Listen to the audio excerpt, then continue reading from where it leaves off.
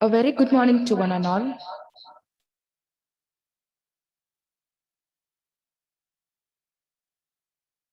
Morning.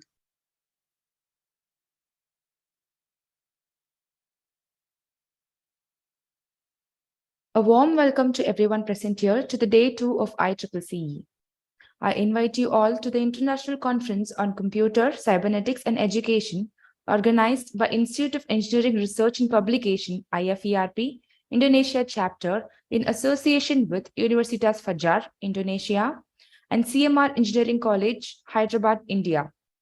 This conference will offer researchers, delegates, and scholars an incredible chance to interact with each other and share their experience and knowledge in the fields of computer, cybernetics, and education.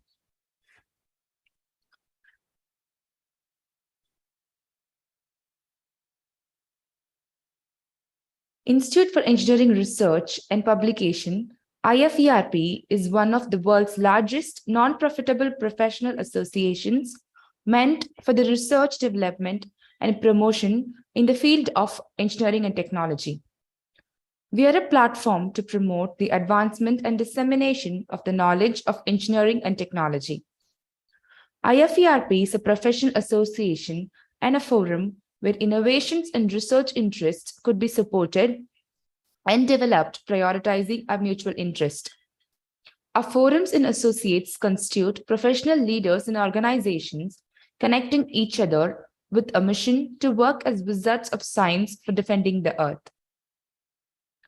IFERP provides a world-class platform to scientists, researchers, academicians, business figures by organizing conferences and publishing research articles. IFERP conferences bring together the professional wizards and leaders who have explored all avenues to reinforce the field of applied science, engineering, and technology.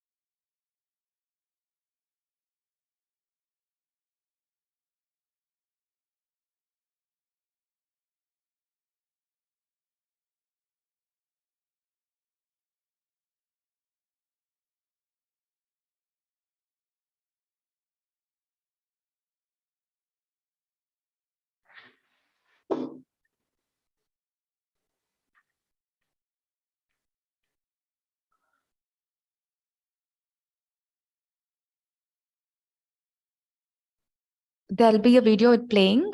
There's technical issue, so kindly just wait for a few minutes.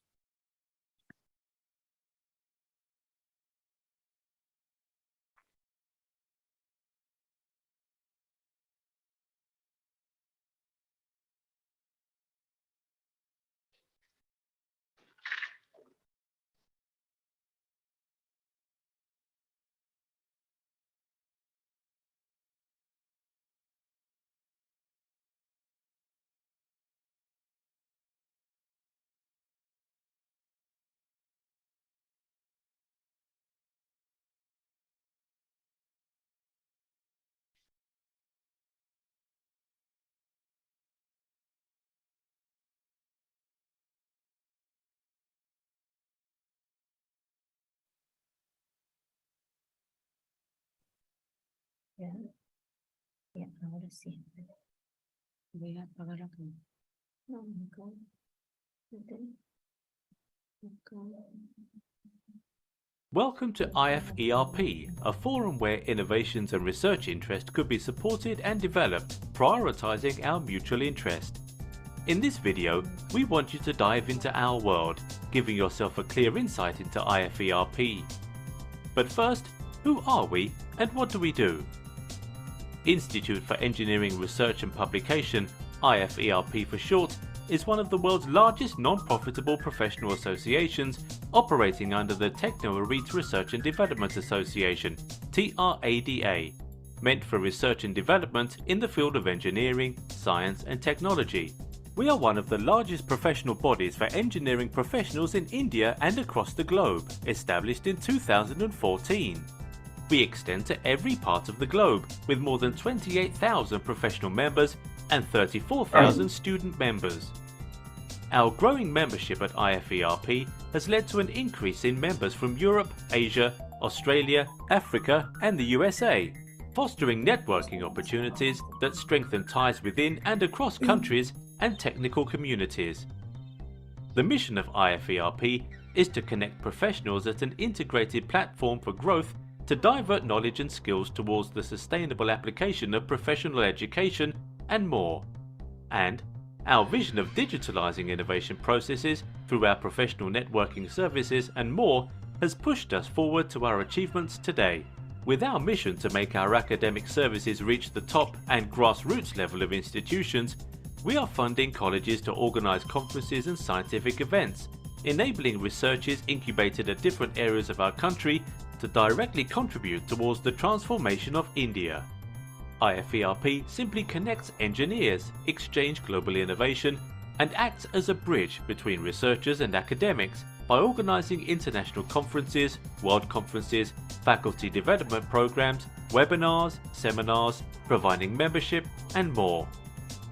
Some of our conferences include WCASET Malaysia, WCASET Jakarta, ICASETAM APU Malaysia, and many more. We've also organised scientific events in association with renowned universities done in the past, with over 28,593 journal publication services, creating opportunities to get your research paper published in high impact factor journals such as Scopus Indexed, Web of Science, Google Scholar Index journals, ESCI, UGC approved, L Compandax, ISI, Shimago Index journals, and many more. To make our operations smoother and more perfect, we have been supported by our associated organisation, Association of Cloud Technologists, Global Association of Nanotechnology, International Association for Big Data Analysts, International Association for IoT, International Wireless Network Association, and World Association for Structural Engineers. We have also worked alongside several clients and partners both nationally and internationally like University Malaysia Sabah, APU Malaysia, UNJ Jakarta, MC University Thailand, Ajman University Dubai, PUP Philippines, IIUM Malaysia, ISU Philippines, FCPC Philippines, WCC Philippines SRM University, Galgotia University, Amity University, and much more government and private organisations in different countries. At IFERP, we believe that there's always a better way to treat professionals, and that is what we do. If you would like to see more or go deeper on IFERP, you can visit our website at www.iferp.in.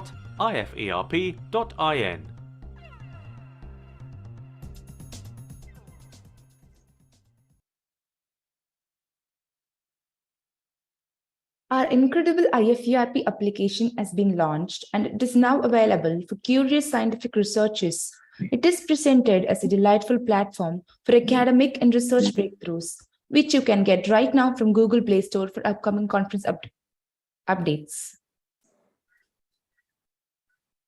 So about our academic partner, Universitas Fajar Indonesia. Founded on August 8, 2008 in the largest metropolitan city in eastern Indonesia, Makassar, Fajar University has grown to become one of the best and most popular young universities based on several surveys. Since its inception, Fajar University has introduced itself as an entrepreneurial university by equipping its students with various skills to be able to become entrepreneurs, as well as open new jobs. Various types of full scholarship for outstanding regional students also open up wide opportunities for anyone who wants to enrich their knowledge and feel the atmosphere of studying at Fajr University. Not only for the students, Fajr University also encourages all its academic to excel and innovate in accordance with the university's vision and mission. Our next academic partner is CMR Engineering College.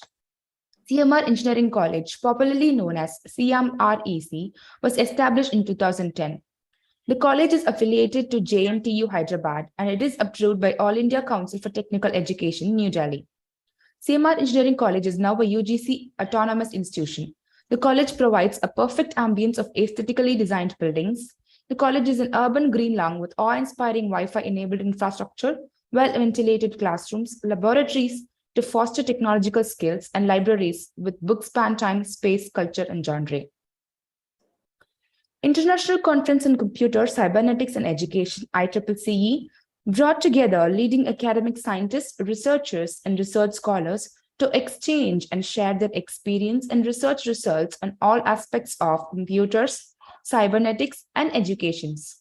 It is also provided as a premier platform for researchers, practitioners, and educators to present and discuss the most recent innovation, trends, and concerns, as well as practical challenges encountered and solutions adopted in various academic fields.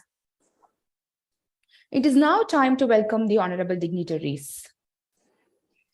I would like to welcome Mr. Arvind Harahap, Mr. Arun Kumar Singh, Professor Jenny Dermawan, Mr. Naresh Chowdhury,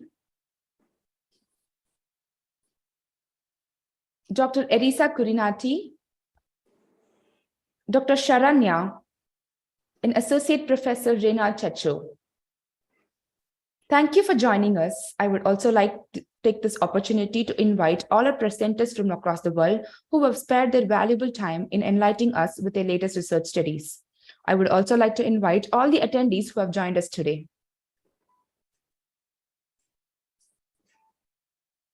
I would now like to welcome Mr. Arvind Arhab, Assistant Professor, Department of Mathematics, Universitas Islam Badang, Indonesia, to deliver the welcome address. Please, sir. Thank you, Ms. Mubina. Can you hear my voice?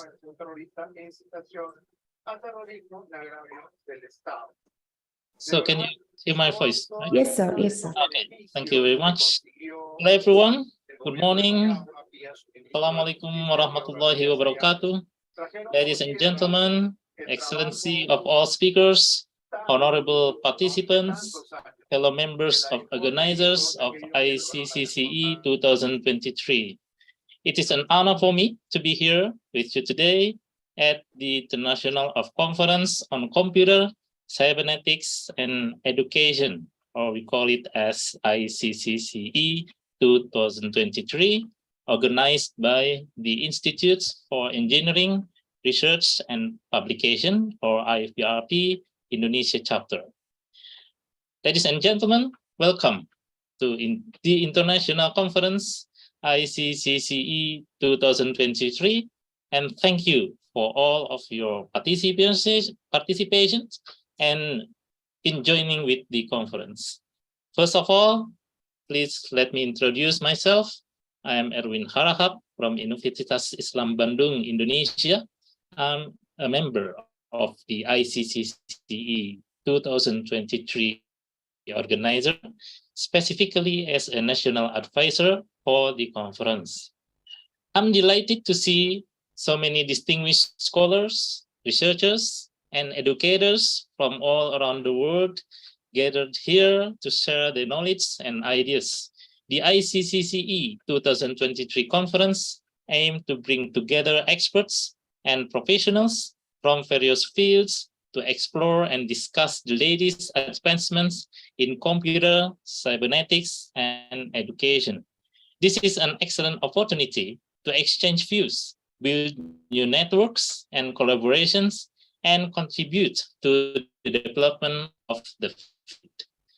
The conference theme of transform education through technology is particularly relevant in today's rapidly evolving world. Technology has transformed and evolutionized the way we learn, teach, and interact with each other. It has brought new possibilities for education and enabled us to reach students who may not have access to the traditional education. The ICCCE 2023 conference will feature a range of keynote speech, plenary sessions, and paper presentations that will cover a broad spectrum of topics related to computer, cybernetics, and education. The conference program promises to be exciting and informative, and we are sure that everyone will benefit from the experience. I also would like to take this opportunity to thank the organizers of the ICCCE 2023 conference for their hard work and dedication in putting together this remarkable event. Their efforts have brought together experts and professionals from around the world to share their ideas, knowledge, and experiences. I wish all the participants as can a productive, enjoyable conference. I hope that conference will provide a platform of fruitful discussions and collaborations that will lead to innovative solutions and new direction in many fields, specifically in the field of computer, cybernetics, and education. Thank you and welcome and enjoy the conference. Wassalamualaikum warahmatullahi wabarakatuh. Thank you so much, sir, for welcoming the gathering. I would now like to welcome Mr. Arun Kumar Singh. Mr. Arun Kumar Singh is a Chief Executive Officer and Accountable Manager at India One Air. The airline aims to improve regional connectivity from Tier 2 and 3 cities and is poised to launch shortly.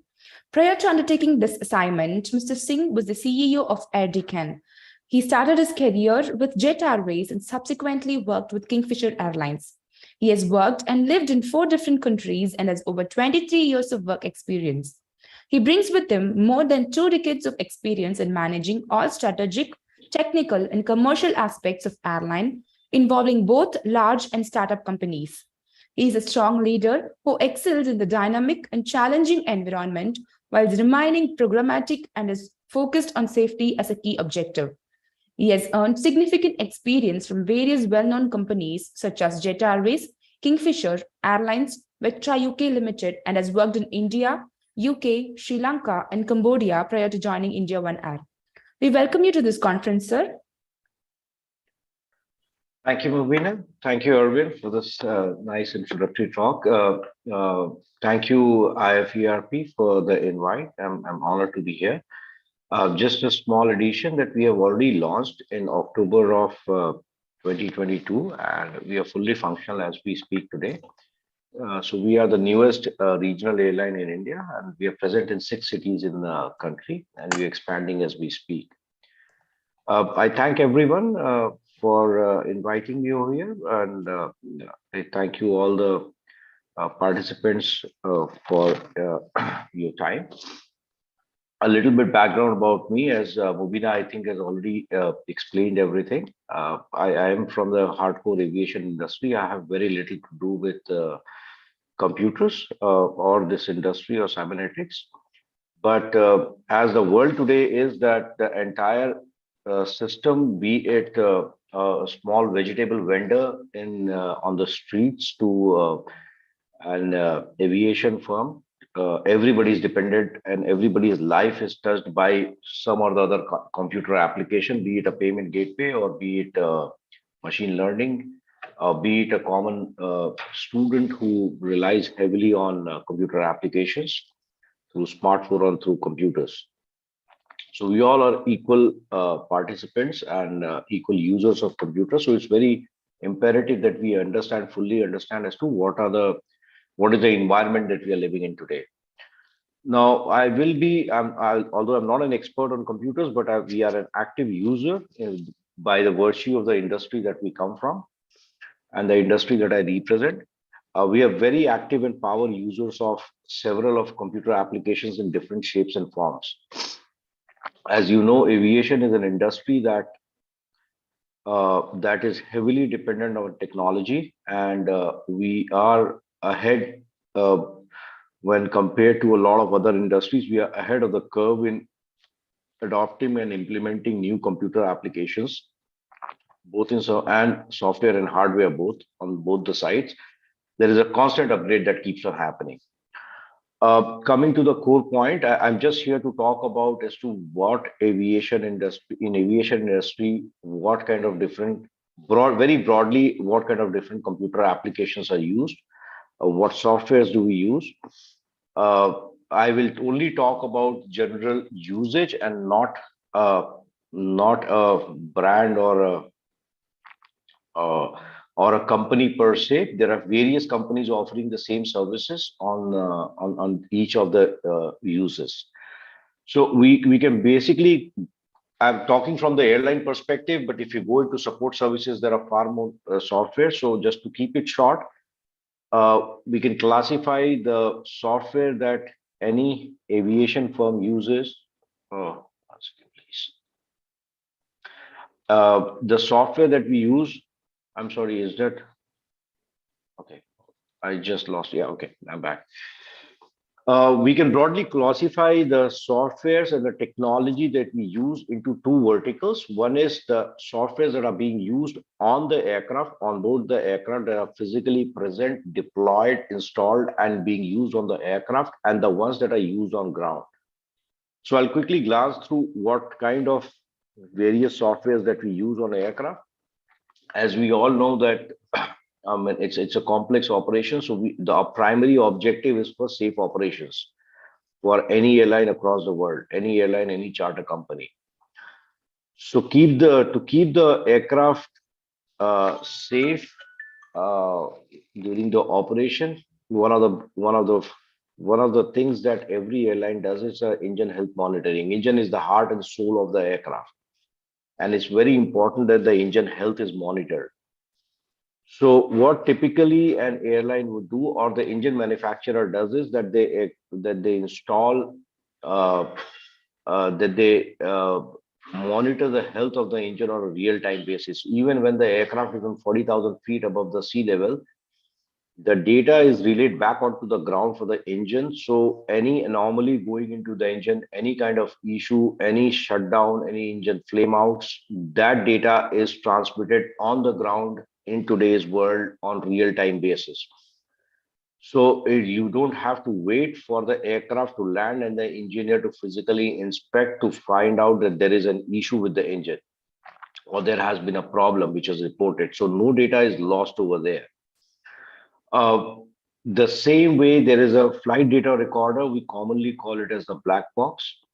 So the black box is essentially what it does is it will record 30 to 25 hours of previous data on every single thing that has happened in the engine, from the time the parking brakes were released to the engines were started, at what RPM were the engines rolling, what was the torque applied to the engine temperature, the airspeed, the ground speed, the ascent rate, every single detail is recorded over there. And all that cannot happen without the use of a complicated and sophisticated software. When the aircraft takes off, again, when the aircraft is on ground, there are lots of manuals that are printed. Typically, if you see, it will run into tens of thousands of pages. And these are the manuals that are policies and procedures, emergency response. The checklist is typically small, but still it is, yes, it's there. The company manuals, by law, every airline is supposed to carry it. And so in some cases, in the larger aircraft, it can run into tens of kilograms worth of manuals. So in case of an emergency or even in a normal situation, everybody is supposed to refer to that. In today's world, it has all been compressed. And if you see, the stack will be like really huge if you put all the manuals together, and every single aircraft, those documents are carried. Updated documents, current documents. In today's world, the entire thing has been digitized, and you just put it on a small EFB. It's an iPad, and with a specialized software where everything is cataloged, kept current. Whenever there is an amendment that comes, it's updated on a real-time basis. Sorry, Can I continue? Mobina, can I continue, or was somebody did somebody wanted to say something? No, sir, you can continue, sir. Okay. So that EFB electronic flight bag is kept over there. There are specialized software for that once again. That has eliminated the need of carrying additional weight on the aircraft. It's much safer, it's more reliable, the accuracy is better, and the updates are automatic and on real-time basis. Something which technology has enabled us to do, which was earlier a very cumbersome job. Imagine if there is a 10,000 page manual or series of manual that run into 10,000 pages. Two of those pages get replaced, and the airline has got 300 aircraft, and those 300 aircraft are parked in different countries and flying in different countries of a large airline. Now, imagine the pain that somebody has to go and change only those two pages and immediately. Now, all this has been replaced and it has been digitized, kept on board, and every time the iPad is connected onto the internet, it immediately updates those pages. There is no possibility of a pilferage. There is no possibility of any important document going missing. Similarly, there are navigation charts. So Jepson is the company that provides navigation charts, and especially it's on ground and when you're approaching any airport. So all the airports around the world, they've got their own navigation charts, and Jepson everybody subscribes to. Earlier, they used to be, again, thick manuals. So you have the entire procedures, how to land on the aircraft, on the particular airport. Imagine if one airport somewhere in North America changes something which requires the change of a of something in the Jepson chart. Now, every single airline, every single aircraft will carry a manual, a Jepson manual. They all have to be updated for the relevant page. All this has been digitized now, so you have a digital copy once again on your iPad. So this not only keeps everybody current, it is also very important for safe and reliable operation. So it's got more to do with the safety.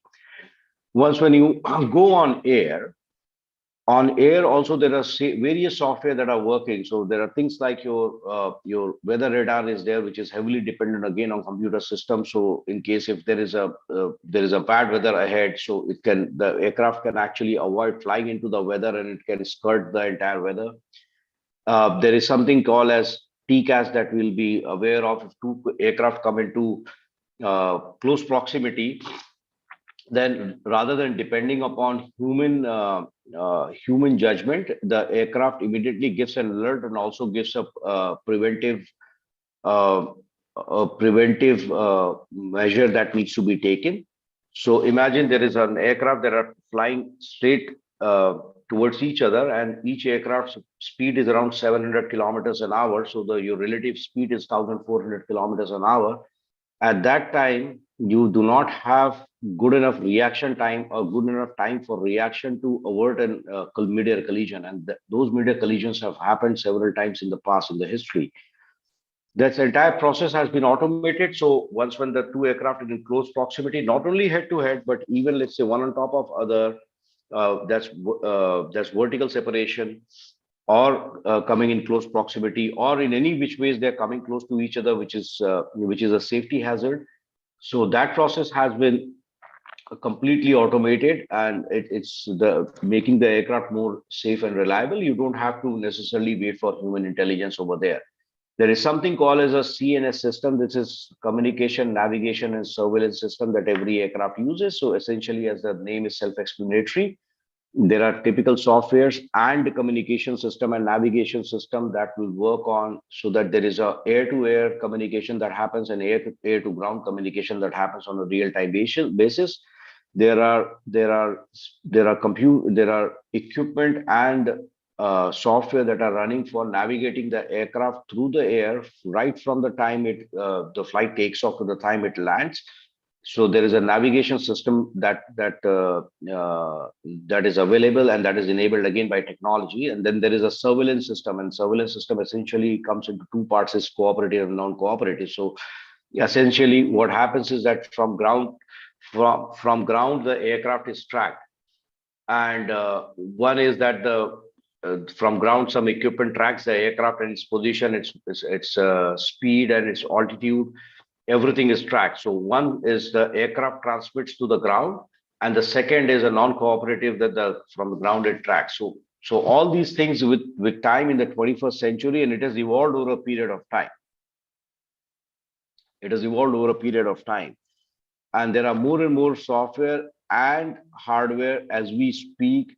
It keeps on evolving, and we keep on adding to the aircraft to increase the efficiency to and primarily for safety reasons. Coming onto the ground, well, this is going back to the aircraft. These are not the only softwares and the equipments that an aircraft uses. The usage is much more higher. Probably we will not have the time to go into detail. I'm only talking about the bigger ones right now. Coming onto the ground, the one software that we all are aware, everybody knows about, is the reservation system. Well, you go on to a Travelocity, or you go on to as you call C trip or trip for making your reservation. You want to go from, let's say, Jakarta to Beijing, you log on to a website and you search for the flight availability, and it will give you options. You make your reservation, you make the payment, and then you get your PNR. It will be emailed to you, or it will be WhatsApp to you, whatever the way the airline configures. Now that runs on a very complex network of reservation system and distribution system. So the entire inventory, as we take it, so it's called, essentially the system is called PSS, and a lot of companies offer these services. So what they do is essentially is that in the PSS is the entire inventory, so is loaded onto a central repository. It's called centralized reservation system, CRS. So you say that, okay, I've got a flight which departs on, let's say, 10th of August 2023, and my flight has got 100 seats, and within those 100 seats I've got 10 different kind of fares, and those fares will now open and shut at different point in time.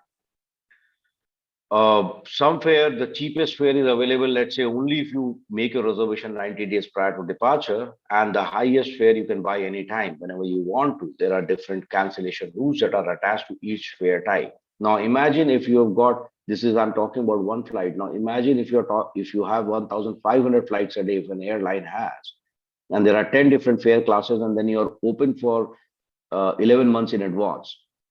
That runs into millions of data points. Now, selling tickets like this was not possible using the conventional way.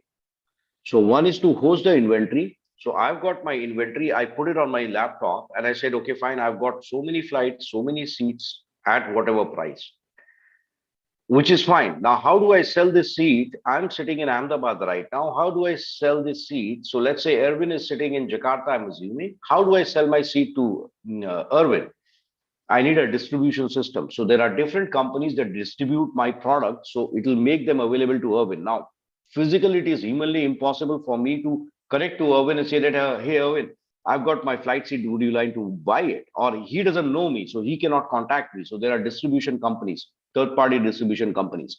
There are lots of them, very famous ones. And so these are the guys who will make my inventory. They will make them available to Erwin. But using a third-party application, we commonly see today the most famous ones. Let's say in India, a third-party distribution company is a Make My Trip or a Travelocity or an Expedia or a C Trip, companies like that. We call them OTAs, online travel agents. Now, what has happened in the older days, the distribution used to happen through by a traditional travel agent. So if I want a ticket, I will either go to an airline ticketing office, or I go to a travel agent, and the travel agent will then check on his dumb terminal and say that, okay, fine, I got a seat, I will cut your ticket, you give me the money. All that has been replaced in 21st century, and it happened fairly quickly in the last 20 years, or I would say 15 years. where majority of the booking have been automated and being distributed seamlessly through through online travel agents and through global distribution system. These are two separate kind of. It looks the same, but they're slightly different. Through the travel agents, online travel agents and the global distribution system or the distribution companies. How you make the payment earlier, it used to be a big nightmare. So let's say once again, I'm here in Ahmedabad, my airline is running from in India somewhere. Now somebody sitting in Brazil has plans to come to India and he wants to travel to the city that I'm operating to. So in the older days, when there was no credit card, when there were no real-time gross settlement, where there were no digitized payments, it used to be a nightmare to buy a ticket. First of all, it used to be a nightmare before Google days to even know that there is an airline that exists. How would you get to know? And I need to sell my tickets in advance. So there is an international body, it's called International Air Transport Association. They came up with a plan of called billing and settlement plan. So they appointed their own travel agents, tens of thousands of them all over the world. They took their bank guarantees. Now the travel agent sitting in Brazil will definitely, I have got no relations to him. I don't understand him. I don't know him. I don't even know how he looks. But he's selling my ticket through IATA. So in the older days, what they would do is a IATA travel agent using a legacy GDS system will sell my ticket. Since he does not know me, I have no banking relations with him, he will not pay me. He will pay to IATA in Montreal. Now, Montreal will get a complete detail account of all the tickets that their travel agent sold on any airline anywhere in the world. And they'll say, okay, fine. So all my 10,000 travel agents or 20,000 travel agents sold so many millions of seats in this month on these airlines. Then they will go through their ledger and say, okay, fine. I will send X amount of dollars to airline A, Y amount of dollars to airline B, and millions of transactions every month will be processed like that. Now, the problem with this system was IATA would charge a heavy fees of 2 to 3% for just collecting the payment and distributing it back to the airline, which is an expensive affair. B, the distribution system those days was a tailor-made system. It used to cost $6 to $7 per transaction, per seat. So you book a ticket, airline pays $6 to $7. And the biggest problem was cash flow management. What used to happen is, let's say, if you buy a ticket on an airline with a travel agent who sells a ticket on, let's say, today is 24th of February. And my travel is, let's say, somewhere in March, or let's say today is first of. That's a better way to put it. Let's assume today is 1st of March. My travel I'm undertaking is on 5th of March. Fine, the travel agent sold the ticket. He collected the money from the passenger and he made the payment to IATA whenever he had to. But the airline will get the money after 30 days minimum. Now, what used to happen is my passenger has traveled. I've already paid for the fuel. I've already paid for his catering. I've already paid salaries to my staff, but I haven't received my money. And it used to be substantial amount of money, around 70 to 80% of the airline's revenue used to come a month delayed. So imagine the pressure on the cash flows of the airline. All that in the last 20 years with the emerging technology has been replaced by digitized payments, has been replaced by new methods of distribution where airlines do not have to go through IATA. I can directly talk to Irwin, let's say. Irwin can directly log on to my website or onto an online travel agent, use his credit card or debit card, make the payment to me. The payment hits to me in 2 days. So that has improved my financial health. My cash flow management is better. Irwin doesn't have to go to his travel agent and buy a ticket from him. And especially when he has to take a refund, he doesn't have to cancel his ticket and take a refund. He doesn't have to wait for 2 weeks to get his money back. He gets it from his bank immediately. So all this has aided the airline very, very well. One of the most interesting things in an airline commercial aspect is very few people talk about it is revenue management. That's the nerve system of any airline. A lot of people think that other systems are very, very crucial. If you ask me, this is one of the most important system in an airline. So an automated revenue management system is something is a very sophisticated computer software which has been mastered only by very few companies across the world. And I saw one gentleman, a vice president from Infosys. So this is something you guys may want to develop something in India, but there are very, very few companies in the world who have been able to do this right. What the system essentially does is, let's assume I've got a flight from London to New York, any airline. My flight has got a capacity of, let's say, 200 seats. Now, all those 200 seats, I will not sell at the same price, obviously. Some I will sell at $100, let's say. Some I will sell at $500. Some I will sell at $1,000. Let's say Irwin and Mubina and one Mr. Jay Prakash, all three are the passengers who are traveling on the same flight. Now, Irwin is a last minute passenger. He's a business traveler. Now, he will typically buy his ticket 1 week before the departure. So he's not price sensitive. He say, whatever the price is, I will pay because I've got a meeting to attend. I don't care if it's $1,000. I don't care if it's an $800 ticket. My company is going to pick up the check. So they're traveling on the same flight. Mubina, Jayprakash, Irwin, the same flight, same day. They might be sitting next to each other also. Mubina is a holiday traveler. So she has planned a trip from London to New York to see friends and family. She shops 3 months, 4 months in advance because she has to apply for a leave, book her hotel, book her travel, and everything, and air tickets. She's price sensitive. She's shopping for fares. So while Irving for the same flight is willing to pay $1,000, she will say, well, guess what? I'll pay 300. So I'll go for the cheapest fare available. Jay Prakash is somewhere in between. He's planned well. He's going for a conference which has got pre-decided date. It's not a last minute thing. So he said, fine, I'll book in advance, but I'll probably pay more than Mubina and less than Irwin. He's not that price sensitive, but to an extent, yes. Now, the challenge is to sell 3 tickets to 3 of you who are sitting right next to each other, taking the exact same flight, getting the exact same service, eating the exact same food, but paying 3 different prices. Now, imagine doing this. You go into a Louis Vuitton store, Irwin buys a handbag for $300. Same handbag, Mubina pays $5,000 and Jayprakash pays $1,500. And all 3 of you are happy, nobody complains. I mean, this is the beauty. Imagine going to a clothing store, buying a pair of jeans. All 3 of you buy the same jeans, same size, same color, exactly on the same date.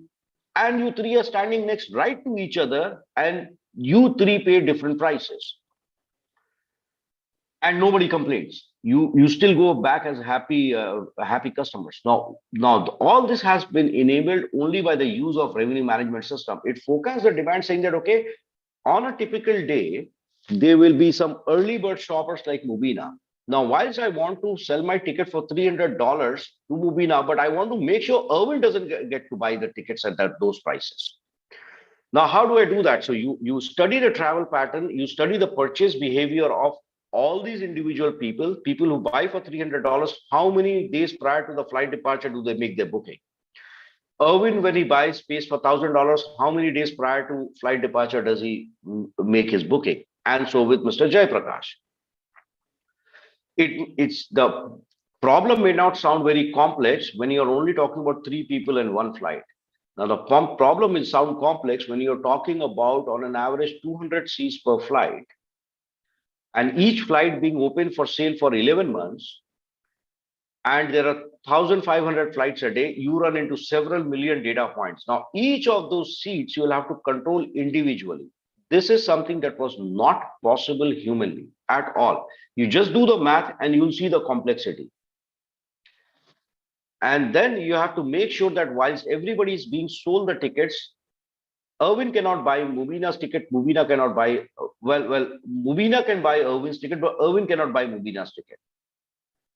And then now let's make this situation even more complex. Let's say Irwin is a resident who lives in London. Mubina is somebody who lives in India. Now, I know that Mubina's purchasing power parity is lesser than Irwin's. because he has disposable net worth and disposable income in US dollar or British pounds. Mubina is from India. She has disposable income in Indian rupees.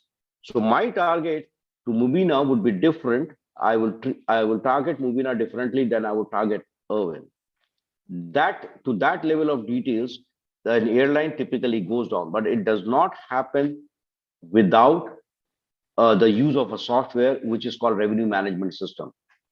What they also do is, so today, if you go on to any airline, let's go to AirAsia or go to Garuda, and it's February of 2023. If you search for a ticket for December 2023 or January of 2024, you'll be able to see those flights are up for sale. If you go to the back end and see how many seats are sold, probably 1, 2, 10 on an aircraft with a capacity of 200 or 300, just 210, things like that. Now, why would you open a flight which is got 300 seats 11 months in advance and just sell 2 seats and just sit for several months? Because the people who are early shoppers, they have a different buying behavior than the ones who are last minute business travelers. Now, this is where you sell your distress inventory. They have a typical buying behavior and the booking curve slowly comes up. So to summarize the revenue management, what they do is you do an automated control of your revenue, your fare. What you decide is not only at what price do you want to sell, what price do you want to sell, when do you want to sell, where do you want to sell, to whom do you want to sell, and how much to sell. So all these 5 things are decided by an automated revenue management system. What they also do is they do a demand forecasting. They said, fine, 11 months down the line, if there is a flight in January 2024, it's nobody has traveled on that flight right now. My computer software says that the flight will go 90% full. So he said, wow, it's a high demand, so I will not dilute the fare. Or my software says that it will only go 50% full. So he said, okay, fine, there is a distress inventory. Let me run some promotion. So it keeps on automatically, you just define the rules, it will keep on automatically adjusting the inventory as they move along. If the flight is not selling well, the computer software will lower down the price and vice versa. It typically end up increasing the revenue to the tune of 10% in airline which has manual control inventory versus the one which has got an automated revenue management system. This a proper implementation of a revenue management system, proper housekeeping of the system, definition of the rules into the system, and setting up the correct policy and processes for this computer software application defines whether the airline will be profitable or not. It can make or break an airline. And I've seen several airlines go bankrupt because they did not put a lot of emphasis on this system. Coming to the other point is an ERP system. It's same like any industry. We all use ERP systems in our domain, whatever, it doesn't matter which industry we come from. Most of the industries and companies will use ERP system. Our users of ERP system is slightly different. Coming from, let's say, accounting, you forget about accounting. Everybody uses accounting system. The companies can be different. We also use it. You have an HR system, but this is where things get interesting. So my HR system is also integrated to my operation system for a very different reason that I'll explain to you in some time. The main use of an ERP system in airline is very, very critical for maintaining, sustaining our operations and maintaining the aircraft. Aircraft maintenance depends heavily upon my ERP system. So when an aircraft comes, so let's say when I take an aircraft, when I acquire an aircraft, I induct into my fleet. One of the first things that are done, or even before the aircraft is inducted, I define my aircraft in my ERP system, saying that, okay, this is my aircraft. It's called ABCD, and this aircraft has got 1,000 parts installed onto it. So every part has got a part number. So every single part number is defined into part number and serial number is defined into my ERP system, saying that, okay, I've got a new aircraft. It doesn't stop at saying that, okay, my aircraft registration is so and so, the engine number is so and so, there are so many engines and that's the make and model. No, it doesn't stop there. You define every single part that has been installed, its expiry with the serial number, what is the expiry of that particular part? When should it go for next overhaul? When was the last overhaul done? How many hours has it flown from the time it has been installed or it was new? All particulars of that part number, aircraft part is fed into the system. Not only that, it will create a hierarchy. It will say that, okay, I've got an engine. In the engine, there is a particular component. It's got a part number. Inside that component, there is a part number. So the system knows that if you take the entire engine out, how many other parts are you taking out with it? Or if you take a subsection of the engine out, let's say a hot section is what we call it, how many parts are you taking them out so that they become redundant or they need replacement? So it goes on to the detail. Now, every single aircraft has got a manufacturer recommended maintenance program, which is approved by the respective civil aviation authority. Every airline has to follow it worldwide. So we also do, everybody else does. And before the maintenance is due, my software will come and tell me 30 days before, 60 days before, or at any time, my real time, it will tell me how many hours my aircraft has flown. Now that's again a complex web of computer software that's running. So my reservation system will tell my flight operation system that how many flights are booked, at what time, what is the kind of aircraft. My flight operation system will say, okay, fine, I've got so many flights that are going to be operating. How am I going to operate that? They'll make a flight plan, they will put the flight plan, they'll decide the fuel and so on and so forth. Once when the flight is operated, there is again an automated system on the aircraft that tracks how many hours has the aircraft flown, how many hours was it on air, how many hours was it on ground. That feedback loop on a real-time basis is given and taken to the ERP system through something called as an ACARS. So the ERP system knows that how many hours my aircraft has flown with the particular serial number aircraft has flown, because every engine, every component has got a life. So let's say my overall life for my engine, in my case, is 4,000 hours. And today I flew my aircraft by 10 hours. So it says fine, 4,000 minus 10 hours, 3,990 hours of life remaining. Putting it simplistically, it's not that simple. And for every component, the life will keep on reducing. So it's either by calendar months or by hours. So it keeps on tracking. The maintenance events are tracked, forecasted, and said that when is my maintenance due. And when the maintenance event comes up, you take an order from the aircraft, from the software, saying that, okay, fine. The engineer doesn't go and start working. So you have to take a complete what we call is a work order. So you take out a piece of paper and say that, okay, hey, this is the maintenance that we got to do. And then that work order is issued to the engineers, and then the engineer will look at it, and whatever is written in that work order and the software is thrown out, they will exactly go and perform those duties in the on the aircraft. What also happens is my store and logistics, my stores is hooked on to my the same software, same ERP system. They'll track whatever parts they have in their inventory, parts, consumables, expandables, the tooling, the ground support equipment, they have everything tracked on the system. So when the work order comes out, it says that, okay, you have to perform activity A. For performing maintenance activity A, you require, let's say, 5 spare parts, you require these 3 tools, you require these ground equipments. Now the engineer takes that work order and goes to the store saying that, okay, I got a work order, there are 5 spare parts listed over here. Do you have them? I need them. So he said, fine, I have it in my stock, you can have it. Or if they don't, they'll say, fine, I'll order it, you'll get it. All this entire web of, or the entire chain of maintenance and operation event is managed through a complex computer software of an ERP system. And the more the systems talk to each other, the more reliable an airline, or the more efficient an airline is managed. Efficiently an airline is managed. In terms of flight operations, I'm talking from an industry which is the most regulated industry in the whole world. There is nothing more regulated than us. Flight operations, so there are lots of rules and regulations. I'm sorry, am I above time? I'll wrap this up, I promise, very quickly.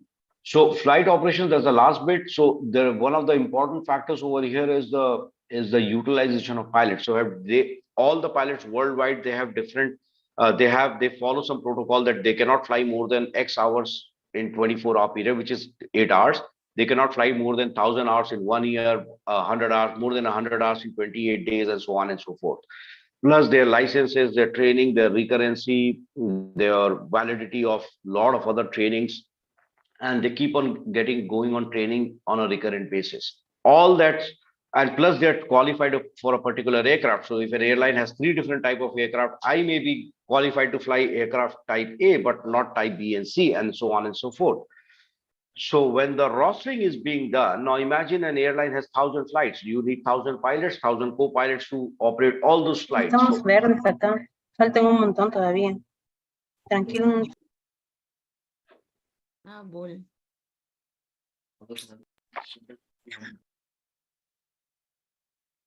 Mubina, can I go ahead or shall I? Yes, sir. Yes, sir. Yes, sir. You can continue, sir. Okay. So all those pilots, they cannot operate more than the prescribed number of hours. It's a hard rule. It's not a soft rule. It's laid down by the government, the International Civil Aviation Organization. So you have to keep into that. You have to look at them, whether medically they're current or not, whether their training is current or not. And there are a lot of factors, whether he's the right pilot to operate with the fleet. There can be a situation where, let's say, once again, Irwin is a pilot, a commander, and I'm a co-pilot. But I don't like Irwin in my personal life. My software will actually tell me not to put me with Irwin in the cockpit. It goes on to that detail. Or let's say a father and son are flying together. They are flying for the same airline. One is a pilot, one is a co-pilot. Some airlines follow the policy. If I implemented that policy in my past company and this company also, relatives cannot fly together. So there is a complete crew resource management which is kept into consideration. People who are dating, people who are married, they don't fly. So it goes down to those soft levels as well, soft aspects as well. How do I do that? I cannot do that physically. Obviously, I cannot keep a check of 50 different regulations manually. So you define hard and soft rules, and you let the computer do its job. So it's an extremely sophisticated and very critical software that the flight ops uses for rostering all the pilots. Similarly, the case with in case of flight plan, that's another very vast subject. Unfortunately, I don't have the time to cover it. But every flight, when it goes from point A to B, it has to fly with a certain altitude, certain speed. It has to follow a waypoint. There are a lot of, it has to cut through, if it has to cut through international airspace, it will be defined. It will give you the approval numbers for different overflying permits and everything. All those details are given. How much of fuel do we take? And all those crucial information is given. I think I've taken more time than I was allotted. So I'll probably stop over here. Any questions? I'd love to take them. Thank you.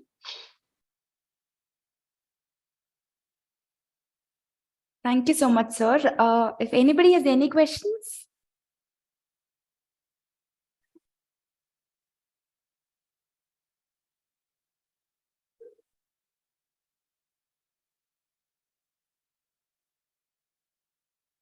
I hope nobody has any questions, sir. Thank you so much, sir. It was very informative. Hoping to connect with you in our future conferences, sir. Thank you, ma'am. Have a good day, everyone. Have a great day, sir. Thank you, sir.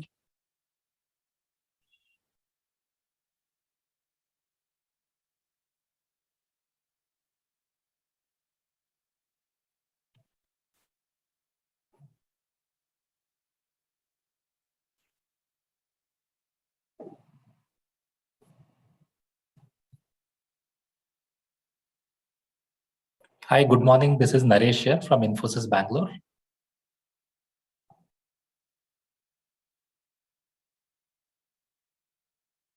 It is now time for the next session. I would like to invite Mr. Naresh Chowdhury. Naresh is involved in setting the direction for induction in identification and deployment of software tools, reuse, digital platforms for productivity across the organization to enhance client value and improve operational efficiency as a part of shared digital infrastructure. Naresh leads the effort of engineering excellence, building, and deploying enterprise platforms for developers' productivity and quality across Agile and DevSecOps, open source cloud, quality assurance, driving collaboration with Infosys key technology partners, and leading several innovations. Change programs is a part of Infosys Live Enterprise. He holds a diverse portfolio in software development, quality system design, process definition, implementation, consulting, training, audits, and assessment. He has a sound knowledge on various quality models, methodologies, and frameworks such as Agile, DevSecOps, SRE, CMMI, ISO, Six Sigma, and MB and QA. His expertise in software delivery, consulting, and quality assurance functions has provided him significant opportunity to work with various clients in career transformation programs. He is an active participant in several product councils, an IBM champion, and a member of IBM SW Labs Board of Technical Advisors. He has won many accolades from various quarters in Infosys for his innovative and practical solutions in team management. We welcome you, sir. Thank you, Mubina. I hope you are able to hear me all right. Yes, sir. Okay, I seem to have some trouble sharing my presentation, so I had requested my colleague Sujit here if he can share the screen and Sure, sir. do Sure. the presentation, if that is okay with you. Yes, sir. Sure. Okay, great. So let us know whenever you can see Sujit's screen. Yes, sir. Just a minute. Yeah, if you can allow him to present. Yes, sir. Yes, sir. You can proceed. You can proceed presenting now.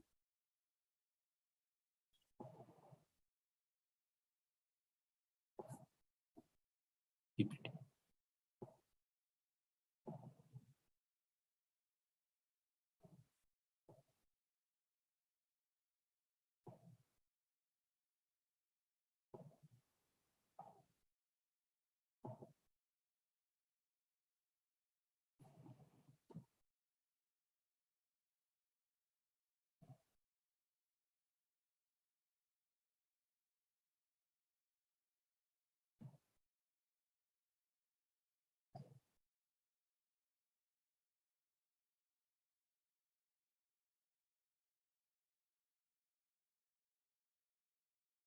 Oh, we can see the slides, sir.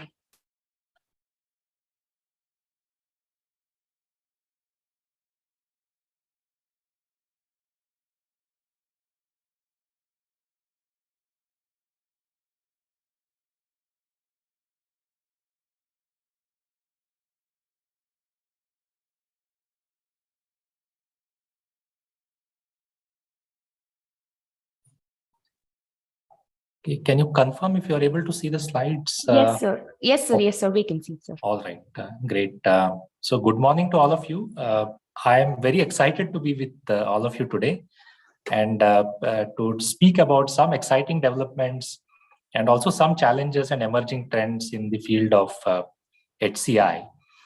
HCI plays a very critical role in shaping the way we interact with technology. And I think today, given the times, I don't think anybody out here in the conference or in general around the world is left behind, right? Everybody is interacting with some device, some form of technology in their daily lives.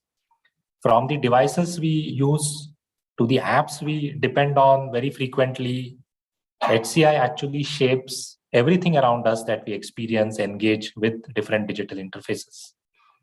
What I'll try to do today is sort of explore a few topics related to HCI, design principles, user experience, some emerging areas, and some innovative applications that we are starting to see in the industry.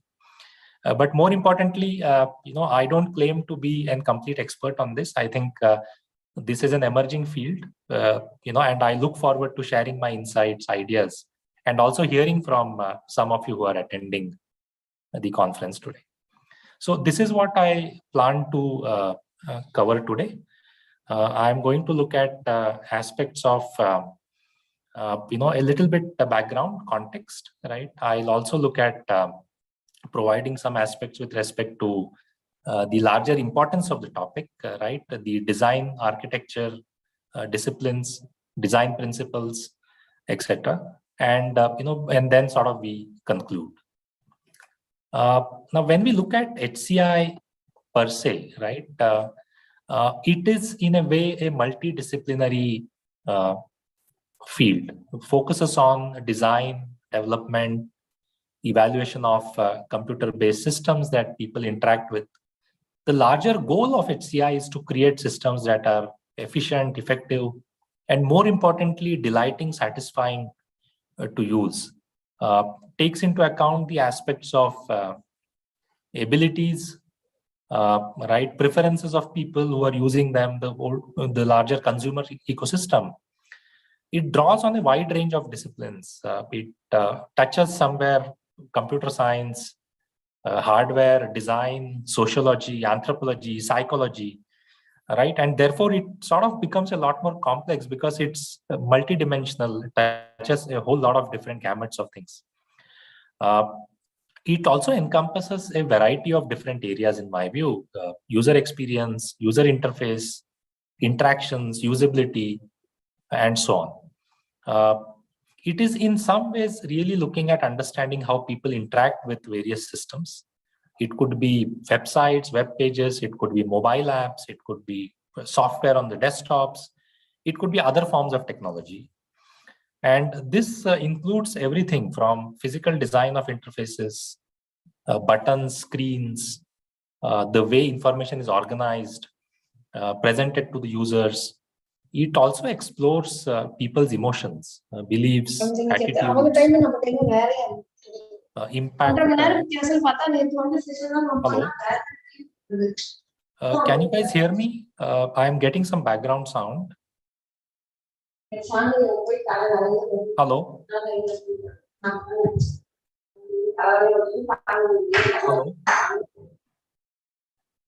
Mubina, can I go ahead? Yes, sir. Sorry for the disturbance. You can continue, sir. Okay. Yeah. So it's also exploring how people's emotions, beliefs, and attitudes impact their use of tech, and how technology can be designed to meet the needs of such people and their preferences a lot better.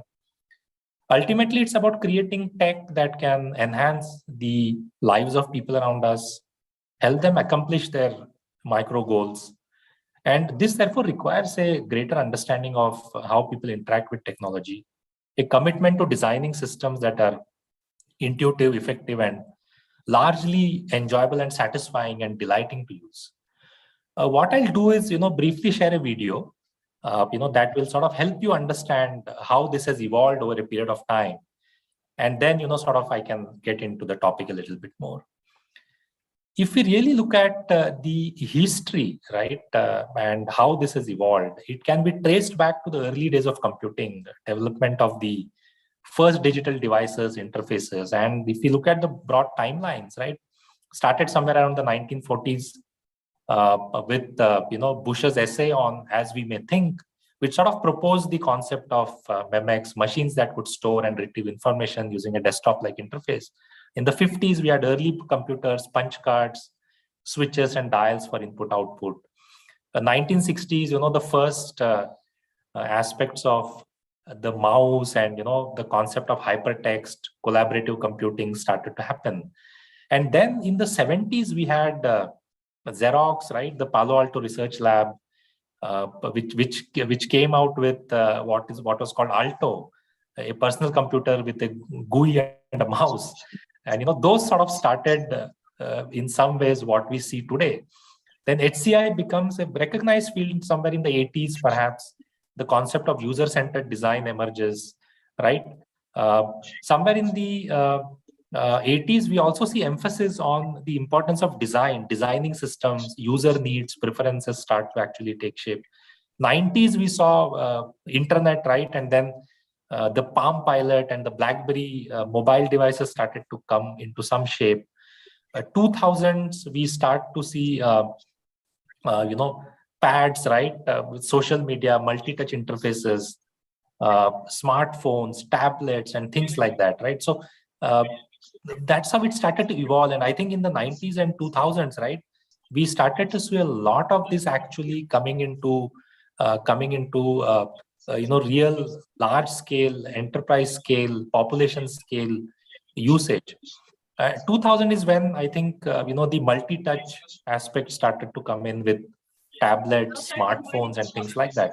2010s, we started to see this expanding to include new tech, AR, VR, IoT, the importance of accessibility and inclusivity also then became more and more critical, right? And very, very close to where we are now with the 2020s, for instance, with the pandemic, right? Collaboration, the way some of the tools have evolved, those things started to sort of, take greater shape and highlighting really the need for more effective user-friendly interfaces and so on. So if we really look at this, right, throughout history, HCI has been shaped by sort of growing advances in technology, a growing understanding of how people sort of interact with digital systems. And today it continues to evolve, right? So we are looking at organic user interfaces, right? The natural user interfaces, brain-computer interfaces and so on. So this is in a nutshell, right, how things have evolved over a period of time. If I move ahead further, right, if we look at the whole aspect of the importance of HCI, I would sort of think of these in these four broad areas. First and foremost is the whole user experience, right? How do we make technology a lot more enjoyable, efficient, and effective to use? Make sure that the user experience with technology is as personalized, n is equal to 1 as possible. The second aspect is making people a lot more productive, more efficient. Can I accomplish my tasks much faster? Can I accomplish my tasks with lesser frustration, right? In some cases, can I improve the accuracy, completeness, correctness of tech, right? Use. These are important aspects, right? How do you make people more productive? Digital accessibility, making tech a lot more accessible. People who are differently abled, can they improve their quality of life by ensuring that things are a lot more accessible for their needs?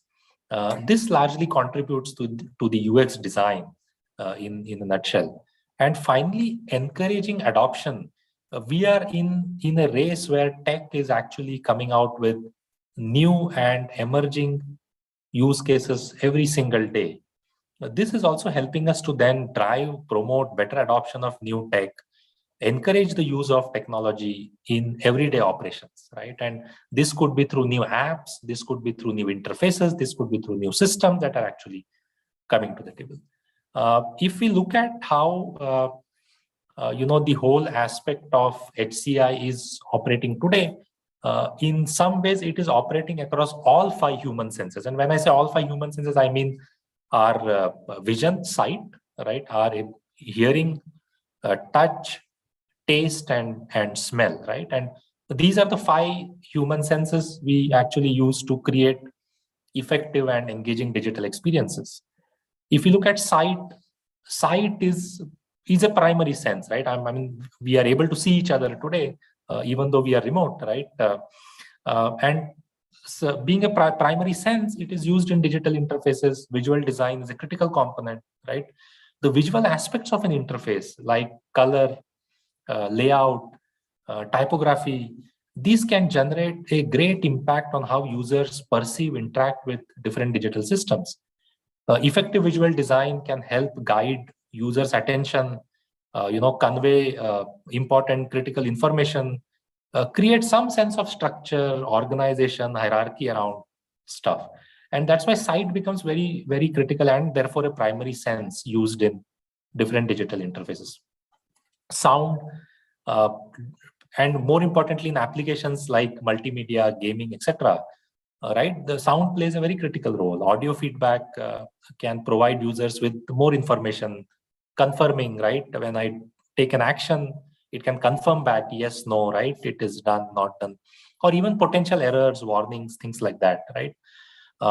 Audio can also be used to create immersive experiences, right? I mean, with the right tech, you can actually give somebody a very, very immersive experience in a virtual or an augmented reality environment. Touch, again, very critical component of human-computer interaction, especially in applications like mobile phones and touch screen interfaces. Effective touch design takes into account factors like size of button, spacing, gesture recognition, right? Haptic feedback, vibrations, and things like that, right? So This is again helping us to create a very intuitive, satisfying, delighting user experience. Taste and smell, these are not directly involved, I would say, in HCI, but they can be indirect, right? They can be indirectly influenced through the design of interfaces. For example, food and beverage kind of applications, or a restaurant system where you're ordering stuff, right? These applications may include images, certain way things are described, right? Reviews that can appeal to the user's sense of taste and smell. So you're actually in an indirect way trying to touch the whole aspect of taste and smell. Generally, if you look at around these 5 senses, in some ways HCI operates across all the 5 human senses, whether it is sight, hearing, touch, taste, and smell, utilizing a variety of design techniques, different technologies, right, to create some kind of an engaging experience in a way. If I sort of look at what is emerging from my standpoint in terms of the next levels of trends, right? So, and if we really look at the future in some ways, right? While there is a lot of content on the slide, there are 2-3 important aspects that I would like to touch upon. One, very clearly, is with respect to ubiquitous computing. The whole idea that computing devices and interfaces are integrated in a very, very seamless manner in our daily lives. This could be use cases for smartphones, smart homes. This could be IoT devices around us, right? This could be wearables. And this is something that we are now seeing new innovative approaches to HCI that can therefore adapt to a very, very wide range of context and user needs. Augmented and virtual reality, AR and VR technologies are already transforming the way we interact with digital content. These are going to become increasingly more important in the future. These will require new interface designs that can provide more immersive, intuitive, and responsive interactions in the virtual and augmented reality environments. BCI, brain-computer interfaces, are rapidly advancing. These are allowing users to interact with devices using their thoughts, right? Very, very forward-looking. I mean, this used to be stuff that we would see in the Hollywood movies, but it's becoming real. The BCI has a potential of revolutionizing HCI completely by providing a direct and a natural means of communication between humans, machines, right? So we can imagine, I mean, the possibilities are limitless. Natural language processing, conversational interfaces, right? These are again already being used, right? Voice assistants, we use things like Alexa, Siri in our day-to-day life. These are continuing to advance. They are getting better, understanding accents, right? Becoming more and more intelligent with the use of artificial intelligence. They are going to play an increasingly important role in the future, providing more natural, intuitive interactions between users and machines. It's much more comfortable talking to another human kind of a interface on the other side with an Alexa or a Siri, rather than interacting directly with a machine.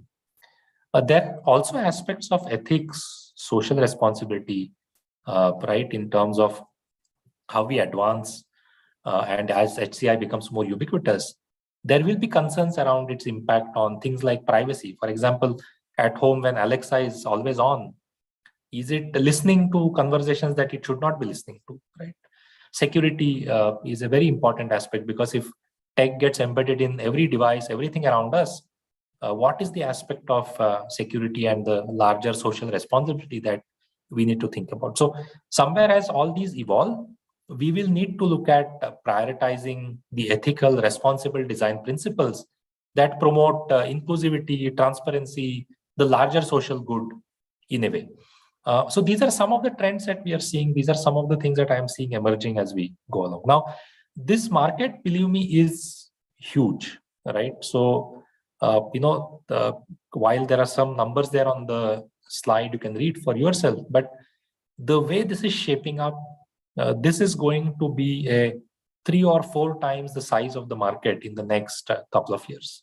That's how big this market is. That's how it is growing. And that's why the interest in the tech that can actually fuel some of this further is that much more higher today. So these numbers, depending on which analyst, which expert in the industry you speak with, right, will vary slightly. But suffice to say that we are looking at an order of a magnitude increase in terms of the business opportunity out of this.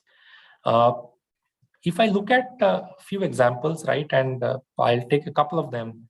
If you think of IoT, pre-touch sensing, right, through pre-touch phones, paper ID, paper acting as a touch screen, right, senses the environment, it can detect gestures, connects to other IoT devices, etc. Eye tracking, gaze detection, for example, am I really looking at the camera audience, right? Am I distracted? Am I looking at something else, right? All of that you can actually figure out very, very quickly. HCI-enabled eye tracking systems could allow you to maybe use your eye, to actually scroll through a company. I can maybe go to the next slide, right? Right now I have to actually physically do this. Now, those kinds of things, right? You can actually do. Speech recognition, whether it is Alexa, Siri, Cortana from Microsoft, Google Assistant, right? From Google, all of these are employing speech recognition to allow user interaction with their devices, cars, right? I can speak to my car now. I don't have to actually physically do stuff with a lot of operations. And the applications of these are actually widespread.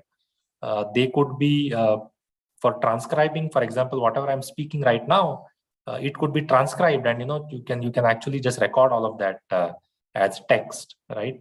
For trainings and interviews and whatnot. So huge amounts of different wide variety of use cases that are emerging. Augmented reality, virtual reality, right? If you look at all the immersive technologies that are helping us to interact with the digital world, increase productivity of the daily tasks. So these are actually in some ways blending of HCI, right? Where the task is accomplished with minimum errors, achieving greater accuracy and better quality. And somewhere, right, I think as the brain-computer interfaces, sentiment analysis to boost further what we can do with AR/VR from a user experience perspective, I think these are going to, in the coming days, shape up a lot of what we are going to see.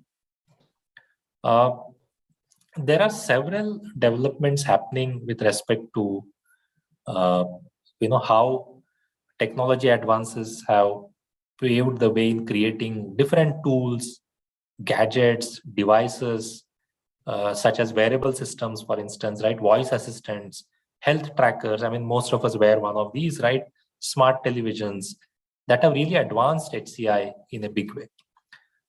Here are a few examples that I want us to take a look at. I'll leave them on the slide for a while, but right from the curved HD displays, the 4K displays on our desktops or televisions, the smartphones which you can actually bend and fold, foldable phones, flexible displays, right? Our ability to project the keyboard, right? I mean, you don't need a physical keyboard, but you can actually work with a virtual keyboard, right? Which is actually created through a projection, or just operating with hand gestures, whether I'm playing my games on my Xbox with my kid, right? So a lot of that we are using all the time, right? If I look at, I spoke about brain-computer interface, right? A robotic arm using a brain signal, right? Or just looking at headsets, right, which have the ability to actually capture signals from the brain, right? So with AR, there are already things with respect to AR/VR headsets, right? Things like Google Lens or Microsoft HoloLens. These have not yet gone into population scale, but the technology exists, right? It is a matter of time. Our need to actually physically be in a place to buy stuff, right, with virtual mannequin or virtual fitting rooms. These are technologies which actually don't require you to travel, go to a place and buy your stuff, right? You could do it from the comfort of your home. Those are all possible today. Wearables, whether it is smart watches, health trackers, smart footwear, jewelry, which can actually sort of tell you exactly what's happening, right, with your body, etc. These are all things that are actually, sort of happening around us right now. More critical ones, right? For example, with respect to health, biomedical, biometric applications, right? So prosthetics, insulin delivery, right, which can actually sense the level of sugar, etc. in the body, then deliver the right dosage, right? Doesn't have to be dependent on the doctor doing stuff. Looking at smart homes, right? I think smart lights and bulbs, lighting, right, and ambient lighting, etc. is something that perhaps we all already use, many of us. Automobile racing, things like that, autonomous driving, right, which a lot of experiments are going on. Right now, it is not fully autonomous, it is assisted, but I think the tech will evolve where it can actually become completely autonomous in some time. So these are all different examples, right, that are actually coming together. And more importantly, like I mentioned, it is coming through various disciplines which are actually you getting unified to deliver these experiences for the users. Whether it is the computer tech, software design, right, user interface design, whether it is cognitive psychology, right, the ability to process information, looking at collaboration, right, ability to predict stuff, linguistic, right, ability to process natural language, bringing in more intelligent, artificial intelligent software into it, social aspects, right, we are all applying this on humans, right, how do they interact, the whole ergonomic aspect, how is it easy from a hardware design and display perspective, philosophy, sociology, anthropology, right, and the larger engineering and design. So all of this comes together to actually deliver these experiences. Now, if I look at design principles in a nutshell, right, if you look at the larger architecture, etc., I can sort of classify this into two broad buckets, unimodal systems and I would say, not bimodal, but multimodal systems, right? Now, unimodal, where I am using a single sensory modality to interact with the system. This could be a mouse, a keyboard, a touch screen, right? The computer that I'm using right now, right? A traditional computer interface. There is a keyboard, there is a mouse, right? Is a unimodal system. These are typically simple, straightforward, right? But they may not be very versatile or they may not be very adaptable to different user needs as the other one is, right? The multimodal systems are. Multimodal, on the other hand, right, they are using multiple sensory modalities to interact with the system, a combination of maybe touch, voice, gesture, right? Take Siri or Alexa, right? These are multimodal systems that can actually look at voice recognition. I can do touch interface, right? So these are much more flexible, more adaptable to different user needs, and provide in a way a more natural and intuitive interaction experiences. There are advantages of this, right? Clearly, multimodal systems, they can accommodate a wider range of user abilities, more preferences, more context. They can allow the user to interact with the system in different ways that feel more comfortable, natural to them. Multimodal systems can also be more efficient in a way, right? Because they'll allow the user to perform multiple tasks simultaneously, speaking while maybe adjusting the volume or doing a touch or a gesture based input, right? These are also therefore more complex, right? Designing especially multimodal systems can be actually more complex. It requires more critical consideration of how different modalities interact with one another, how they can be integrated together in a cohesive user experience. They also require more sophisticated and expensive hardware, software aspects, right? You have to build in more complicated software components. These could be sensors, processors, which therefore, sometimes increase the complexity and even the cost of these systems. But broadly, these are the two sort of aspects in terms of the architecture, and we can sort of classify the system into these two. When it comes to looking at the design principles, right, I think my aspect would be to sort of look at the top three broad principles, right? The principle of learnability, flexibility, and robustness. All three are very critical. Flexibility allows you to cut across and look at multiple use cases that you can actually deliver through the systems, right? And the systems are therefore a lot more modular and easy to sort of drive different use cases around them. Learnability, sort of, making it more foolproof, making sure that the system can actually be more intelligent, much more smarter, intuitive, right? Robustness, given the importance of security, right? All the social, other responsible stuff that we need to look at, robustness of the systems becomes a lot more critical, both the hardware and the software aspect of it. If I look at the design rules, and while I'm referring to these two here, but in general, right, across Schneiderman's 8 or Norman 7, there are few that become more important, right? For example, can we enable frequent users to take shortcuts, right? Somebody who is more familiar with the system, can you allow them to use some shortcuts, right? Can the system provide more informative feedback to the actions that I'm taking on the system? Can we offer error prevention, right? Simple error handling, right? To make sure that it's easy on the user from an intuitiveness perspective. Can I roll back? Can I, reverse actions, right? Becomes very important as we go along. Now, these are aspects that we need to keep in mind, right? When I look at the aspect of using knowledge in the world and knowledge in the hand, right? This could be an important design principle. Or looking at something that makes things more visible, correct? And we talked about people with different abilities, right? These things become very critical as design principles as you start creating these systems. Or just looking at how do we exploit the power on constraints, right?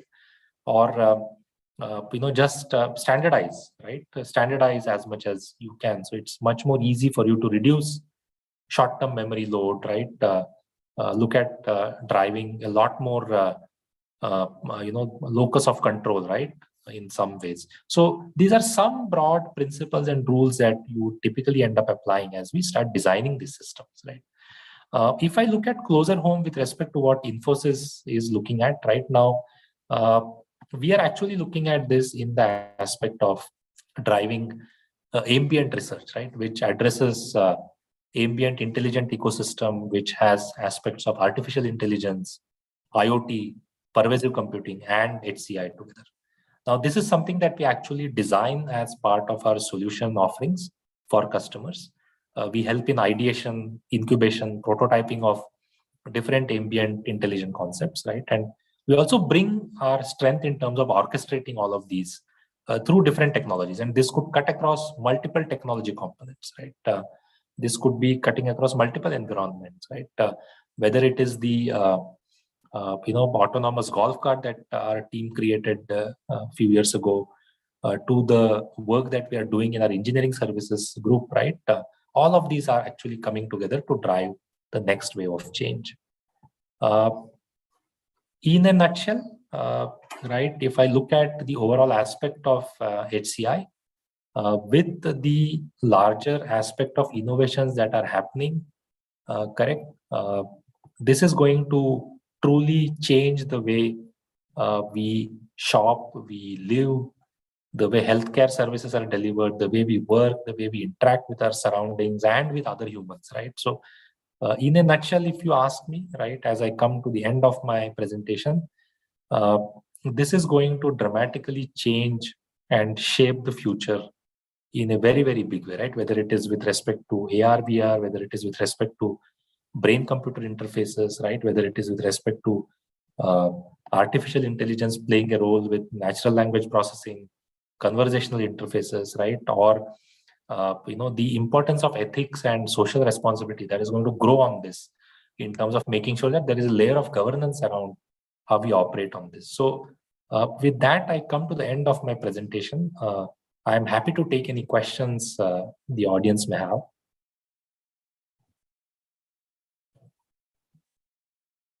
Thank you so much, sir. I would like to request the participants, if you have any questions, you can ask it.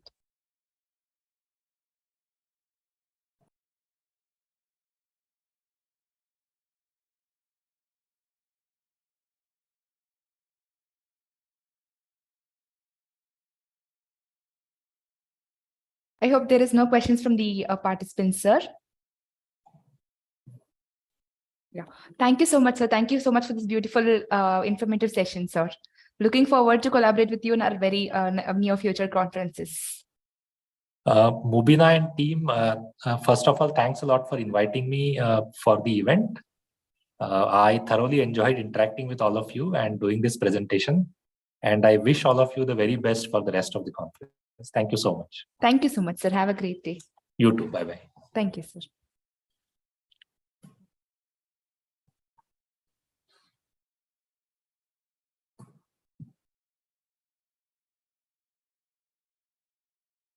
So the participants, now we will be moving to the technical session. So the technical session 1 will be from the Department of Education.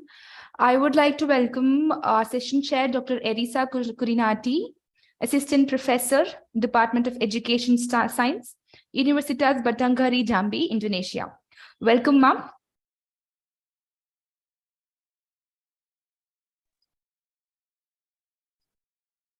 Ma'am, we cannot hear your voice.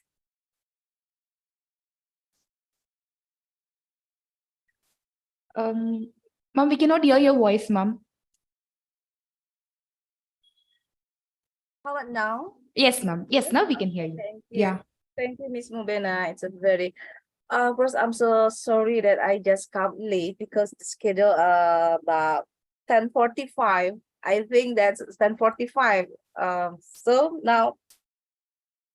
Yes, ma'am. Can we move to the presentation, ma'am? Sorry? Can we move to the presentation session, ma'am? I passed this presentation. I just came. Oh, ma'am, like the presentation is starting now, ma'am. Oh, they're starting. Yeah. With Mr. In my schedule, Mr. Peralta Suarez. Yes, ma'am. Yeah. So I would like to welcome Peralta Suarez to present on educational model for the improvement of sustainable development. Okay, thank you, Miss Mubena. Nice. Hello. Morning. I am Peralta Suarez Miguel. Hello. Yes, so we can hear you, sir. Please continue. I continue. Yes, sir. You can present. Yes, Yeah? you can present, sir. Yes. Okay. Okay. Thank you very much.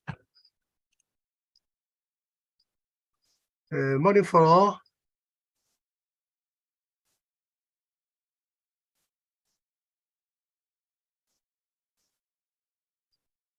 I will present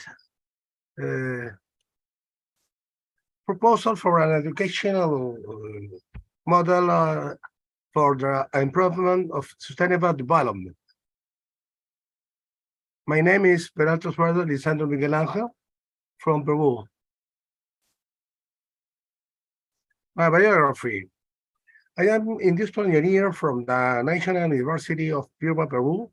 Master's degree in university teaching from the Cesar Vallejo University from Peru, with doctorate studies in educational administration and doctorate in education at the same university.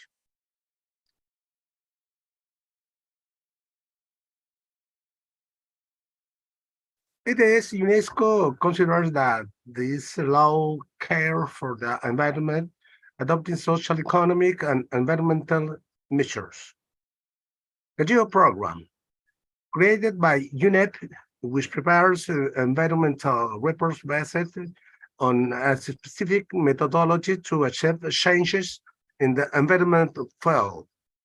The Agenda 2030, approved by the United Nations, with its 17 SDGs in favor of man and the earth, prosperity, peace, and freedom.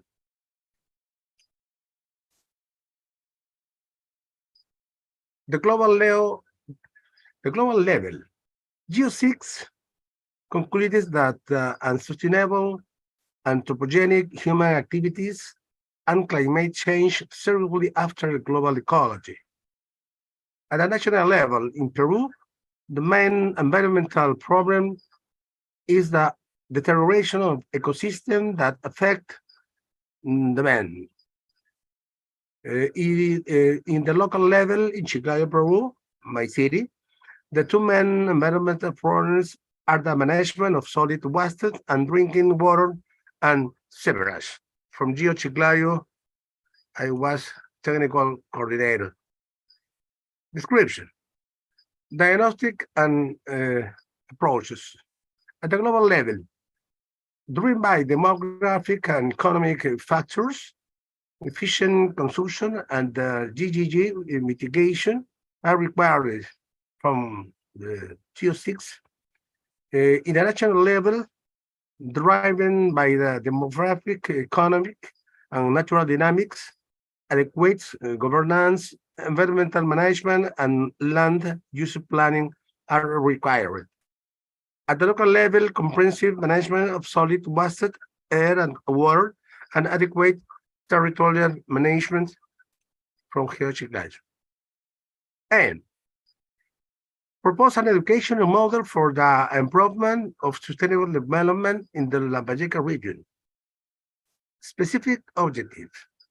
Diagnose the levels of sustainable development, design an educational model, and validate the educational model. Conclusion. The aims in a decade to achieve that be adopted in its policies and management by the governments. It is promoted by educational actors, citizens make in theirs, strengthen jobs to be agents of changes. The absence of sustainable development endangers our existence. We must act quickly and change our attitude, education, and values in order to achieve the SDGs and close the educational gap in a quantity and quality. The purpose of SSD is to build a fairer and more sustainable world, fully incorporating it into the achievement of the SDGs, and is based on the following foundations: transform each person, change the causes of sustainable development, and promote a future with technology. That's all. Thank you. Thank you. Thank you for all.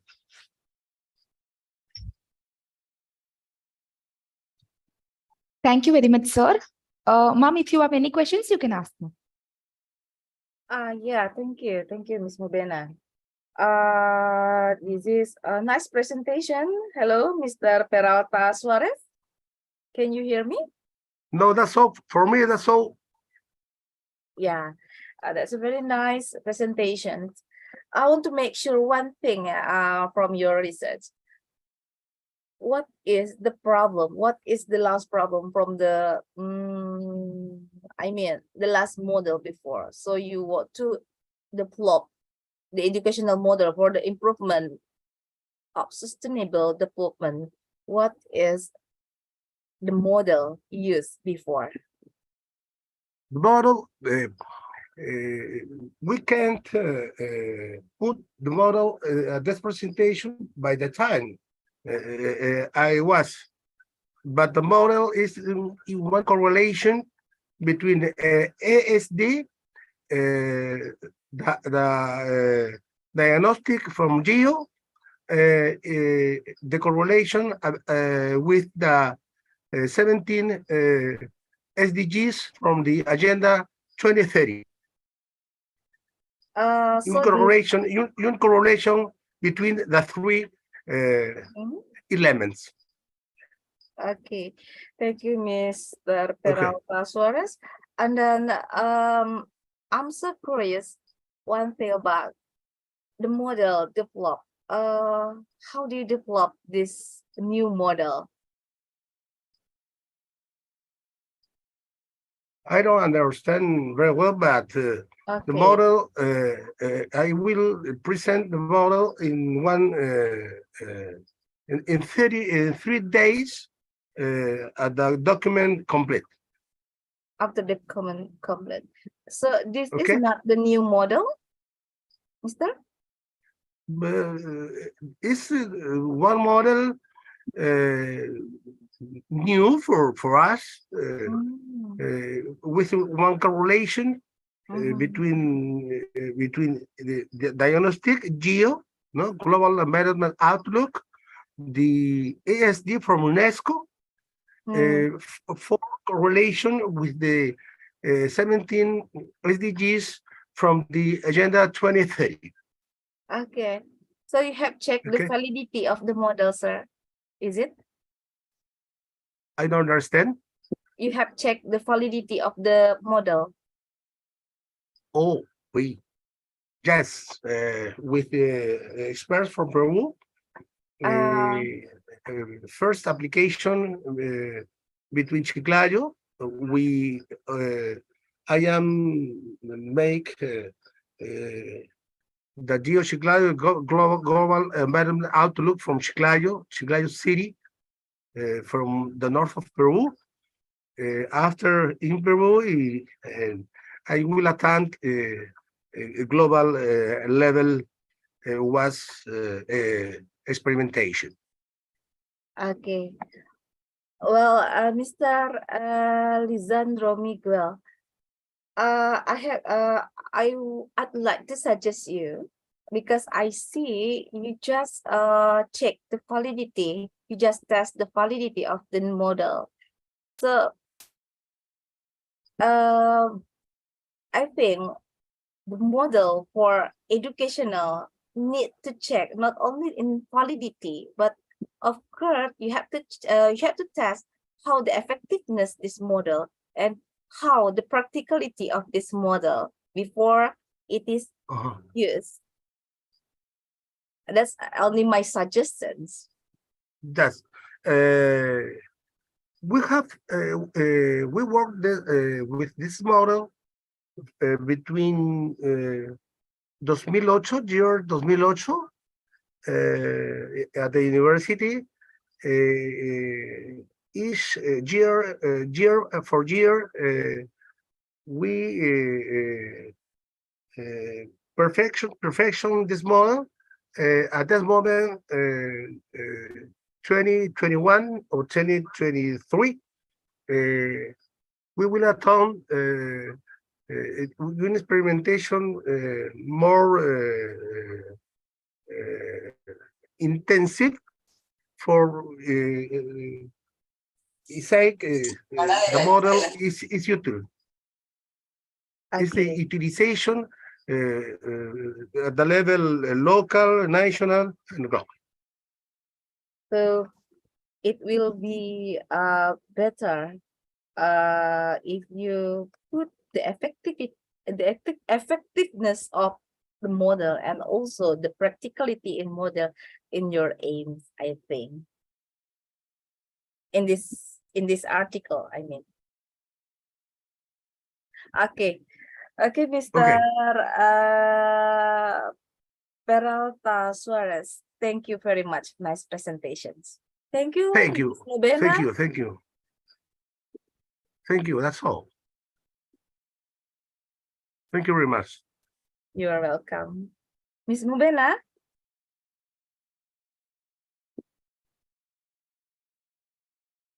Ms. Nubena?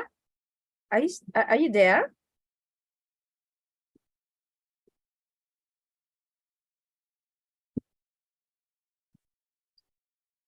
Thank you. I would like to call upon Trisakti for the next presentation.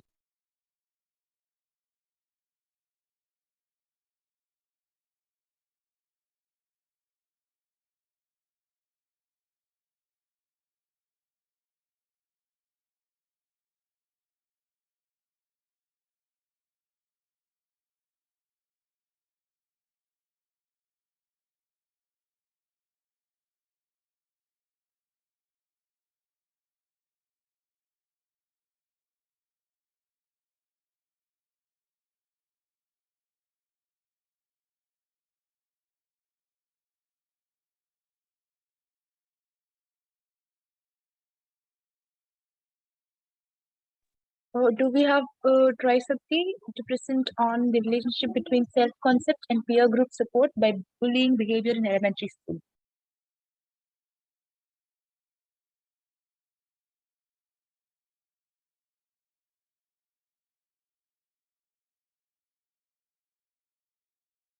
Ma'am, I think the participant is not available. Can we move to the next presentation, ma'am? Pardon? The participant is not available. I'll move to the next presentation, ma'am. Okay, it's okay. So I would like to call upon Linda Setiawati to present on distance learning management among UPI students.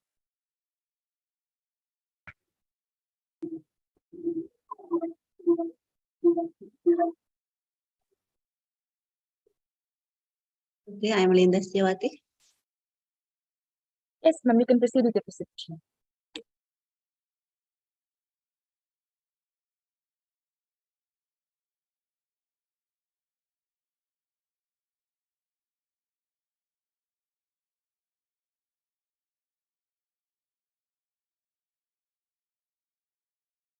Yes, you can share my presentation. I'll share your presentation, ma'am. I have sent your. Okay, ma'am. Okay, ma'am. Just a minute. I will share your presentation.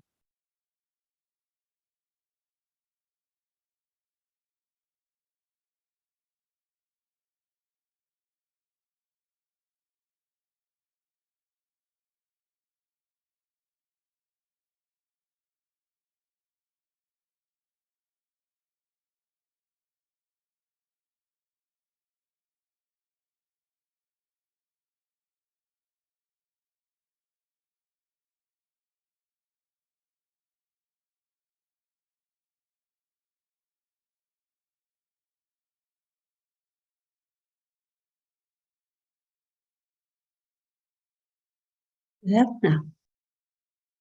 Just a minute.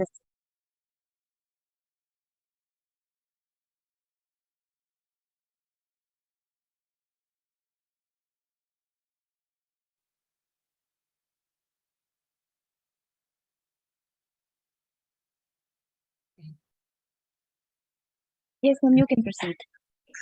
Bismillahirrahmanirrahim. Assalamualaikum warahmatullahi wabarakatuh.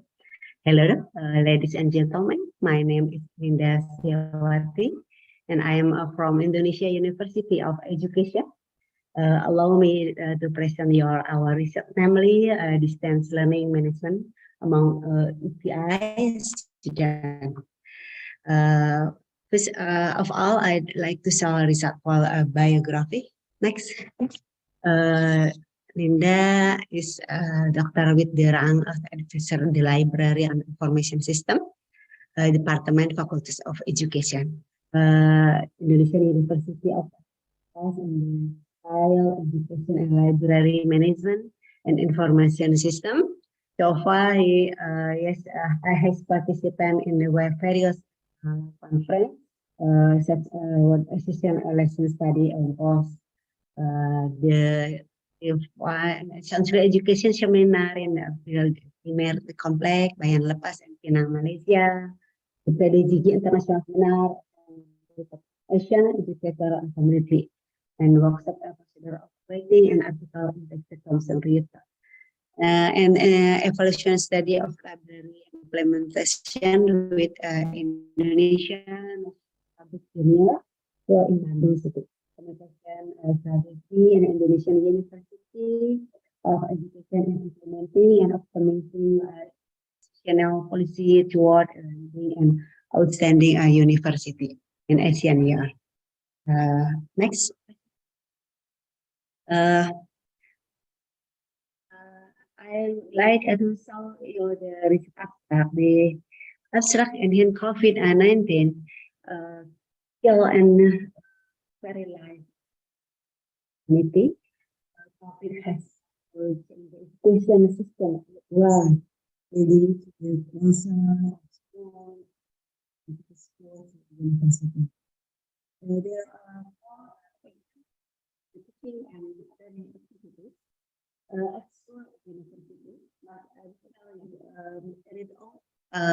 At home or online to prevent the spread. This study aims to determine the factor in learning purpose. The student at the University Pendidikan Indonesia, the research subject as a student of the education technology program, yes, and 17 who live in the Garut area. The data collection technique use a Google Form, online classes to GDP. Also, that consider namely practical and learning activity for some life activities remote due to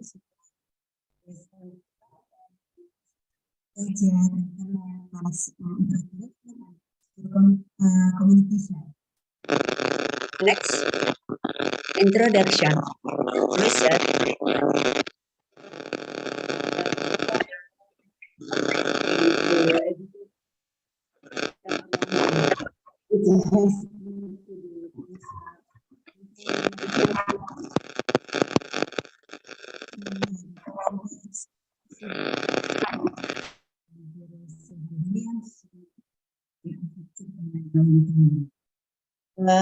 In a relatively period, COVID-19 has spread to other provinces in China, Thailand, Japan, and South Korea.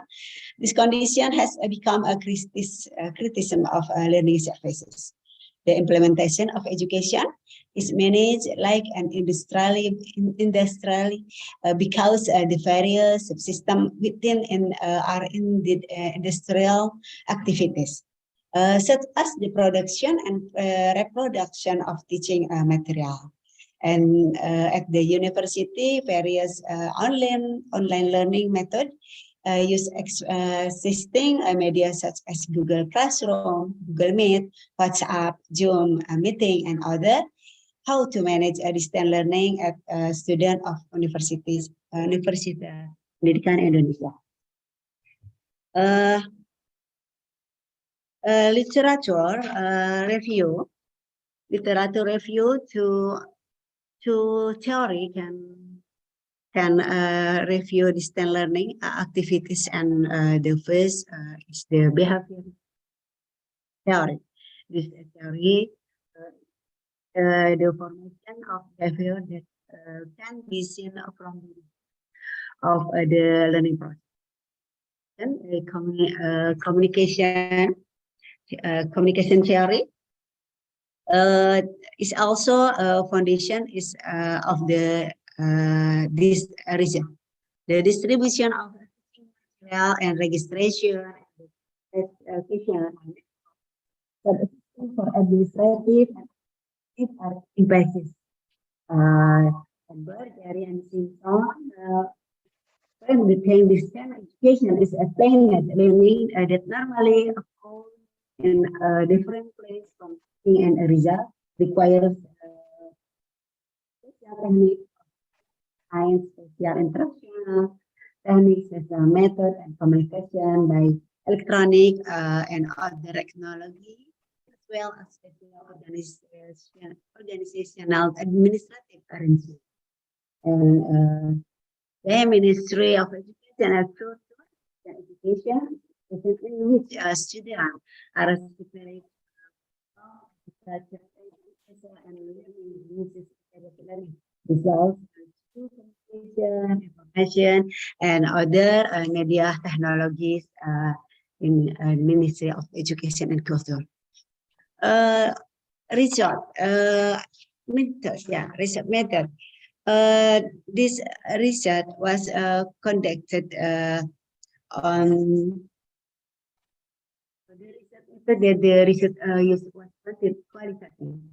Qualitative research can be used understood as a research procedure that utilize descriptive data in the form of written or spoken from people and the data collection technique that the researcher did was use Google Form. Researchers is Google Form because the Google Form is faster and more extensive for this distributing questionnaire to research subject. Data source among students of education technology study program during distance learning during the COVID-19 pandemic. Data that program data during is analyzing the data using theory, begins and open coding recommendation. Distance learning management and UPI. Next. The result and discussion. Data have collected from student education technology program study data have two subjects. Yeah, have two subject. It can be identified several inhibiting factor of management distance learning. Of distance learning, like the device factor, and communication factor. The data will be presented in the next table, the form of okay, next. Presentasi data in of device of learning with internet. Program studi is research added in general. This was added in internet. But even so, when internet access, well, good evidence supporting this phenomenon, and that there are 25% who receive management support for distance learning services and this education technology study. It is higher than ever, and sometimes in this case the role of learning management still need to be improved. Next. Presentation data of internet connection. Next, okay. As daring in learning service and education program study. At UP, there is a funding, so that the managerial condition internet connection for distance learning have been quite good so far.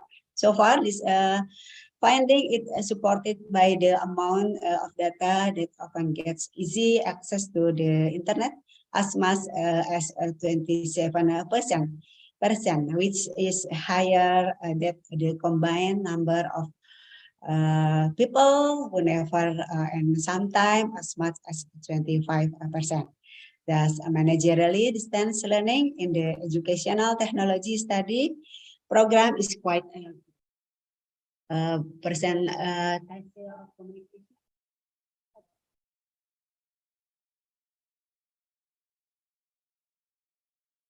The result of the interview showed that 22% of students feel that they often communicate during distance learning services. Managerially, the service still need to be careful, remembering that it has never been in some time. If a date is up is turned out to be up to 30%. That's communication services with various information needs to be managed properly and it can be developed. And last conclusion, distance education of PD is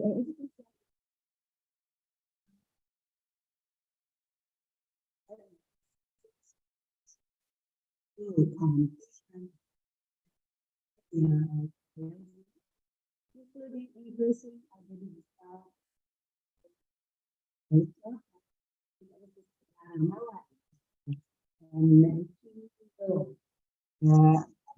2009.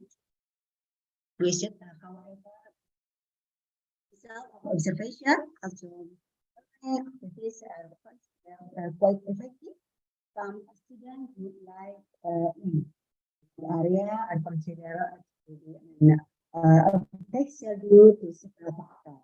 There's a factor connection and smooth communication. That's it all. I have thank you very much for the attention, ladies and gentlemen. Have a good day. Thank you.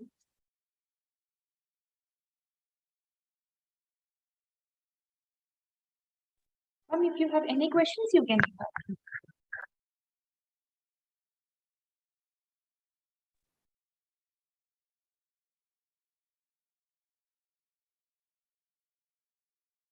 Miss Mubena? Yes, ma'am. If you have any questions, you can ask. Yeah. Yeah. Hello, Mrs. Linda. Nice to meet you here from Upia. Hello, Okay. Mr. Erisa. Yeah. Thank you. Nice presentation, Ma'am Linda. That's a very nice presentation about the situation in COVID, how the learning run when we are in the COVID period. Well, but I'd like to ask some questions here, Ma'am Linda. First, how was the management of learning among UP students before the COVID-19? Management learning. Yes, I am to standard that a code can be overcome in a variously ways, namely by providing knowledge, competency, skill to educator with education and training, attending webinar and participating in coaching related to the use of multimedia platform. And for religion that are facing difficult with infrastructure, internet connection, and smooth communication. The education office in making various collaborative partnership effort with telecom companies to be able to help integrate in internet connection. And the school is preparing various collaborative agendas with university to hold collaborative education and training for teacher in this area. The area and propose and recommended a change in education policy and make internet connection the fulfilling distance education, which of course will continue to be utilized in the future. So, here, what distance learning strategies have to be deployed to facilitate the students' learning to be better than now? Yes, I am to improve the partnership from company, from university, from school, and association into the they continue to be utilized GG in the future, and this research, this growth and make the one decision for the strategy for university the future. Ma'am Linda, this is the last. I just want to make sure one thing about the internet connection problem in the UP. Relate to this problem, how does UP facilitate the students who are outside the campus or outside the college to always be connected in learning? This research is this area in student in Garut, not big city, not access internet is very not long, not much, but very yes, no big, yeah, no big. UP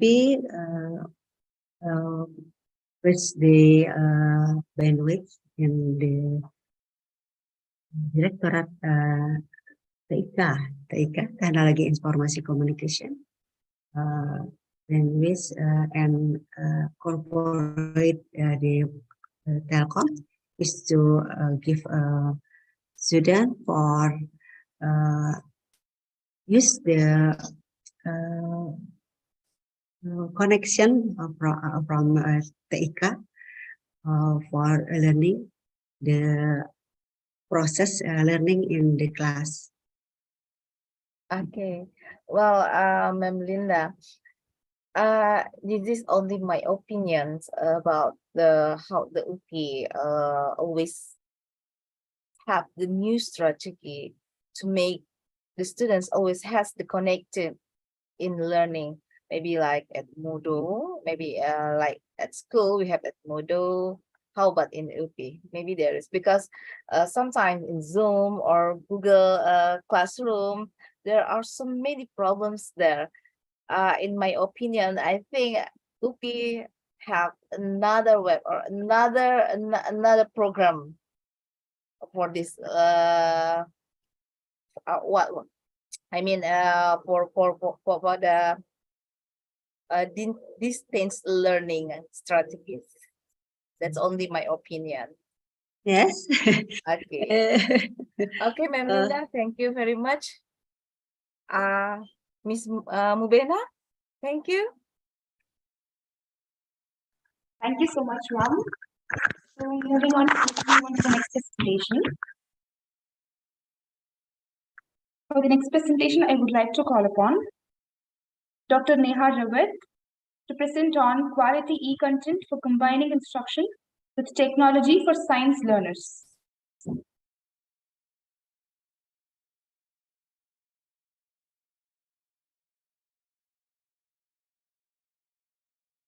And Dr. Neha. So the next presentation would be by Kanya Singh to present on investigating the effect of growth mindset pedagogy on learners' performance in science discipline. Yeah. Yeah, good morning, ma'am. Shall I share my screen? Yes, ma'am. Yeah.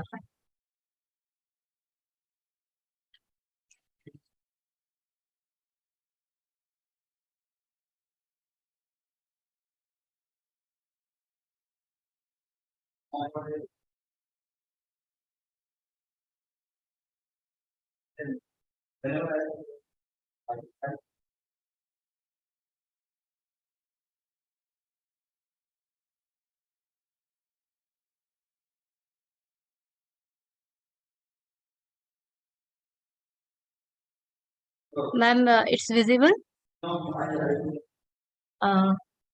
No, ma'am, your presentation is not visible, ma'am. Okay, just I am trying again.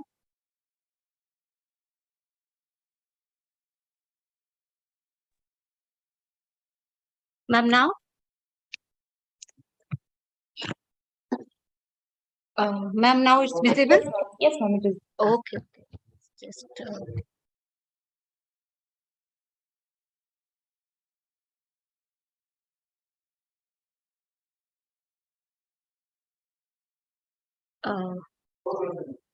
yeah. So today, good morning to all. And today's my topic for the presentation is the investigating the effect of the growth mindset pedagogy on learners' performance in science discipline. So me and she's my supervisor. So biography, I am a research scholar in the School of Education, Central University of Rajasthan. And my area of interest is the science pedagogy, teacher education, educational psychology, child psychology, and special education. And my supervisor is the associate professor, School of Education in Central University of Rajasthan, India. And she is working as a head and professor in the Department of Education. And her area of interest is the planning and implementation, educational policy, science pedagogy, teacher education, and displacement discourse. And this is abstract. So within this abstract, I'll just enwave the purpose of the study and design and sample size, what is the procedure of the research methodology and findings and all. So I'll brief introduce, I will start with the brief introduction This my research is based on the theory which was given by the Carol Dweck.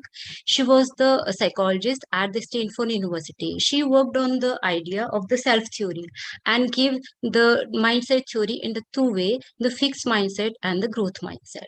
So as she researched and she discussed that the person, those who believe their intelligence and talents and the abilities which are set in the stone because it is predetermined, we get this from birth. And the person, those who have believed the intelligence and their talent can be developed through the great efforts and abilities what we are doing in that way.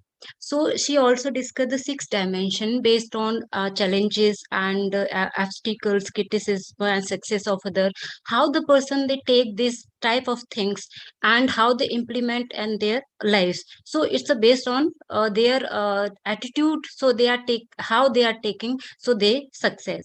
So these theory we have taken for my research, and this idea I have implemented as a pedagogy.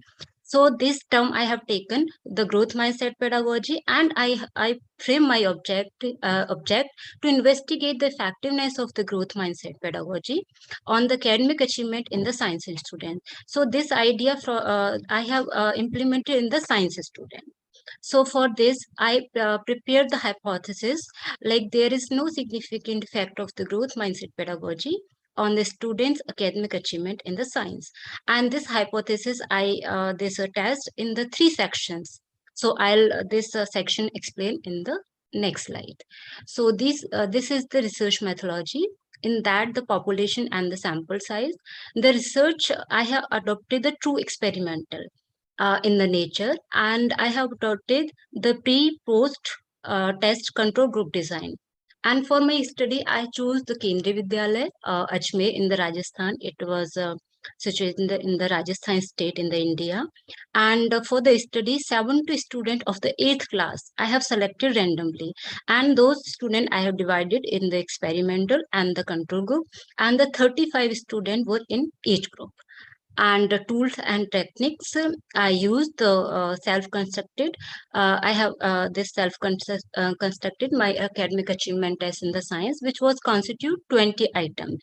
So this test I administered as a pre and post to the student on the both group. So analysis of the data, I utilize the t-tests. So to utilize the t-test to find out whether there is a significant mean difference between the means of the two groups, control and the experimental group, among the pre and post of the academic achievement in the science student.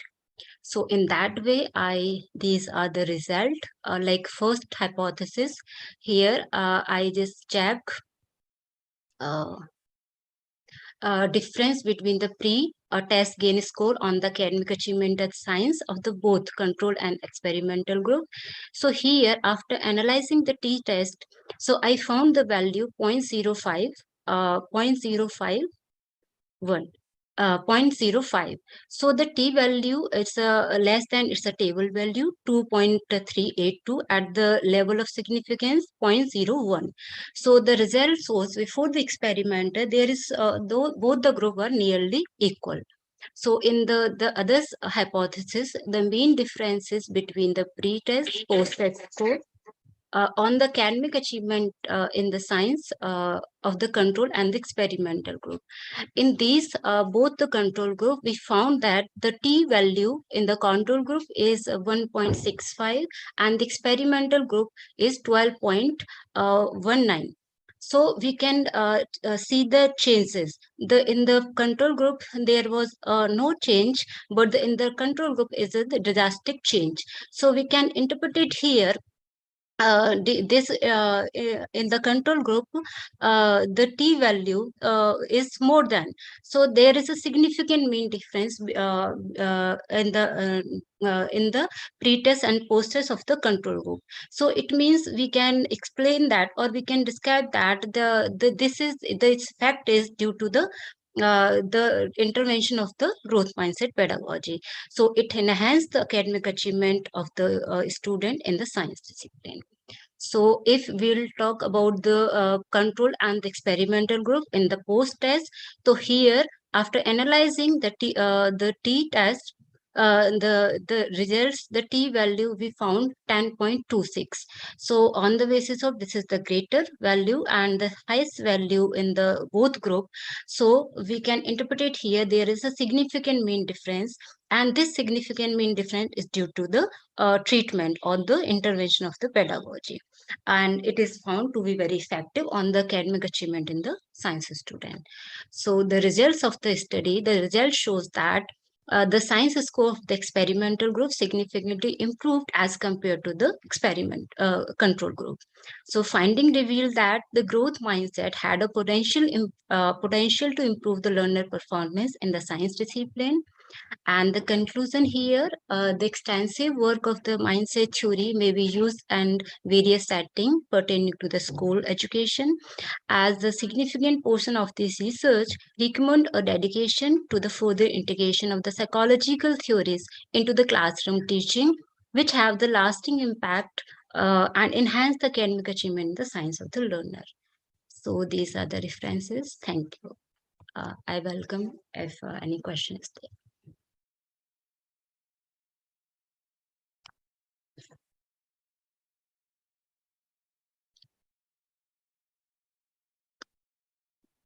Ms. Mubena? Yes, thank you, ma'am. You can proceed with the questions, Shinma. Okay, thank you. Thank you, Ms. Mubena. Hello, Ms. Sukanya. That's a very nice presentation. But I'd like to make sure some things from you. Yeah, fine, ma'am. Thank you. Well, this research, is there any another research? I mean, the previous research that you did the research like this? I mean, relate with the growth mindset pedagogy on learning achievement. Yeah. Okay, and then why did you investigate the effect of growth mindset pedagogy on learning achievement in science discipline? Is there any problem with this student discipline learning achievement before? Actually, ma'am, in the science discipline, we all know this is the different kind of the student, those have engaged in the science classes or the things. So there are more experimental things are there. And sometimes students feel very regret if they are not able to do this type of experiment and other logical way. So the mindset is mandatory to set, okay, so how they are working. If the something failure is going on, so they need to take the challenge. If it is okay if we are failed, okay, in that way, if they are getting the obstacle during their experiment and other thing also in the logical way, so their mindset important. So if we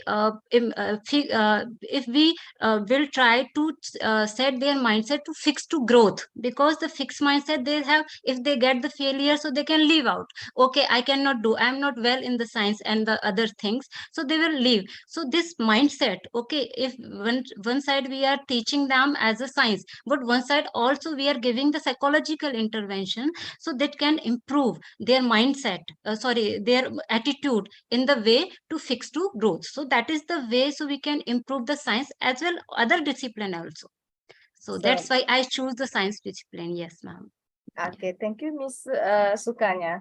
And this is the last. What is the novelty result from your research? Ma'am, novelty when I did this experiment and the first thing, this term is the psychological term. Okay, so this term is used in the as a concept, but no one used this concept in the pedagogical form, because if this concept is used in the pedagogy, so teacher can use these things. So we have also developed one framework, okay, on the basis of how the teacher will proceed.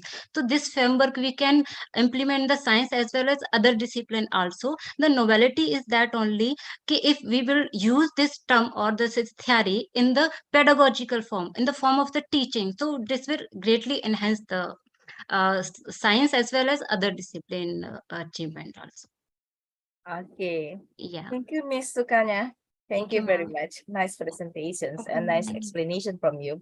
Ms. Mubena, thank you, Miss. Thank you, ma'am. And we have a question from the audience, Sukanya, that Yes, How was ma'am. the treatment of growth mindset pedagogy carried out in the experimentations?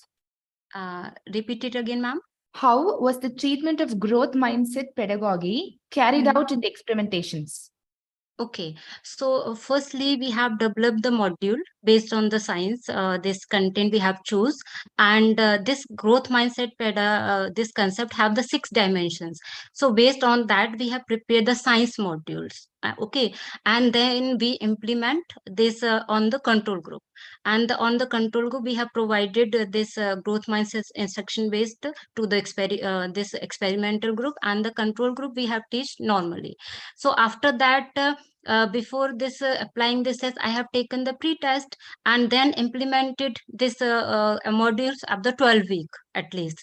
Okay, about 3 months, and then after this completion of the treatment, I just take the post test and then analyze through the t-test. And other thing, I have taken this like intelligence also, the normality test also I have just checks. These are the best other statics I have also utilized, and in that way I this process my experiment.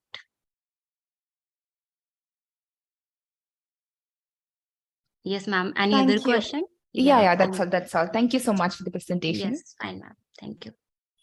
Moving on to the next presentation, I would like to call Julissa Elizabeth to present on relationship marketing strategy for customer loyalty case.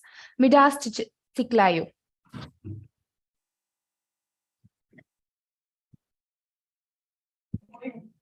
Good morning, good night, and good morning, everybody. I am in Peru City.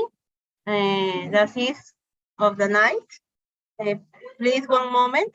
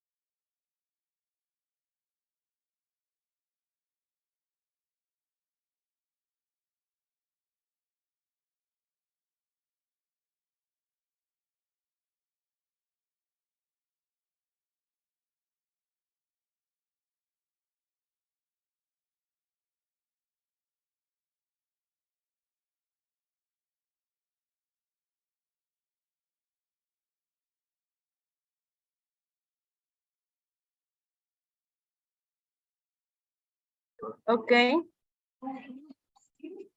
The speaker of Peru. I began with the presentation. Relation marketing strategy for customer loyalty case Midas Chiclayo. The speaker are Julissa Elizabeth Reina González, Rosario del Pilar Benavides, Jimmy Augusto Trujillo Olivo, y César Rosas Echeverría. Biography of the presenter, author Julissa Reina, she is university professor on pre and graduate level. He's engineer of profession. Rosario del Pilar Benavides is a co-author, the Green Marketing and Business Manager from the César Vallejo, member of the College of Administration Graduate, Regional Board of Director in Chiclayo City, Peru. Co-author Jimmy Augusto Trujillo Olivo. This is university professor with master's degree in business strategy and development, as well as 57 years of experience as entrepreneur. In addition, currently pursuing PhD candidate in business management. He is a School of Management at Emilio Valdizán University, thesis advisor and research project thesis juror. He is co-author César Rosas Echeverría. He is university professor and pre and postgrad level.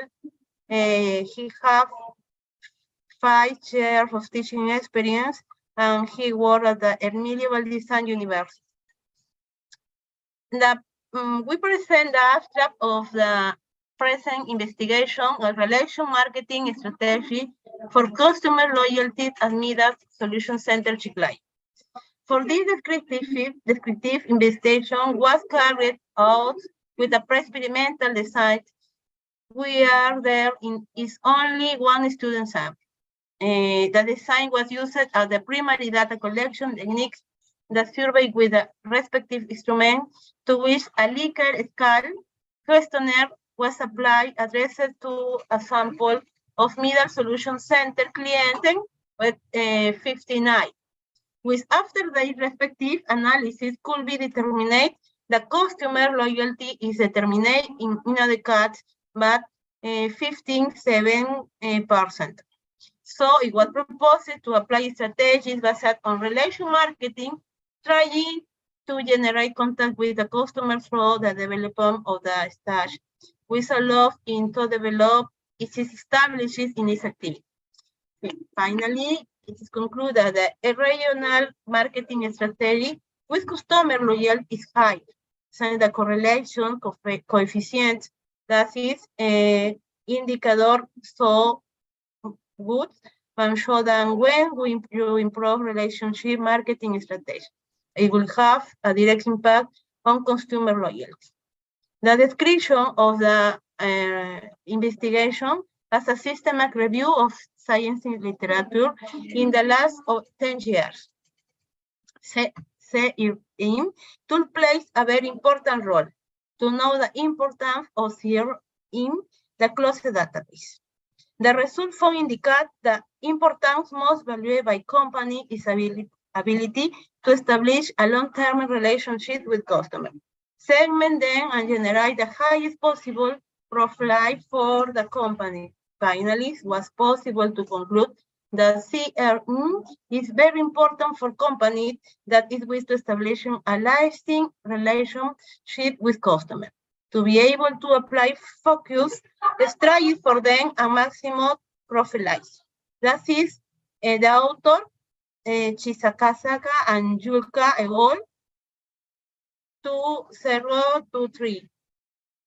And then continue my partner, Jimmy Trujillo. Jimmy, can you hear? Yes, I'm Okay. here. Thank you. Okay. Okay, thank you. Thank you for the opportunity. The research paper titled Importance of Customer Relationship Management, CRM tool in Latin American continents companies, a systematic review of the scientific literature in the last 10 years, aims to explore the role of the CRM tool in generating competitive advantage for companies in a highly competitive market. To determine the importance of the CRM, the researchers utilized closed datasets such as the EBS Co-host, ProQuest, and Science Direct, and open datasets, databases like Cielo and Redalyc. Searching for articles between 2011 and 2021 using keywords CRM, customer relationship management, and the study found that the most valuable aspect of CRM by companies is the ability to establish long-term relationships with customers, to segment them, and to generate maximum profitability for the company. The research concluded that the CRM is an essential tool for companies that aim to establish long-lasting relationship with customers, to apply focus strategies, and to maximize profitability. In this case, the dependent variable was customer loyalty, and customer loyalty is the state of or goal that every customer intends to achieve in order to increase its sales and have a sustainable business. And the independent variable is relational marketing. In this case, it's a strategic medium that aims to be competitive today and having the purpose to grow connection with a company and its customers in a more close way. Well, that would be all for me. I pass to my my partner, Julissa. Thank you. Okay, thank you, Jimmy. We continue with the partner, César Echeverría. Thank you.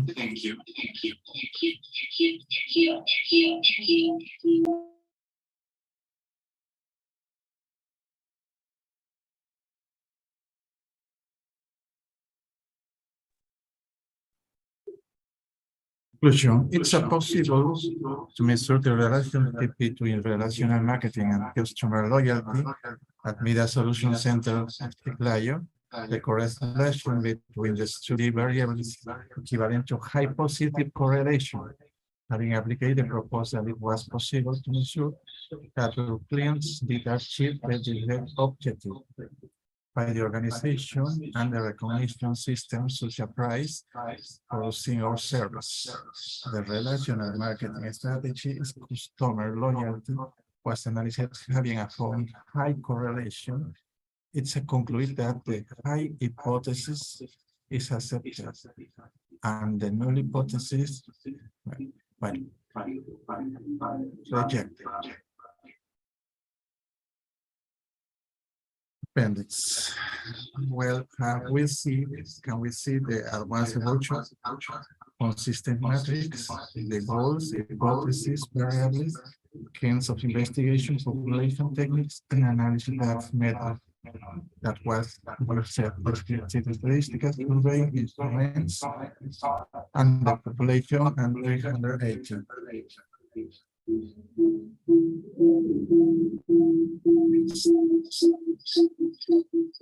The works questionably was using is the questions can you see for collect the dates.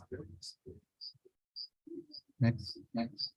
And the three problem that was used we was used to resolve the problem and make the hypothesis valid.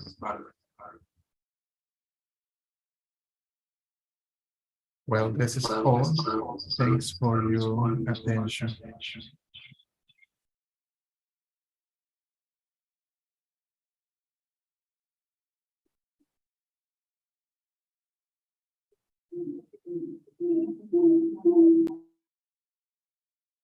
Thank you very much.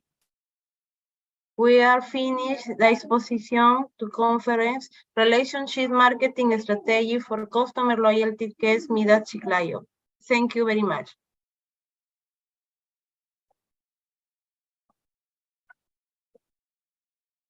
Thank you so much, Ma'am. Dr. Larissa, you can ask away the questions.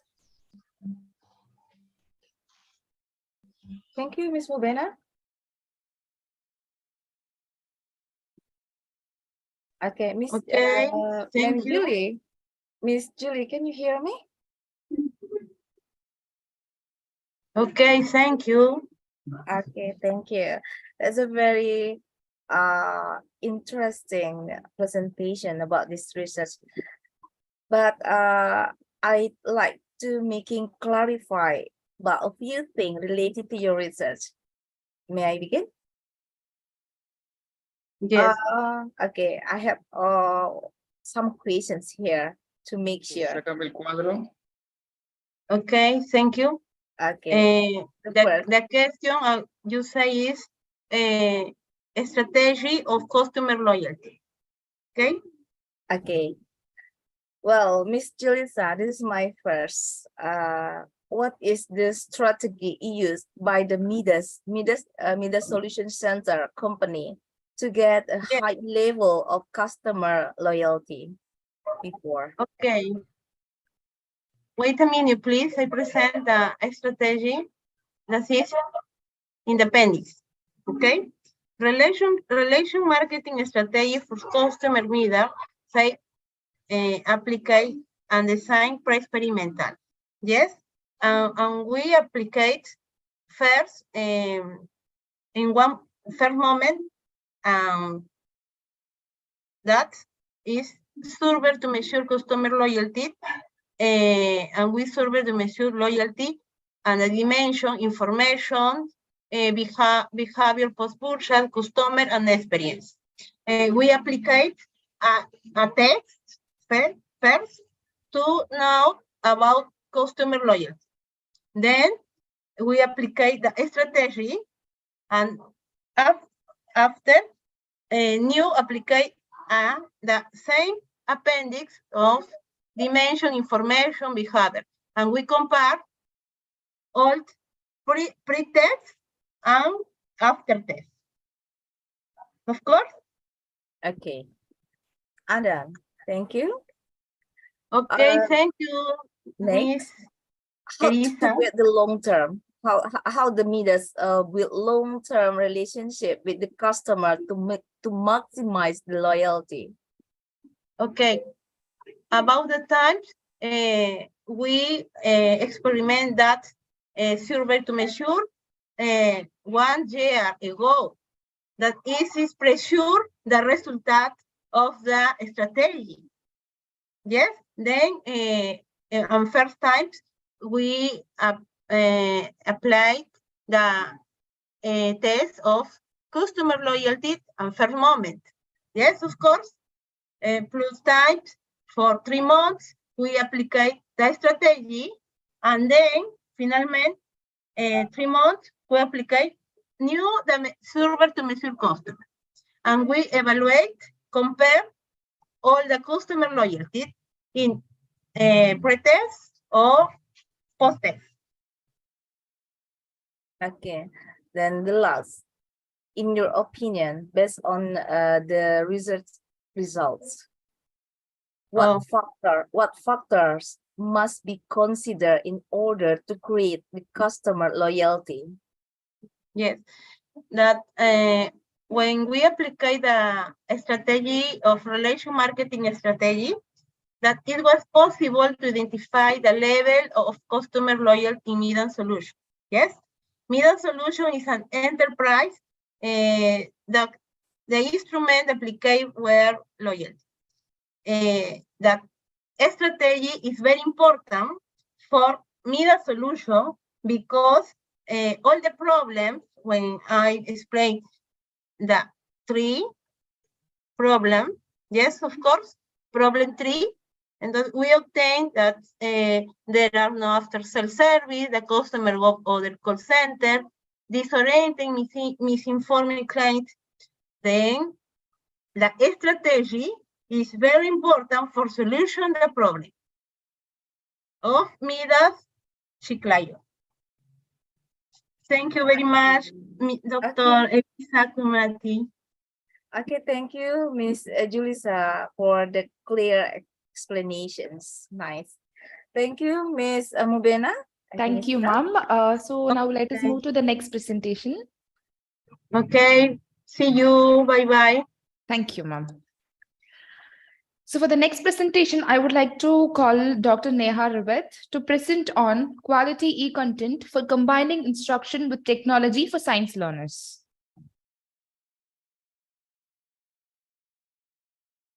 Hello, ma'am. Hello, ma'am. Am I audible? Yes, ma'am, you're audible. Ma'am, there is a little change as I have requested. So my paper is different. I think so I'll continue with whatever presentation I've given. So with your permission, no? Sure. So 1 minute, ma'am. I'll share my screen. My presentation is visible to all, ma'am. Yes, ma'am, it is visible. 1 minute. I'll just start the slide share mode now. Okay. So namaskar to all, one and all. I'm Dr. Neha Rawat. I'm presently working as assistant professor in Department of Teacher Education, Nagaland University, Kohima.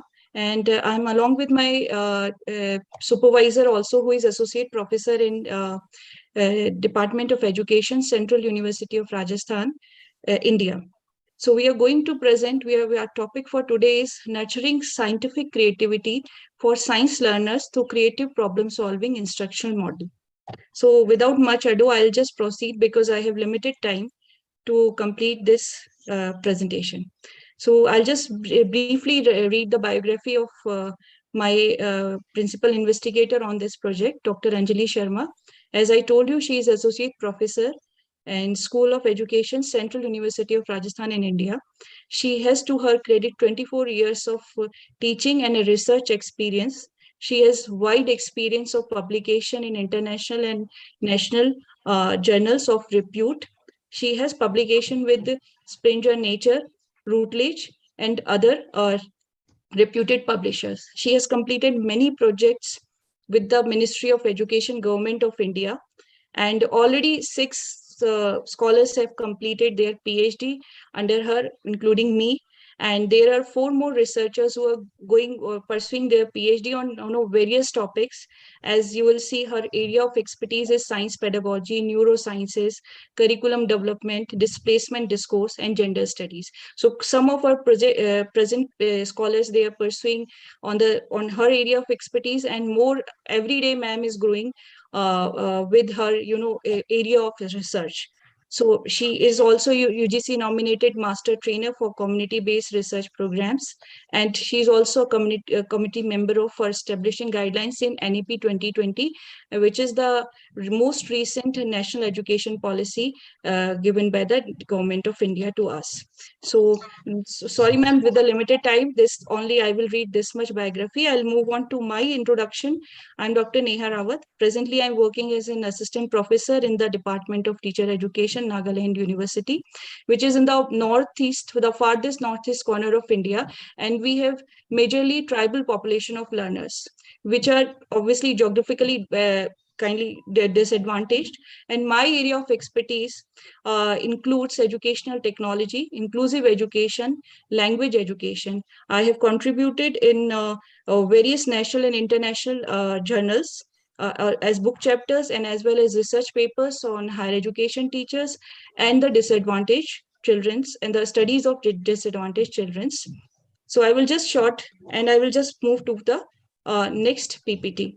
So our work is about scientific creativity, as you can see from the topic also, that there has been a model. So there are 2 layers. Basically, the project has been implemented, the research work has been implemented in 3 phases, and there are basically, if we have to understand 2 basic layers to the work, which is the developmental phase and as well as the implementation and evaluation phase.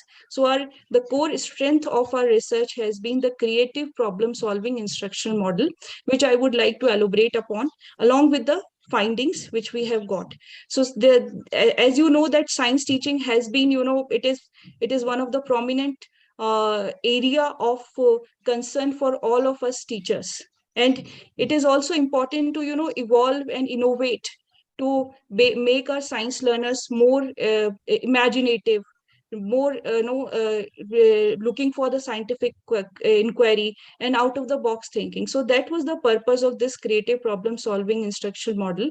As ma'am is also from science background, myself also has been a science student, and we found out in our classrooms there is not sufficient scope to evoke the imagination of students. So this is a creative problem solving instructional model, which is based on the findings of Alex Osborne. It was inspired by him, but not exactly the same steps are there. So it consists of basically the 6 steps, which is object finding, fact finding, problem finding, idea finding, and solution finding. And once this model has been developed, within that, we have developed 8 modules based on the philosophy, based on the framework of creative problem solving instruction model. And we have conducted experiment, and we tried to find out the effectiveness of our model. And we got positive results, which I'm going to share with the following slides. So the aim of this, again, I will reiterate, the aim of our study is to foster scientific creativity in science learners through creative problem solving instructional model within science discipline.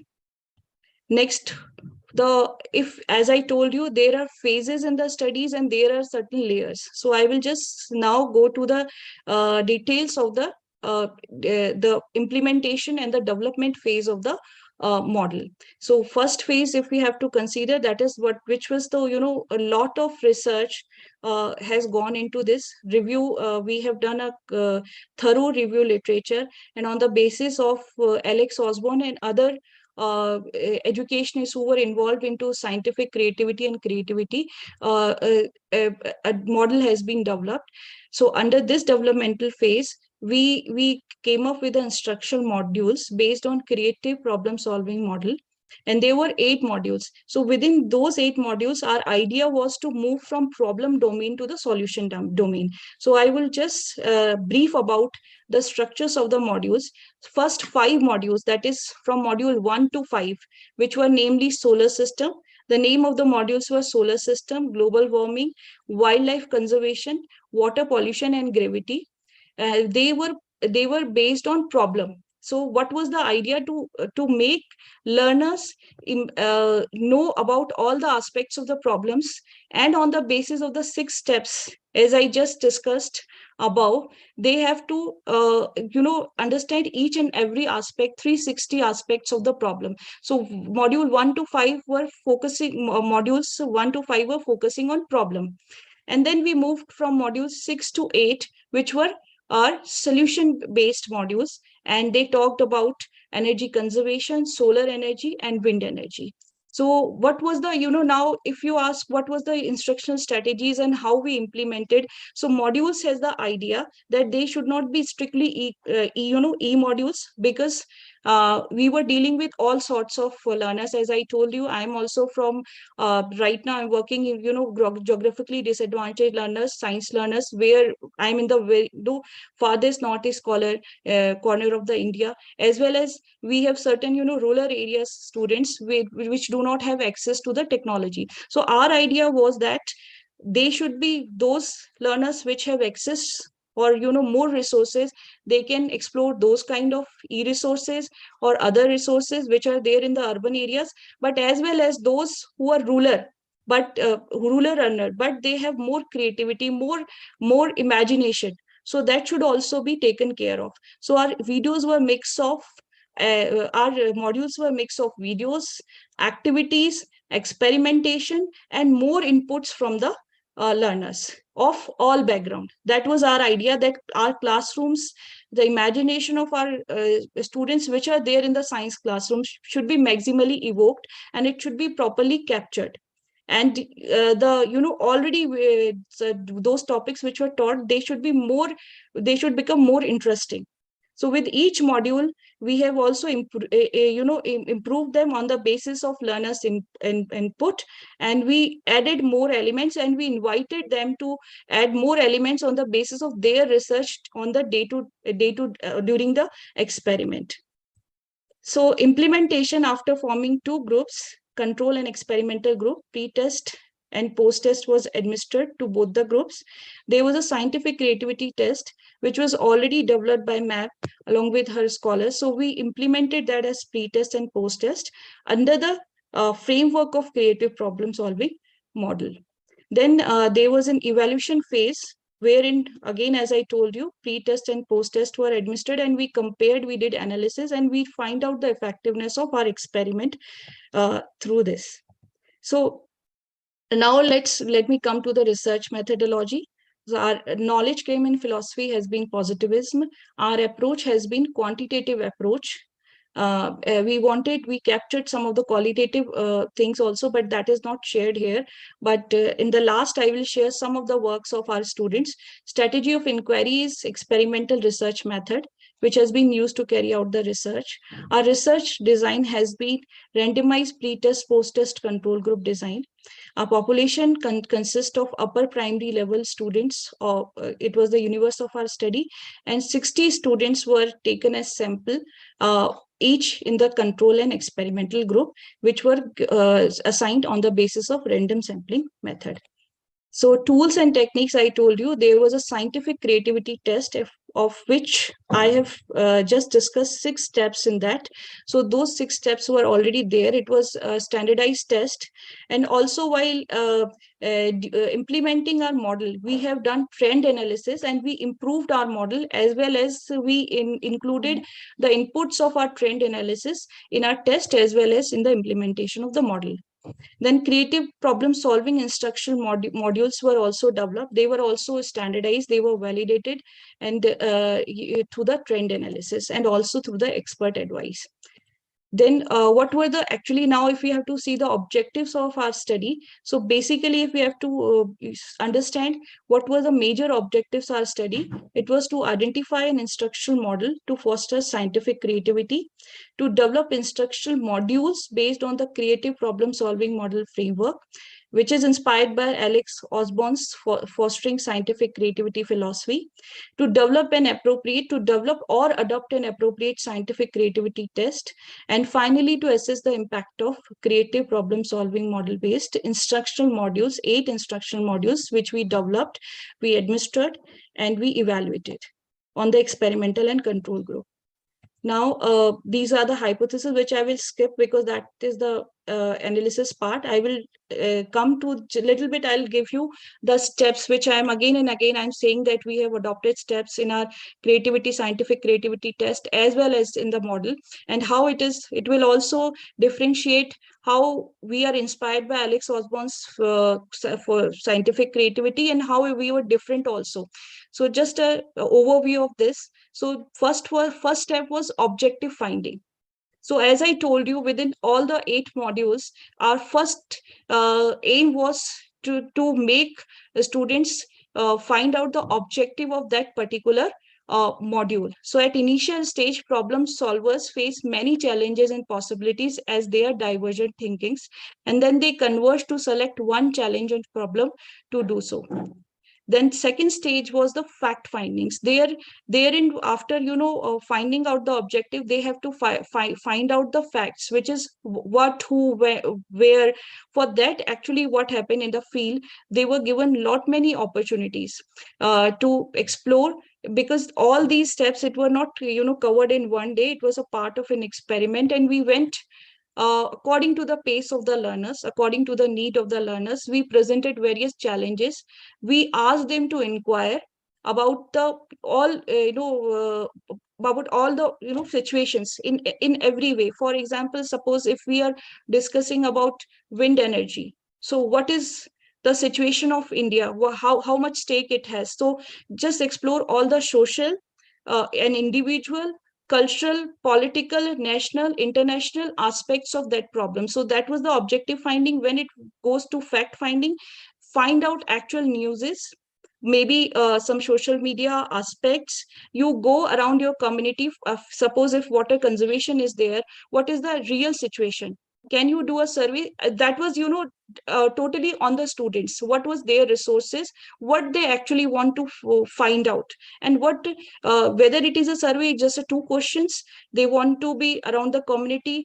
Can they relate it to the problem of cultural, as I told you, genders are also involved, or some sort of stereotypical roles are also involved in conservation. So that actual facts they have to find out according to the resources which are available to them. So that was the purpose of fact finding. We, again, as I told you, we went slowly and according to the pace of the learners. Then we went to the problem finding. What are the actual, on the basis of the facts and the objectives which we have identified, what all are the problems? So in problem findings, the aim of this step is to think about the actual problem by developing it in a ways, by rephrasing the challenging questions. In what ways? Why? And why do I really want to accomplish this? See, many instances in the last also, I will share with you what all insights we have got from the students. So that the third stage was the problem finding. Okay. Then next was the idea generation, idea finding. What could be the probable solutions? You can also see how we are going from divergent thinking to the convergent thinking. All the idea of Osborne's philosophy has been imbibed, but according to our research, we just we adopted them, but we modified according to our situations, our review, and our local requirements. So idea finding is what could be the ideas for problems, for the solutions also. And then we have to fix a solution, which is a particular individual learner centered, because each learner is individual in its scenario. As I told you, there could be girls, there could be boys, they may be finding that solution more appropriate, but no solution is fixed. Every solution is invited, it is celebrated, and it should have a reason. So that was the idea of solution finding. And then acceptance finding was there, wherein the researcher would like to adopt the creative problem solving model, and it allows to find out what could be or more progressive solutions could be there. As I told you, that various modules were there wherein students came up with totally creative and unimaginable ideas. So that was the stage of acceptance finding. You can in this, I also encourage the participants to share their ideas with their groups in the classrooms and get acceptance, or even get criticism from them, how that idea could be evolved or whether it can be accepted. So next, I would like to conclude without going into the deep of the analysis. The pre and post test results analysis confirm increased creative scientific creativity in the experimental group due to given intervention as creative problem solving model based instructional modules have been administered to them. So our studies from pre-test, post-test results, as well as of experimental group, and as well as when we see the pre-test, post-test results of experimental group also, we have found there is an increase in their gain scores. Also, the most decisive and important conclusion of the study is that instructional modules developed have been effective for improving performance of the learners of the experimental groups. Results of post and pre-test course of experimental group and post-test course of experimental group have been established. Another noteworthy conclusion of the study is that pre-test and post-test course of control groups have also shown significant difference. There is one more phenomena which we have also learned, that there is a difference in the pre-test and post-test scores of control group also. Significant difference has been found, which we also learned through hypothesis 2, that as I'm sharing through the results, that it could be due to the very generalized nature of topics which we have chosen for in our 8 modules, like I told you, global warming and all, which were already taught in the classrooms during the this experiment. The control group was also exposed, they were interacting with each other, so that various factors were there, and we realized that for higher classes, if same model is adopted, and for to teach more complicated topics of science, we can adopt them. And but for that, if we can choose, because our standard was 8th level, so we just went ahead with on the basis of our review also, we went ahead with the basic topics which can be which were appropriate for the study. So now I'll move to the practical part of the work, which I would like to show to some of you. Okay, so just to a road ahead, which could be to reach at the conclusion of the present study, only statistical analysis is not sufficient.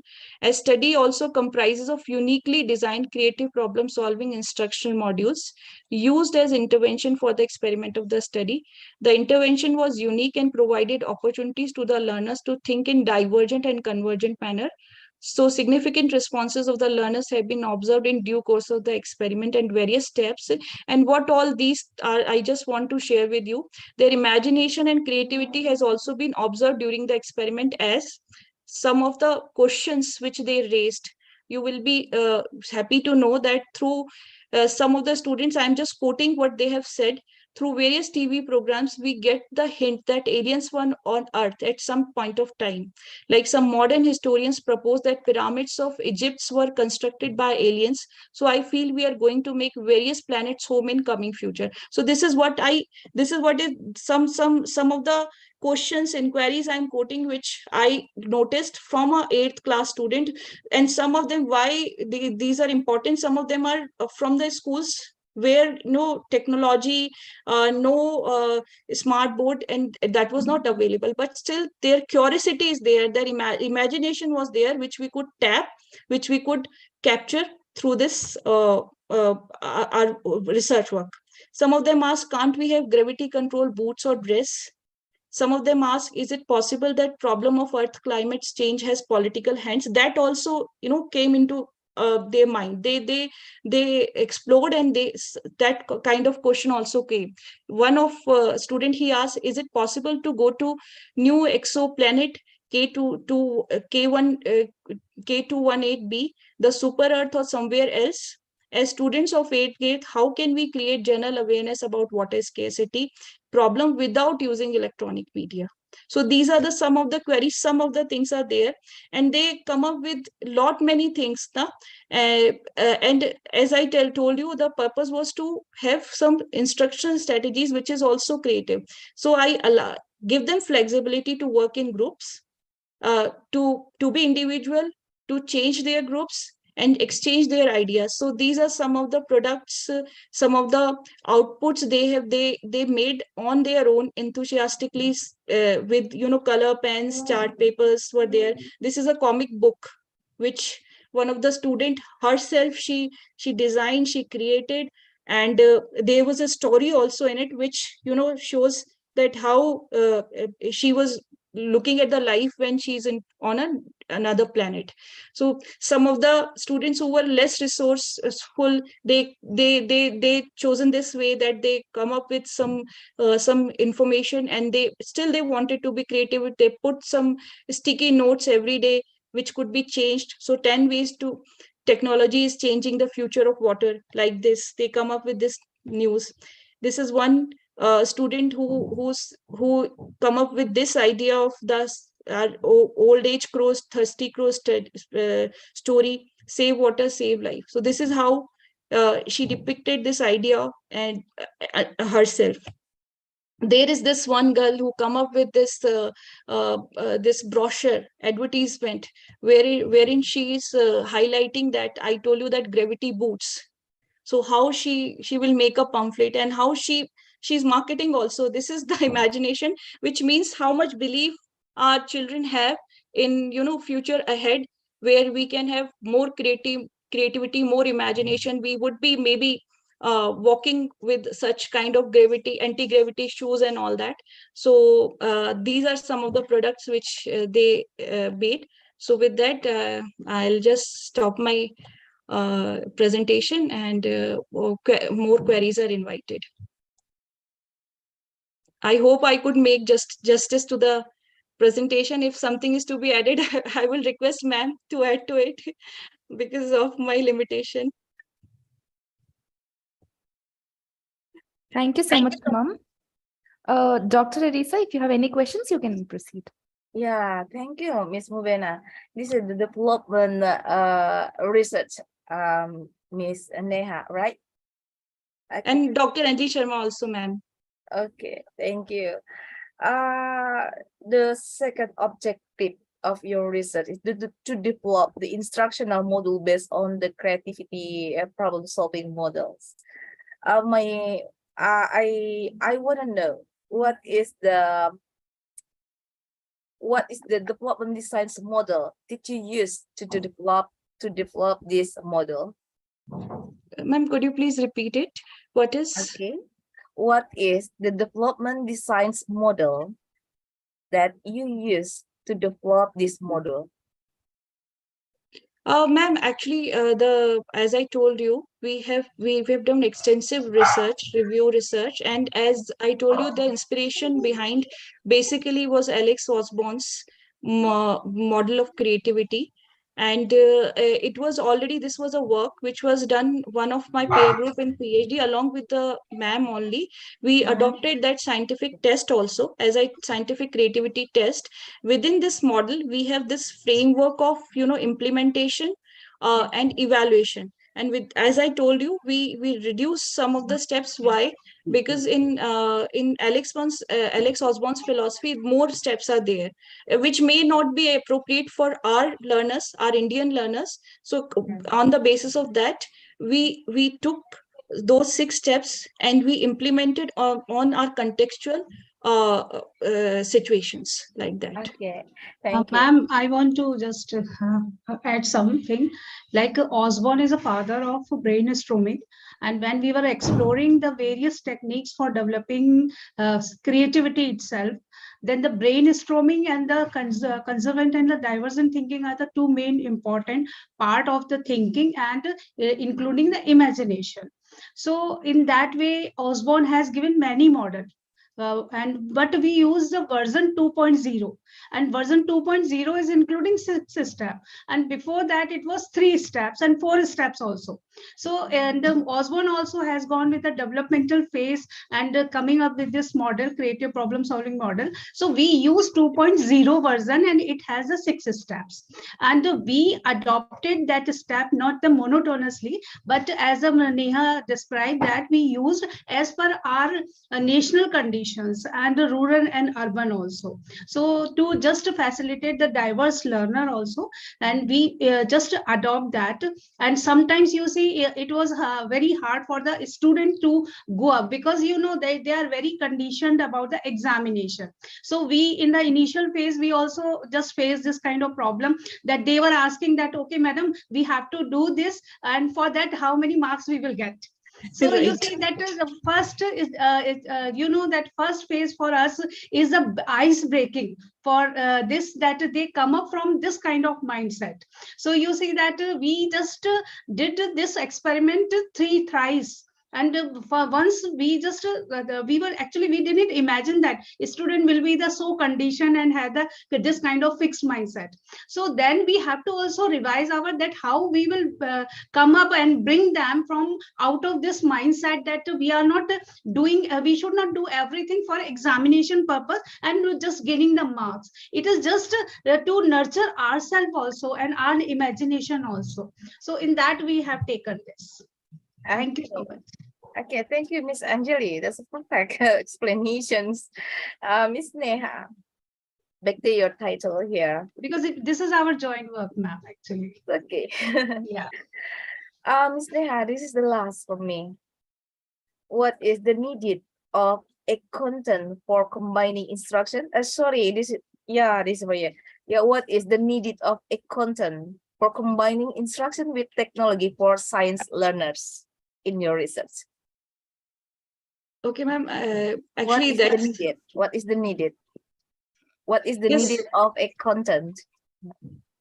Yeah, ma'am. Actually, this is another paper, but definitely I would like to. Yeah, sorry for the interruption, ma'am. I will put the new title in the chat box. You can make a note of it. Yeah, no worries. But yes, it's a general question, and if you would allow me, so I would like to answer it. What is the need of combining content with the instruction? Definitely, ma'am, because what happened in another, because previously I had wished to present another paper also, but since it was already communicated in process, so we just opted for that. So my idea why content has this mutual understanding with the instruction is that what is the need of your learner. So like what we have done in another of our work, there are certain micro instruction strategies. For example, when we went ahead, same way I said, I always contextualize your teaching, your pedagogy with the need of the learner. So I told you even at some of the urban background, we have schools wherein we don't have exposure, especially in Indian context I'm talking, we don't have exposure of that smart TV and other gadgets. But on the other hand, we have some good schools or some posh schools where we have all these technologies. So what is the need of combining instruction with the technology? Like what e-content I made, I found out that students are taking too much coaching. Now this trend is there after 8th and 9th class. This coaching industry is blooming like anything. So why not we provide an content wherein all these instruction strategies where they can take notes. So I calculated, so what all strategies I adopted, there was a virtual instructor. okay, which somehow, you know, there was some Indian touch, there was an international touch, there was some instruction technologies of combining audio with the video. And again, as I discussed with ma'am, there was another project, and we discussed, we took male and female voice, we variated between this also. We discussed that where this male voice should be there, why it has to be there, how much time a content should run on screen. It should there where there should be animation. For example, if you're teaching cell biology, what all topics which require animation. For example, if you have to go into you know, that cell membrane transfer of material, so this needs your conceptualization within. You have to see, so why not animation should be there, in spite of having animation at the cell theory, which is more, I mean, that can be done theoretically. And for Indian students, if we give them text which is running shortly the history, Leeuwenhoek, how not, if little animation, more notes. So these are the instructional, micro instructional technologies when text. So this why content has a mutual hands-on this one with the technology, where we need to calculate what is the exact need, contextualized need of that learner when they have to take notes. What, because if you see lot many, you know, stakeholders are there in market. You have study.com, you have Khan Academy. So how your e-content should be, your content should be different from them, and it should be in the need of your that local learner. So that is why it is important to assess, and that can be done with the help of subject matter experts, the teacher who is there in the classroom, who is seeing the situation. Where even in the, you know, rural areas, we have less resourceful schools, which we cannot put strictly. We, even in rural areas, we have model schools which are being well funded by the government, where even TVs are there. So how we will differentiate? So we'll get to know the students' need of content, their need, that particular class, for example, 9, 10th, 11, 12, they are into that vocational state. So if why they should go for coaching and pay a lot of money? Already we are from that, you know, country where no economical things we have to consider. So for that, freely available content has to be there, which is directly dealing to the localized needs of a learner. So that's why technology should be in hand, go hand in hand with the content. So ma'am, that is, I hope I could answer it appropriately. Yeah, that's a good answer. Thank you, Ms. Neha. That's a very, very clear explanation, and also a very the excellent answer from you. Thank you, Dr. Neha. Thank you, ma'am. Thank you, ma'am. Thanks for Ms. this Bena. opportunity. Thank you so much, ma'am. Ma'am, the next presentation, the attendee couldn't attend, but he has sent the video presentation. Can I play it, ma'am? Sorry? For the next presentation, the presenter could not attend due to some situations. Can I play the video, recorded video, ma'am? Okay. Yeah, thank you, ma'am. Please.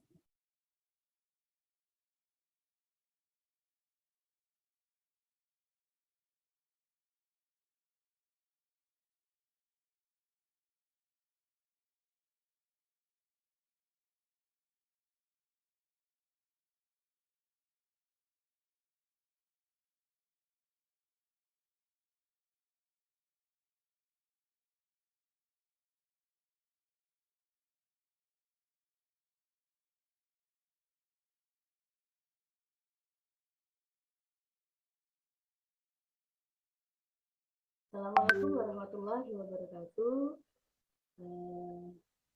I want to tell my presentation. The title, the relationship. Ma'am, is it audible, and can you see the presentation, ma'am? I cannot hear well. Here. Okay. The volume, yeah. Okay, ma'am. I'll try to increase the volume, ma'am. The introduction.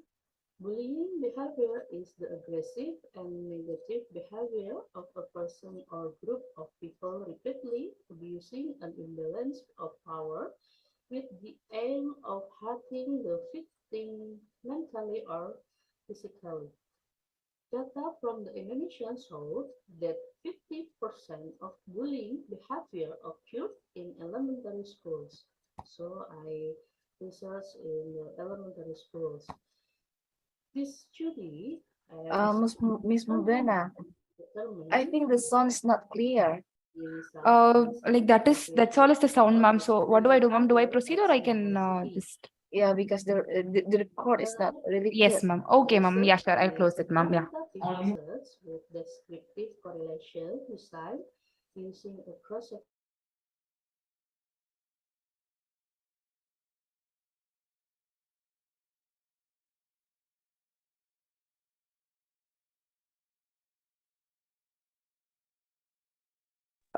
Yeah, ma'am. So that's all for this session. The presentations are over. Thank you so much for sharing the session, ma'am. If you have any words, you can just let us know, ma'am. Thank you, Miss Mubena. Thank you, everyone. Thank you so much, all the participants. So now we'll be moving to the lunch.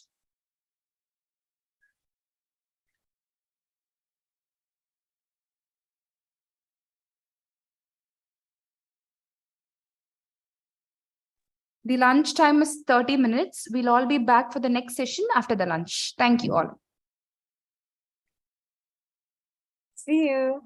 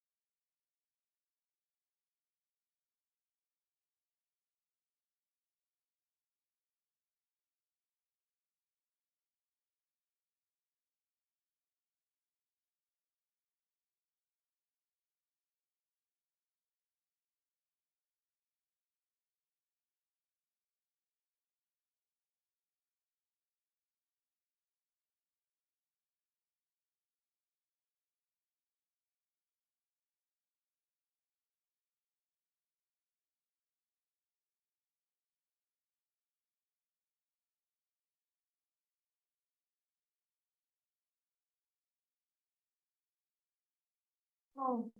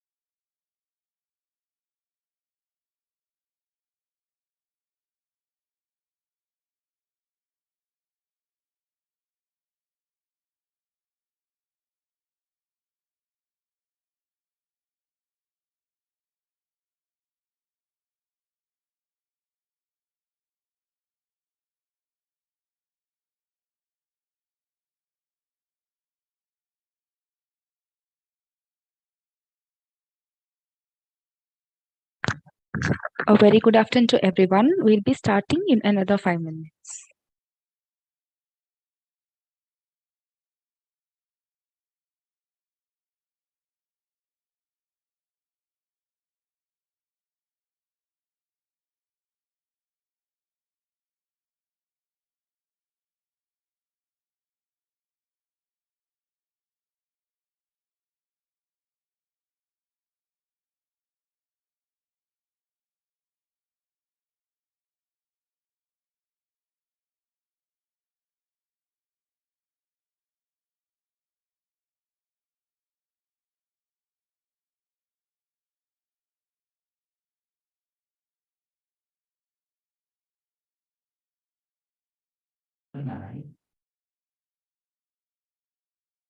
Itu kantin yang di sana. Titip.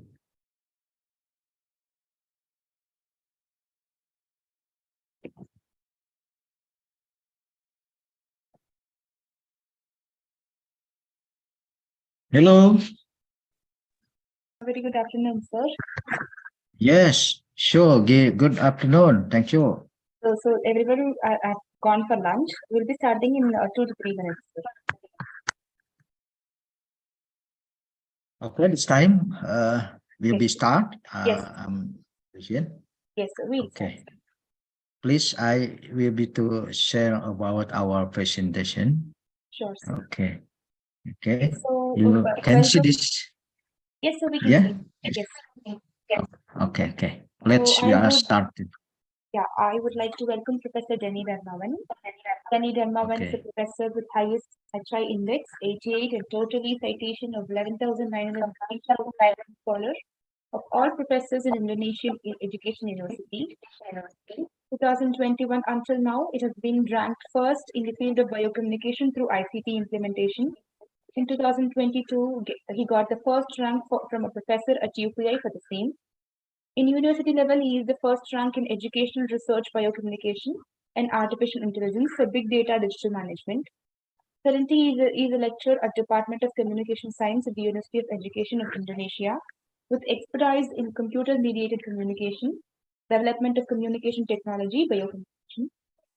Since 2019, his expertise has been in communication technology for education and culture in developing information system technology networks and long-distance network elevation technology.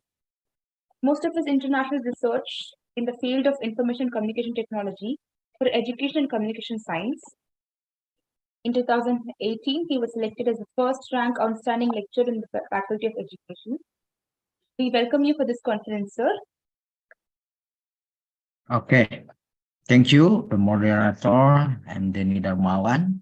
Today, I'd like to present on a cybernetic session in this IFERP international conference. My title in our shirt about the cybernetics in education. The title was published of the super app from by President landing page on artificial intelligence for education services. And let's see how this introduce of my research background. Yes, the first research is motivated by existence of the COVID-19 pandemic. And then in the world, we have the pandemic like in Indonesia, so that education service are not optimized and for the community teaching. And the second, the birth of Paris regulation from Ministry of Education concern to Paris solution for disability education services. And they are joint effort made to researchers, educators, industry support to explore more the proper and utilization of artificial creation for education service innovation in the post-pandemic, and we leads to the hybrid and another digitalization. They are the main for the formation of digital learning as educator, but he did the for mobile application that we are supporting. And the last, the work of strategics for optimize utilization of the big data of digital online database automation system to support the educator and student and how to the objectives of this research area. And the first, how to the description of the analysis of the construction of the developed super app mobile president in West Java or specialist field of our research. And the second, how to develop model design to the super app mobile president learning through AI approach. And the third, how to develop a system to AI for super app mobile student learning through C++ programming for student, and how to build the network access for artificial intelligence work system PCDN learning mobile super app product with the data learn resource PCDN and API. And the last of the 5 of our research objectives, what are the super app mobile PCDN learning assessment result for the different area of intelligence, artificial intelligence, and we have the create on the theoretical framework. Yes, we started off to the artificial intelligence framework on super app mobile CRM to support of the ring rods of 5 the theoretical framework. The first about the how to regulation and quality control of super app learning ecosystem mobile learning to the start from the regulation Ministry of Education and Culture of Republic Indonesia, and there's specific the program about the concerned distance learning system. And the second, how to the ring database PCDN TVUPI from the Kedai program from in Ministry of Education, Higher Technology Research in Education in Indonesia about the matching fund Kedai Reka. Yeah, and the third, how the predictive of element of super app for PCDN learning, educational teaching, educational technology, or support association in 2029, and all become UNESCO in 2022. And the fourth about the artificial intelligence and digital mobile competencies from Stuart and Russell, how to the artificial intelligence for modern, of course. And the sixth about the delivery SWOT of system digitalization of infrastructure or to manage and collect the big data about the Digital Ocean LLC on 2022. And the last, we have the number of 15 of 2020 concerns guideline for implementing home learning in an emergency for the spread of coronavirus. This our theoretical framework how to develop about the PCDL and mobile super app PCDL learning in Indonesia. I mean in Nusantara. And the research method, our field of this subject about the method have used research from AVI models. Yeah, the first analyze and data collection, surveil of the PCDN and TVUPI on 15 district in Nusantara. And the second step of this research, how to design construction, design for database and mobile PCDLN as mobile application model. And we have to do preview and validation and revision design. And the third development about the component of system database PCDLN and product validation, revision system, and how to the application support as a database for mobile super PCDN learning. And how the implementation is our product. We are go to the trial running with the database and mobile PCDL and a super app application model. And we are collecting and analyze from the export and product revision.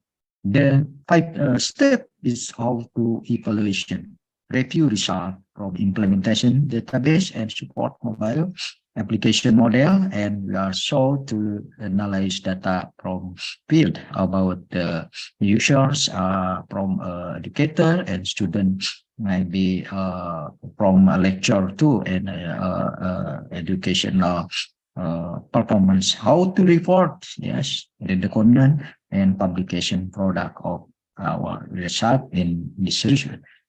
The first our research about to need analyze, yes, from team of the district Nusantara, the models of source the data from West Java. Yes, we have the central studio at the University of UPI.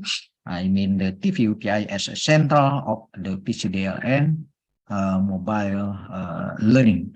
And Sumatra Island too, I have the Jambi and Karawang, yeah, Purwakarta from West Java, and Maluku, Papua, yeah, island of Papua, and then Cirebon district, yeah, Kuningan and Pangandaran, Sumedang, and Garut City. This is the first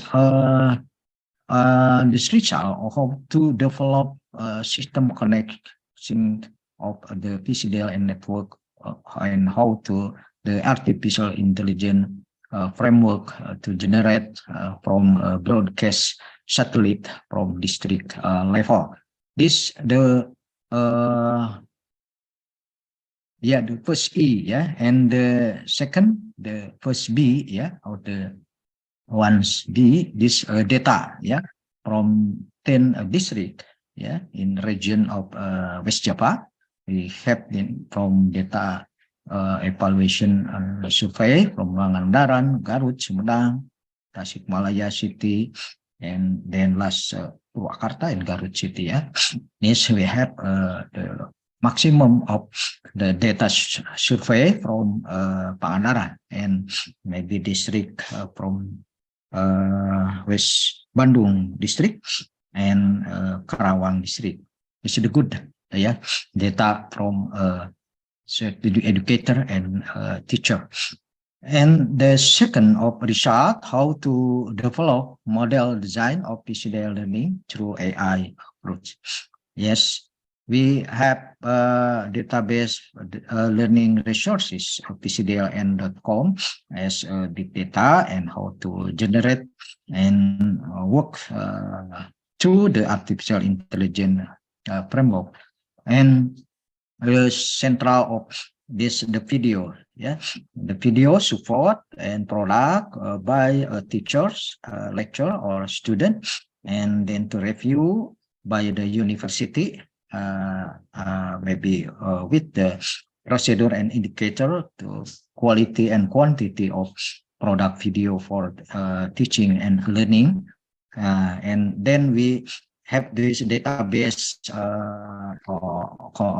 cloud database on big data learning resources application. You can access on the HTTPS PCDLN.com. Yeah, this is the big data from learning resources and have to create by the teachers and lecturer, so to use for the educator and student all in the island in Indonesia.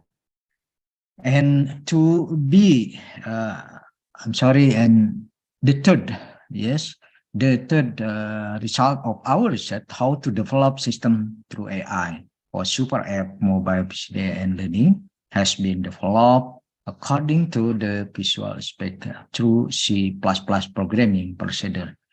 The first, we give this the based on a Play Store, and the user can to download and install this application version 1.1.1, yes, and this signal or the symbol on your application mobile, and this the visualization virtual community digital learning Nusantara, and you can to access the source learning, learning for example, this view of step the learning resources, and we have the how to create this about the free application on your mobile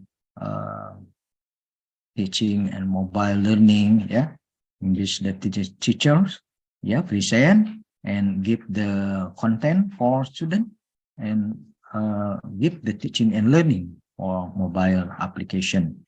Yeah, we can the name of result in our research super app mobile PCDL and learning. And the fourth for E, we can build network access for implementing artificial intelligence framework to PCDL learning mobile super app product with the big data, how to learn, how to use, how to utilize from this our database.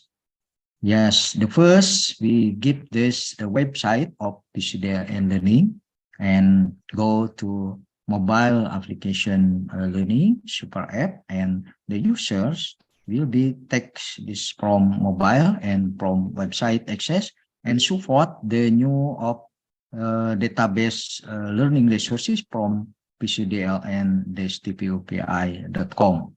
This connecting and correlation for this result for E. And for B, we can show to the all participants in this international conference how to interrelation big data and artificial intelligence for support to use the super app mobile PCDL learning. The first from application mobile virtual digital learning Nusantara, yeah, the all student, the all teacher can give and can use this content and then how to support the element of PCDL and supporting is from basic collaboration PCDL. This product you can access on http wpcdl.com. Yeah, is our service.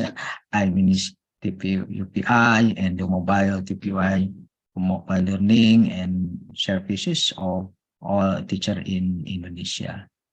And the last about the 5E of the measurement, the advantage of implementing the super app mobile PCDL learning for education service based on AI. This is the data how to the framework of artificial intelligence support and conduct our product of our research. The first area of framework in AI about the data from machine learning, natural language processing of NLP, and expert system, vision, speech, planning, and robotics.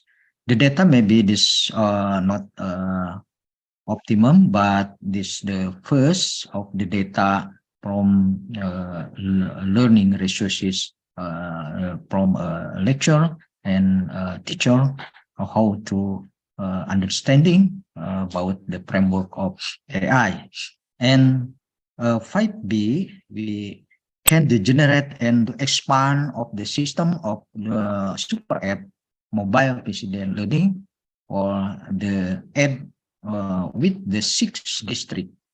Yeah, the first we have just from 10 district, and the last we add the 6 district in other district, other island from Nusantara.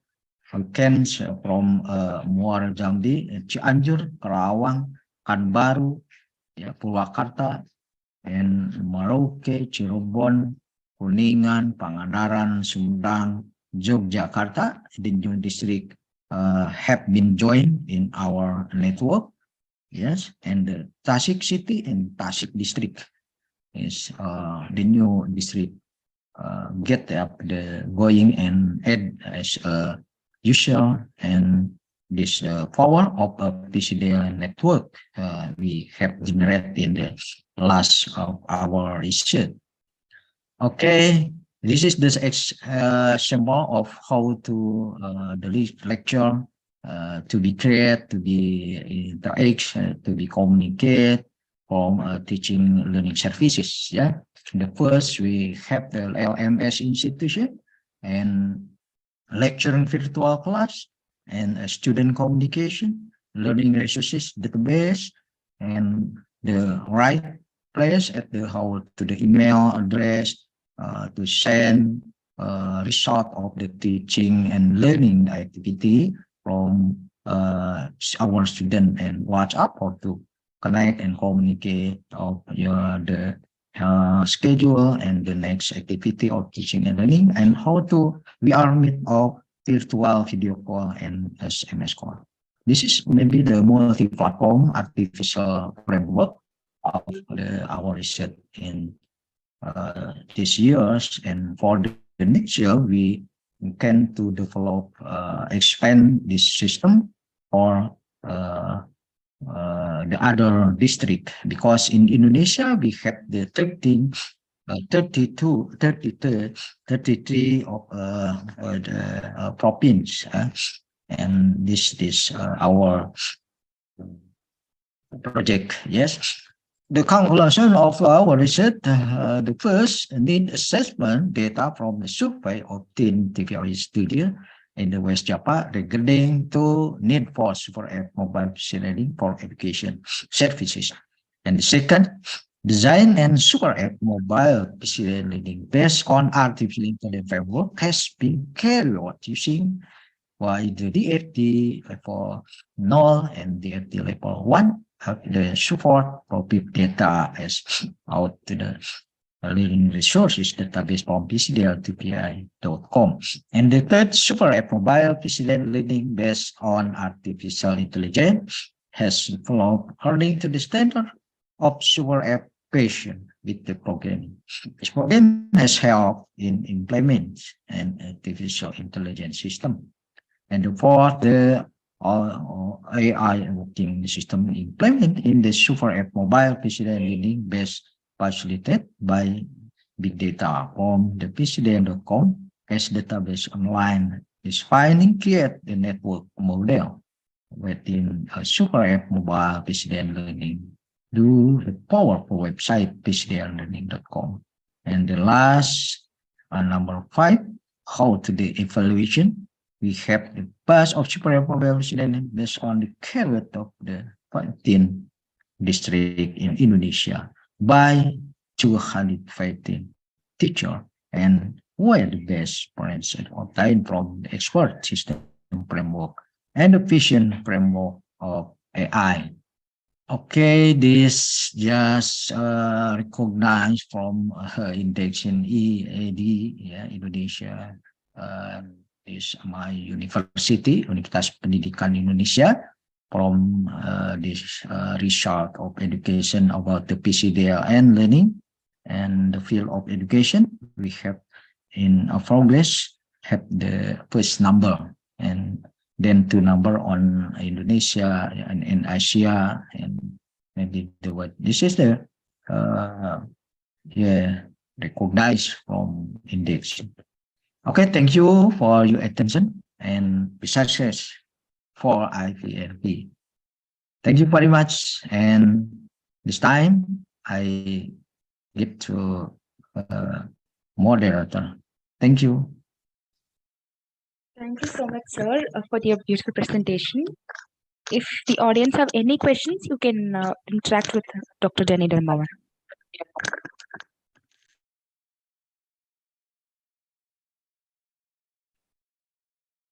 Okay, any question, please?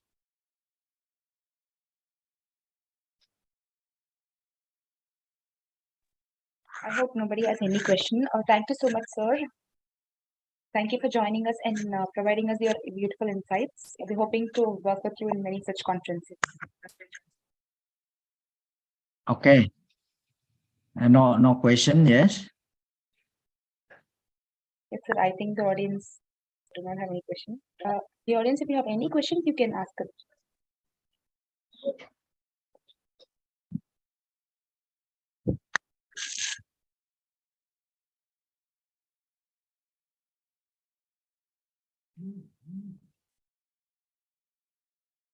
Okay, if no question, I want to show to the participant of our product of research PCDL and learning. I share this website, and already this is free for use of all teacher in Indonesian and maybe in the world, yes, not just from Indonesian or Nusantara.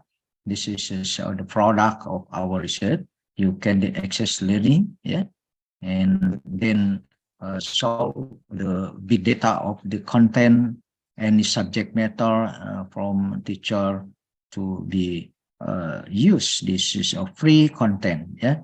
I want to show this how to the mathematics and Arabic language and English language, yes, and Pancasila in Indonesia, just in bahasa, not in English language. I show you this content with about the English lesson like this. Okay, let's see this. This.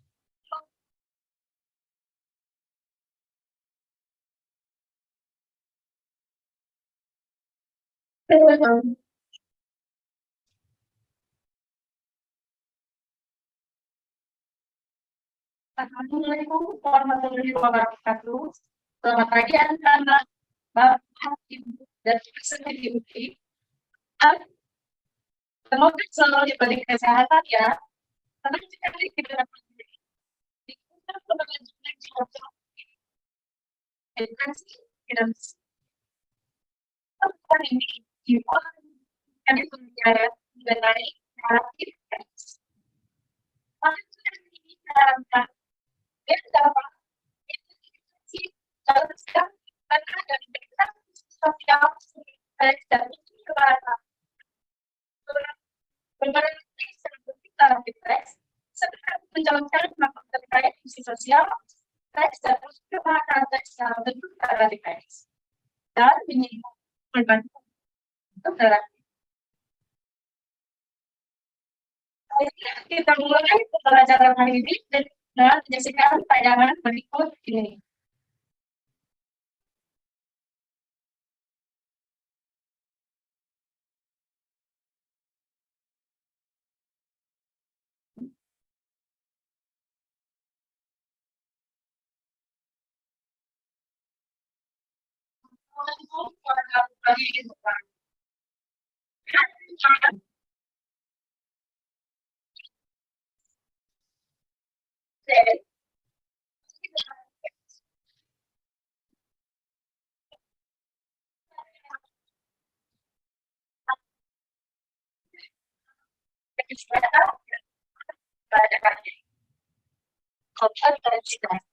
Tidak diberikan.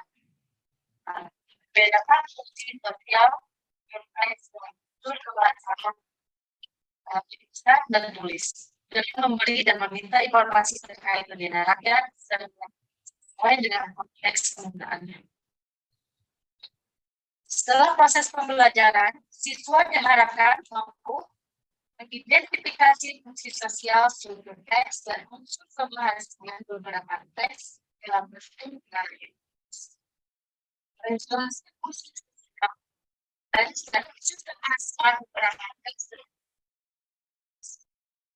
Penggunaan fungsi sosial, struktur teks dan unsur kebahasaan beberapa teks dalam bentuk narasi. Membedakan sosial struktur teks dan unsur kebahasaan beberapa teks dalam bentuk. Menjelaskan terkait fungsi sosial, struktur teks dan unsur kebahasaan teks dalam bentuk. Dan yang terakhir yaitu menyimpulkan informasi dari teks dalam bentuk narasi. Selanjutnya kita mempelajari karakter teks. Perhatikan gambar ini. The answer is number 1. Do you understand what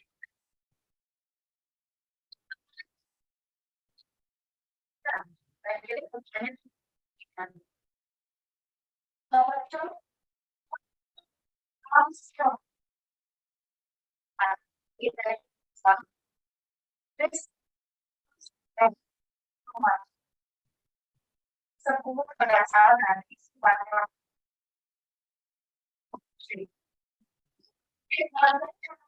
fokus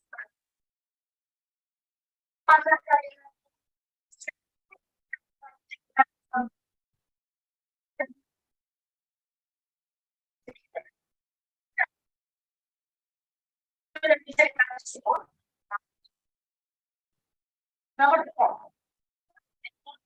What is story is the origin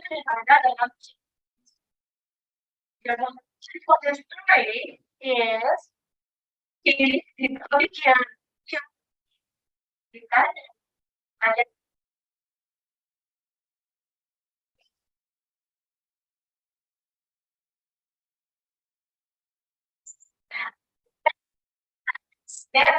the story. Yes, they can be imaginary or the combination. Jadi pas cerita.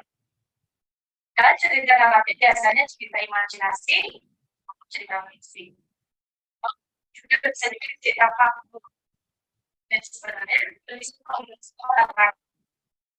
Okay, that's just for example, the content how to be teacher, show lesson plan, and show context for teaching and learning, and he support from database from PCDL and UPI.com. Like maybe you can use about the website. Database of PCDLN, tpupi.com. Yeah.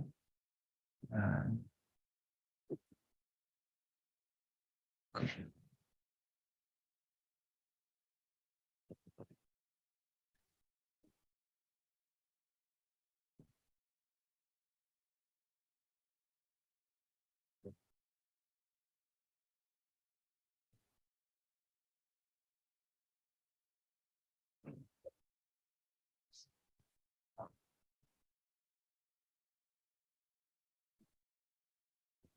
Yeah. This is one of our research product about the PCDL and database. Yeah. The all teacher maybe to register and as a member of PCDLunlearning.com, and they all can to be use this product for teaching and learning. Yeah. This is our profile of about the central of TPUPI as conduct to the all district in Indonesia, yeah, and how to welcome in PCDLN.com as a virtual community digital learning Nusantara. Yeah, this student and teacher maybe login in this menu, yeah, and how to computer-based test can be used, and the all facilitated in this database as a big data model every day, every time. We can add the content from teacher of all Indonesian district and to get to review and how to dissemination of all the teachers need for teaching and learning services in Nusantara.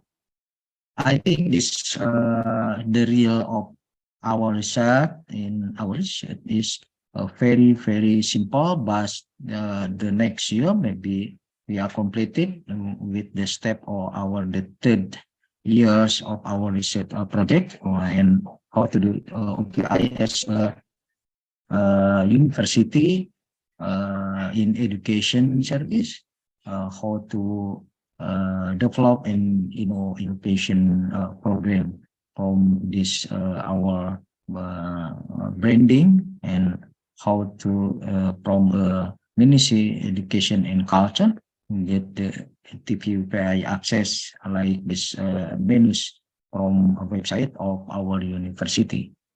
Yeah. Now, this is about the how to tutorial upload, create the content from teacher. Can to watching this video, yeah, I'm sorry, but in just bahasa.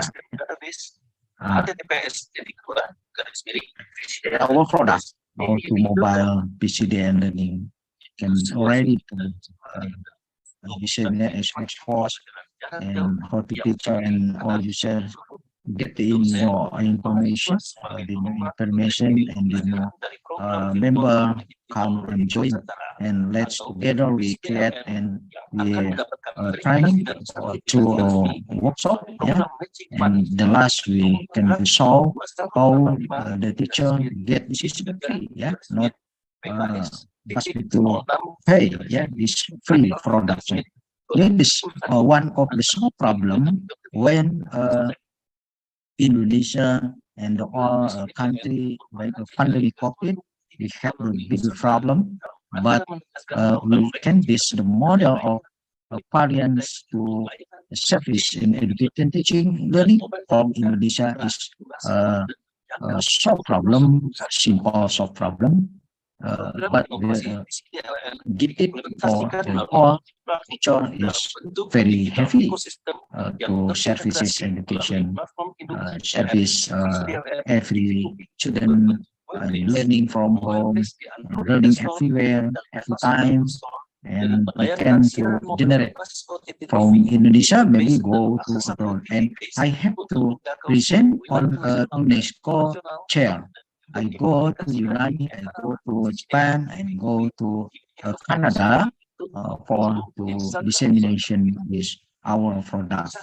Like Magma Learning from Euro and from Australia Pacific Asian, we connect, we create and we collaboration with the other researchers or have the solve problem as on as a friendly copy. Yeah. Maybe for next year is text maybe to translate on English language or the PBB, yeah, United Member Language for use on all teacher in all the world. Yeah.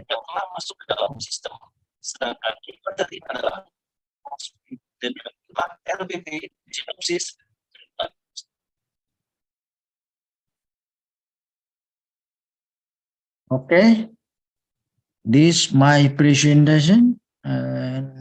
Next, we meet on luring or maybe the other conference. We are present about another result of our research for the third years. Yeah, the third step in our research will be shared on this conference and organized by IFERP. Okay, thank you very much for all your attention in this time. Thank you so much, sir, for joining us. Yeah, so now let us move on to the technical presentation session. For the technical presentation session, I would like to welcome the session chairs, Dr. Sharanya, Assistant Professor, Electronics and Communications, Wales Institute of Science, Technology and Advanced Studies, India, and Associate Professor Renal Chacho, Associate Professor, College of Education, Philippine Normal University, Philippines. They have joined us for the session and they'll be chairing the session. Welcome, sir, and welcome, ma'am. Yes, good afternoon. Welcome, everyone. Good Nice afternoon, ma'am. So can we move to the presentations? Yes, please. So for the first presentation, I would like to welcome Erika Letty to present on tip-borne and leaf spot detection on strawberry plants using convolution neural network. Okay, my time is finished. Yes, thank you sir. very much. Yes, sir. Yes, sir. Yeah. Thank you so much.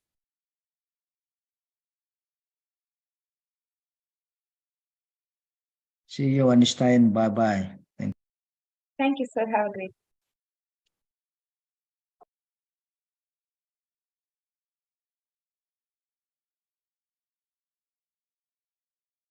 day. Ms. Erica Litty, you can proceed with your presentation.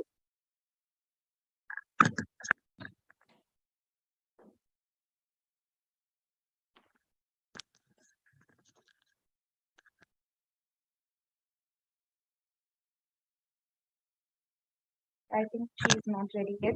So let's move to the next presentation. For the next presentation, I would like to welcome Indumati to present on enhancing cloud data security using hybrid of DNA and quantum concepts. Yes, ma'am.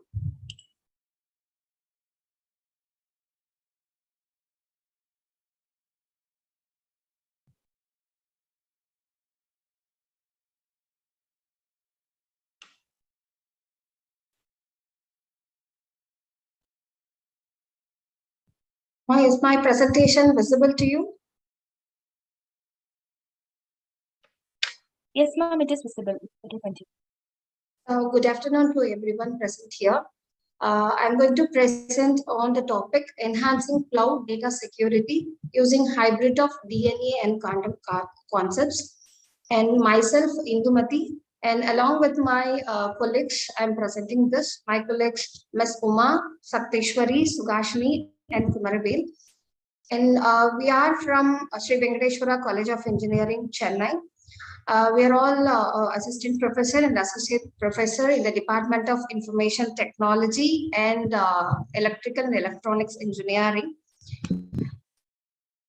To say about me, I'm working as assistant professor for 16.5 years in engineering colleges, and I have published 8 research articles in various international journals and 10 conference publications.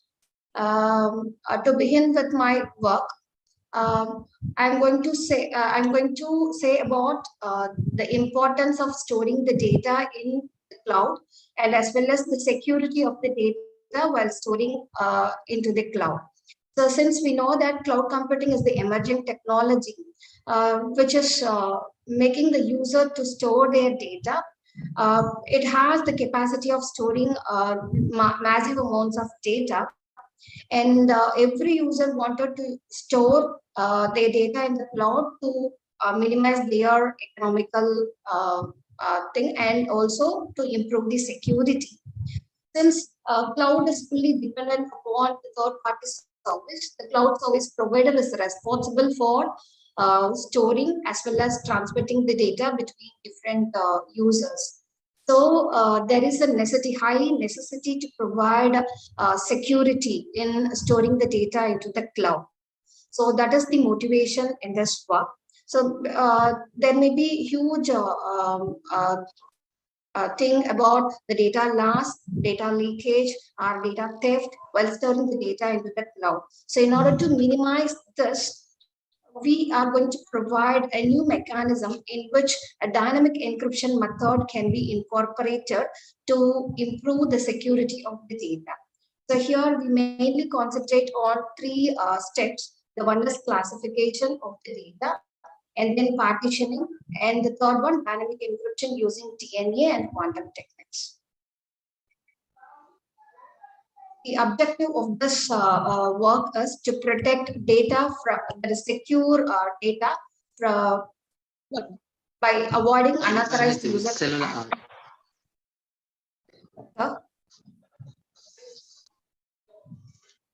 To provide high security by preventing the unauthorized users. And the second objective is enhancing the data security with minimum computation time and cost. And to begin with the basics of cryptography, the cryptography is the mechanism in which we are converting the plain text into unreadable format with the help of encryption algorithm. So previously, the symmetric cryptography and Excuse me, can we mute the live speaker, please? Thank you. Actually, in existing the symmetric cryptography method and asymmetric cryptography method were being used. So in symmetric cryptography, the only one key is used in both the sides at the end of encryption and as well as in decryption. Whereas in asymmetric, different. Cheta. Oh, like a bad is a capture note.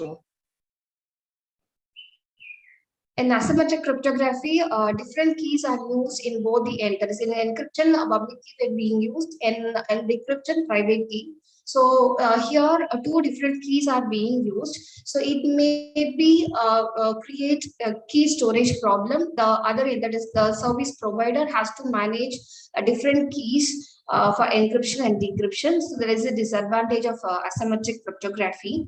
And then cloud came into picture. So where the cloud, in the sense, it may be a private cloud, public cloud, or hybrid, or any type of cloud. If it is a public cloud, any user can access the data from public cloud if they are authorized person. So there is a huge chance of data leakage problem. And if it is a private cloud, only the specific set of people can access the data, even though the set of people from the same organization may access the data of others. So in both the thing, the security is very much essential, and that needs to be concentrated. So usually the user will send the data to the cloud. The cloud service provider is responsible in encrypting and storing the data into the cloud. So if the cloud service provider is itself an intruder, there is a chance for data leakage. So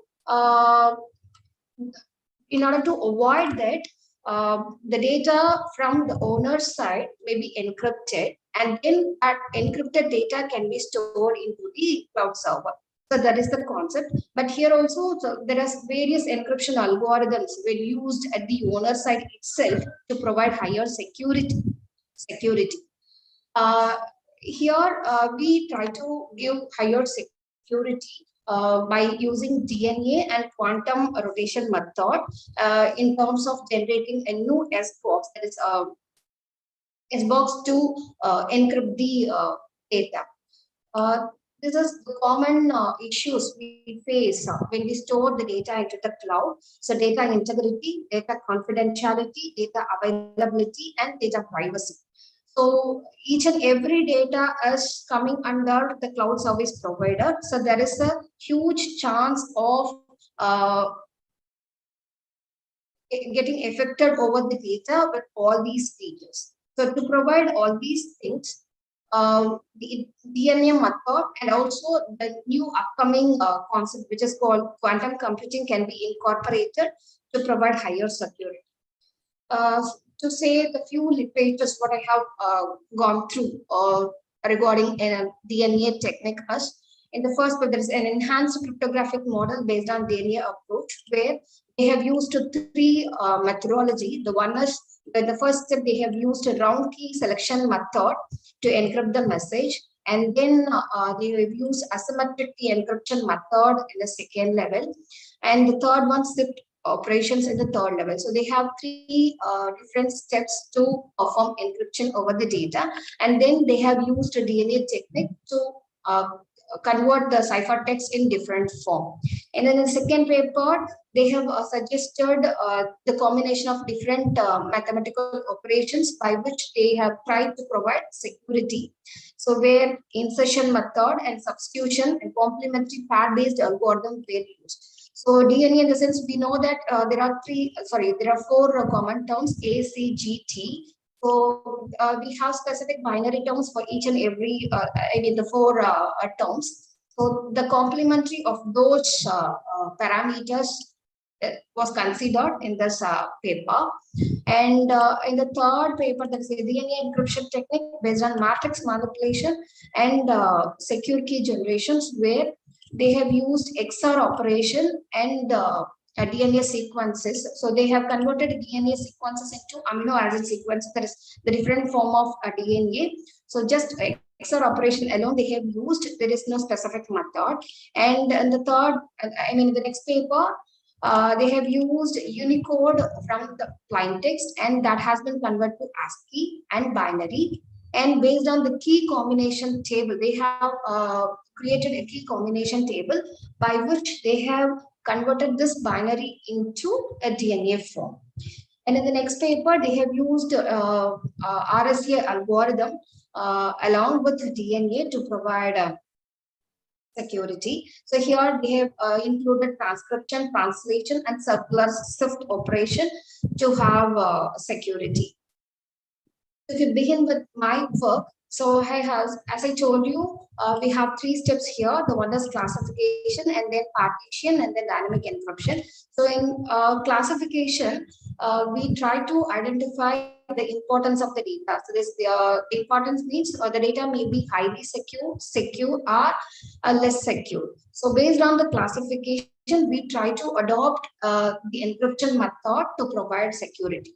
Once the data is segregated based on the levels, then we do partition over the data. So here we do partition based on the slicing technique.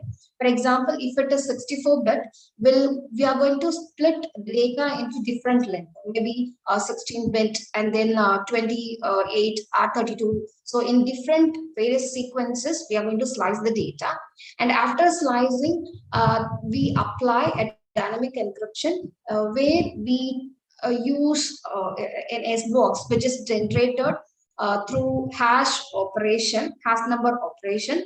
And by using that S-box, we convert slice the information into ciphertext, and that ciphertext will be translated to the DNA codes using DNA codebook table.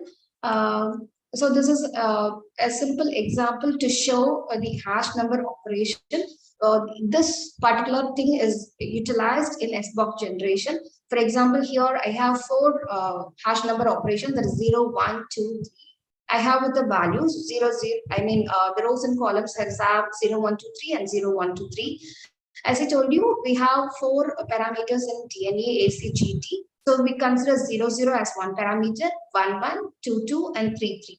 So based on this thing, we are going to utilize the values which is present in this table from this rows and column.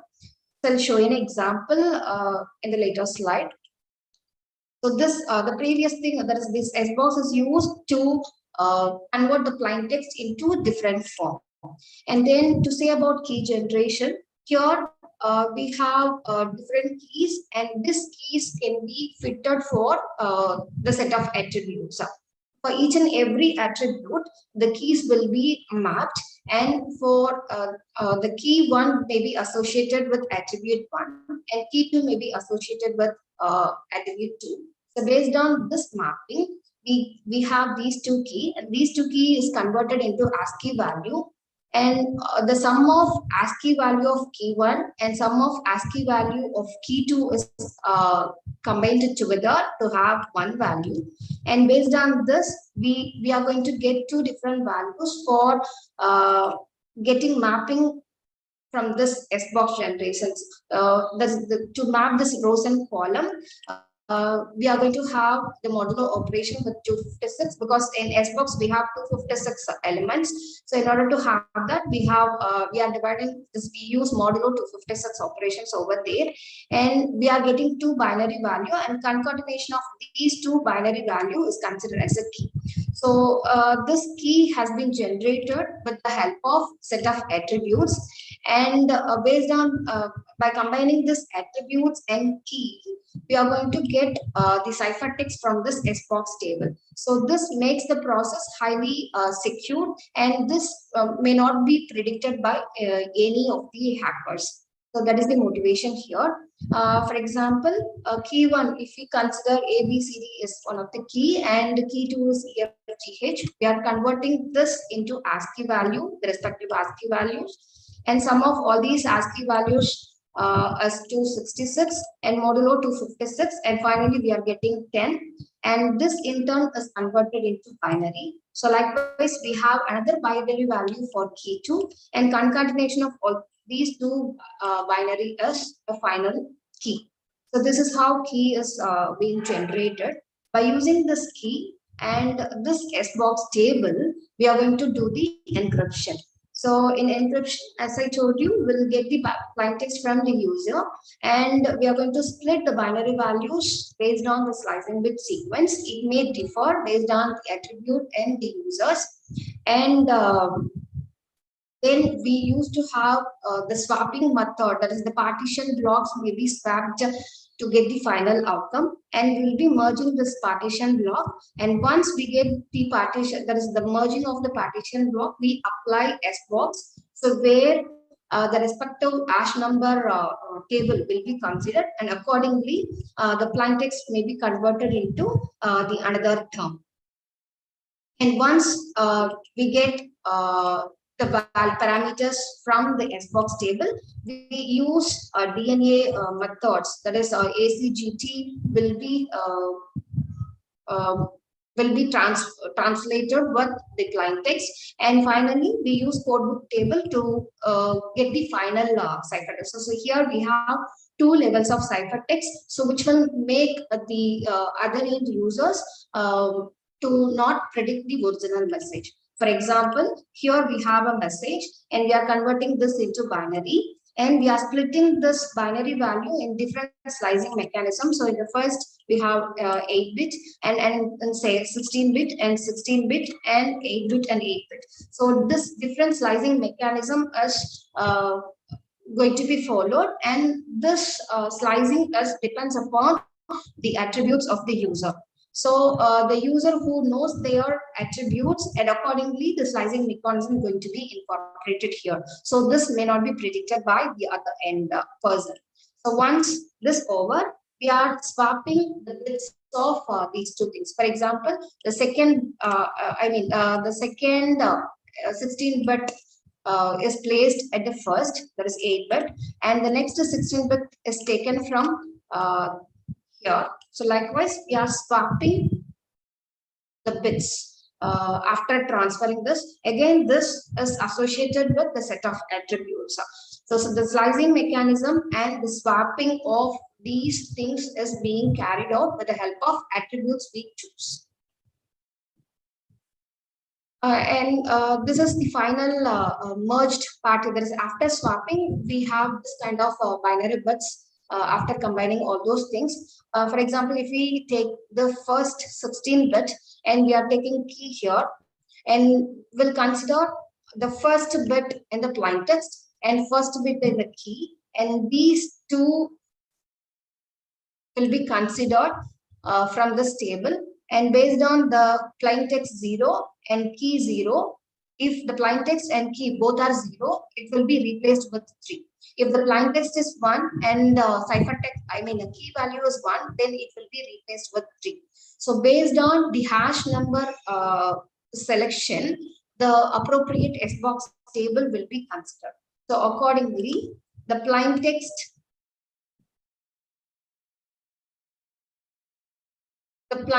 is converted into 3. So here I have 0 and 0. So we are replacing with 3 with the hash number operation 1 from the S-box. Once we get the ciphertext, we try to translate this into a DNA form. So where the first parameter A is considered with 0, 0, and T is with 0, 1, and C with 1, 0, and G is 1, 1. So just we are replacing each and every bit of ciphertext with the DNA parameters. Once we get the second level of ciphertext can be obtained from the codebook table. For example, here we have GCGG. In this ciphertext, the first 4 bits will be considered, and its relevant codebook value will be replaced in this DNA parameters. For example, the first one is GCGG. So that will be look into this code table, and accordingly it is 129. So it is replaced with 129. Likewise, the next 4-bit is replaced with 59, and so on. So once we get the final value from the codebook table, its relevant, its equivalent ASCII character is considered as a ciphertext. So here we have 2 levels of ciphertext, and we have attribute selection associated with the key value and swapping and partitioning. So we have 4 different operations in the first level, and in order to get the ciphertext, there are 2 levels being used, so that the high level of security can be obtained. So the strength of the proposed work is we can enhance the security, and also it is very difficult to have brute force attacks also. So brute force, it will try to have a possible number of combinations over there. So we can avoid brute force attack with the help of DNA as well as 2 level of ciphertext creation, and we have very less mathematical calculations, and the computational cost may be less when compared to the existing thing. The future scope of this work is I can use a quantum computing approach where the quantum rotation methods can be used in SBox generation, and that will provide higher security than we obtain here. So the conclusion is, since there are large number of DNA sequences are available, it is almost impossible to predict which sequence has been used for encryption. So it is first the advantage, and intruders will not be able to predict the main ciphertext for cryptanalysis due to the presence of extra information along with the main cipher. And these are all the references, a few references I have cited here. So that's it. I completed my presentation. If there is any question, I'm happy to answer. Yeah. All right. Hello. Good afternoon. Good day, everyone. Yes. Thank you so much, Professor Indemati, for such nice presentation. Thank you. All right. My specialization is into innovation management, and I find it really so gibberish or technical to look into how you manage to come up with such way to increase data security. Could you tell us ways on how were you able to, where did you get the idea of using this hybrid DNA and quantum concepts? Was this done before, or this is the first time you executed this kind of mechanism to increase data security? Actually, I have implemented an SBox with the help of fingerprint. That was my first work. So where I have analyzed that since the SBox is having 256 elements, if we have a possible number of permutation, in each and every box will have 256 factorial. So there is a chances for swapping each and every element by 256 factorial. So definitely it will not allow the unauthorized users to find the position of each and every element. So definitely it will give a higher security, sir. All right. I think thank you very much for the response, Professor Indemati. I think yes. We have another question, or someone is showing her screen. Yes. Hi, Indemati. Nice presentation. Thank you, ma'am. I just have one question. What do you think is this future scope of this work? How can you improve it? Yes, ma'am. Here I have used a hash number operation in SBox, ma'am. Actually, in AES there is advanced encryption standard. This SBox is playing a major role. So where it has 256 elements. So here, for example, I have shown only four elements. So these 4 elements can be obtained from the quantum. So since the quantum is having photons, and the direction of photon is different for each and every minute. So the value we cannot predict. If we apply the quantum concepts, so definitely the hacker cannot predict which bit will have for a certain plain text, because each and every second the bit value is going to be different. So there we have a quantum rotation angle method in quantum. So that can be applied in this SBox. So for example, if we apply 90-degree angle with the help of any quantum walk mechanism, so each and every parameter in this rows column is going to be different for each and every minute. So it cannot be predicted by anyone. So in that way, I can use quantum concepts to give higher security. Okay, yeah, good. Thank you. Thank you.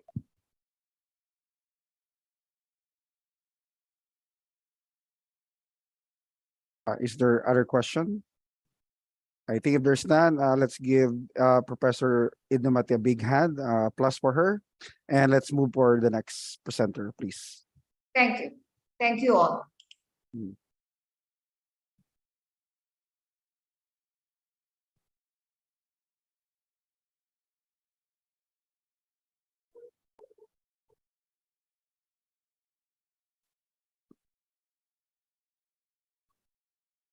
Can we call the next presenter, please?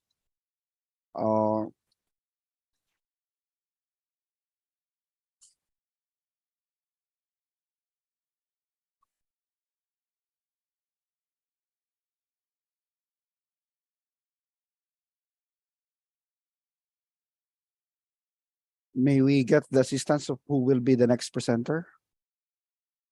We just had enhancing cloud data security.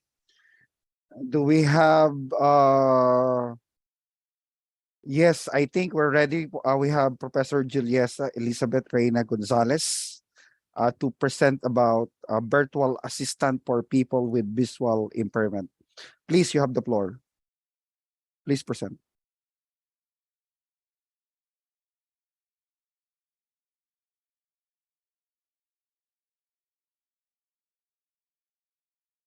Good morning, everybody. Good evening, everybody. We are in Peru country. The virtual assistant for people with visual impairment. The speaker, Ms. Julissa Elizabeth Reyna González, Moisés David Reyes Pérez, César Wilfredo Rosas Echeverrías, Alberto Gómez Fuertes, and Dina Marisol Calonge de la Piedra. Please continue with the biography, please. Thank you.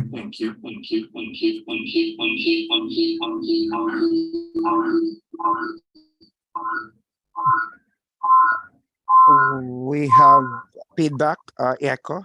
Please manage your volume, please. Okay, thank you. I continue, please. Sure, please. Okay. Yes, my name is Julissa Reyna Gonzalez. I am university professor at pre-graduate level of engineer. Full-time professor of Faculty Engineering, School System Engineering of UNEVAL, and thesis advisor research project, thesis URAI. Alberto Gómez Fuertes is a doctor.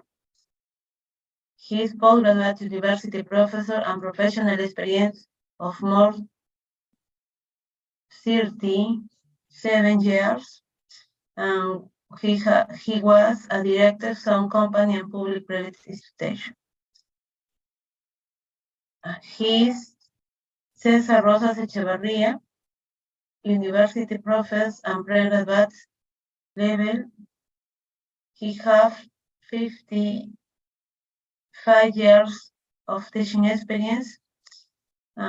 He worked at the University Emilio Balizán. He is Moisés.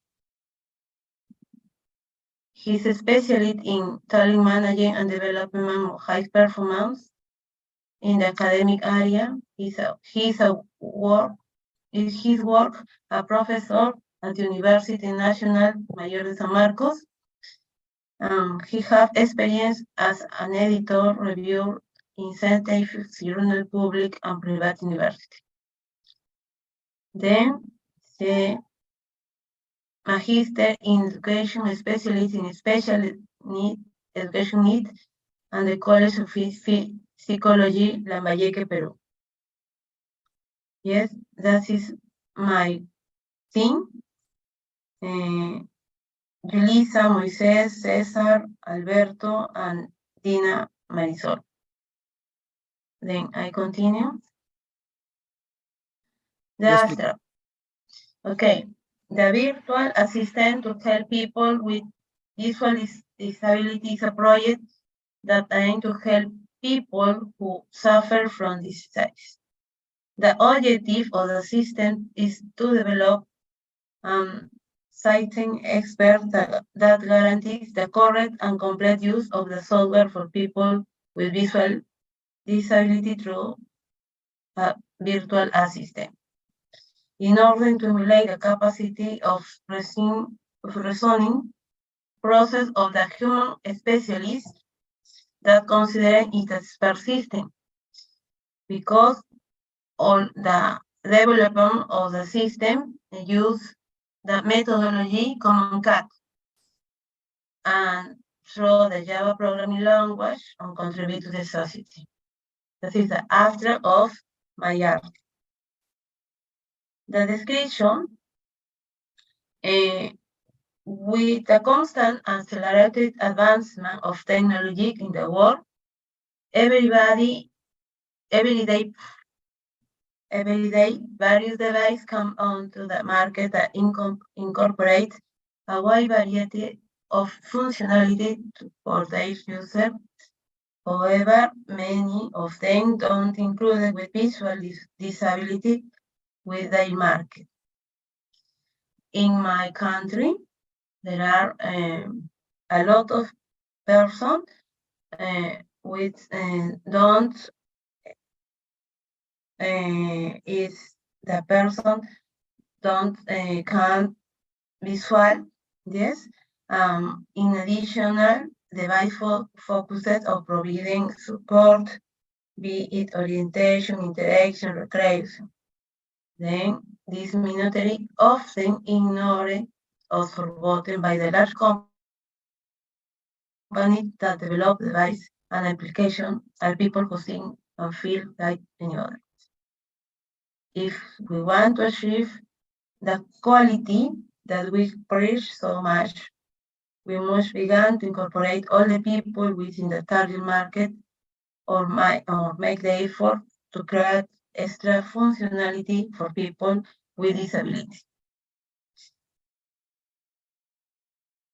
The problem formulation.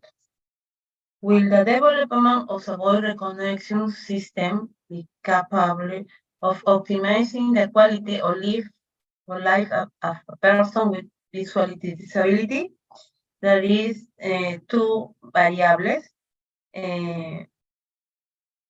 Dependent, visually impaired people, and independent is persistent. Yes, continue, please, my partner, for conclusions. Thank you. Thank you. Thank you. Thank you. Thank you. Thank you.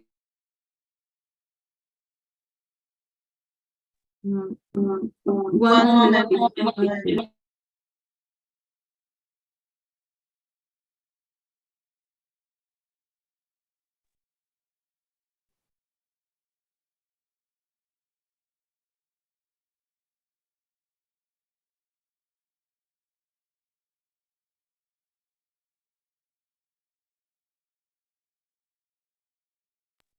Okay, you can continue, please. Thank you. The virtual assistant is a system that helps many people with visual disabilities since they are stressed at home. These assistants come as an alternative to have an improvement in their daily lives, where they interact with the expert system. Papers have been reviewed in which the development of the Common Cats methodology is appreciated in different ways. This methodology provides us with guidelines to define how we develop the virtual assistants as expert system. However, the guarantee of the success lies in this implementation. That is the process the assistants starts, register, are you registered? Next, register at, login, and then the next process. No jokes, news, times information, go to music progress, stories, selects, and continue and finish the interaction. Next. The work structure, the virtual assistants is across analysis, design, coding, test, and export. Inside everything has more process in yellow box. Next. That's all for all. Thank you for your patience. Okay, thank you. That is our conference presentation of internal conference of computer, cybernet, and education. Thank you very much. Thank thank you very much, Professor Gonzalez and company. Yes, indeed, this is very interesting topic or paper about virtual assistant for people with visual impairment. Currently, in your in your country, do we have a data as to the number of target, perhaps market segment, or the visually impaired possible clients in in your location? And as to the system, my question is this kind of assistant integrated in a smartphone or mobile phone, or there is a computer that visually impaired need to access in order to be assisted? Is this a computer based or mobile based assistant that we can offer to the visually impaired? Hola, hello. My name Yes. is Julissa. Okay. Yes. I answer the question. In my country, is Peru, the person who is that disability is not the government not interest for them. There are any a house for disability, an association, yes, person in this country, in other countries of Peru, there are association of disability, and we speak with them, and they are very interesting for that special virtual assistant, because we need that for be happy for your life, the thing of do, and they are compromised for the virtual assistant was implemented, of course, but the authorities in my country don't interest for this person, because any select associations within in any countries, and that sent to me, told to me, called to me, said, oh, the virtual assistant is very important. Yes, we need also implement of two for them, but that article is for the needs of person disabilities, of course, but not is commercial. But we can to do that for there are any person to needs them for be happy. Yes. Thank you. All right. Thank you. Do we have other question from the group?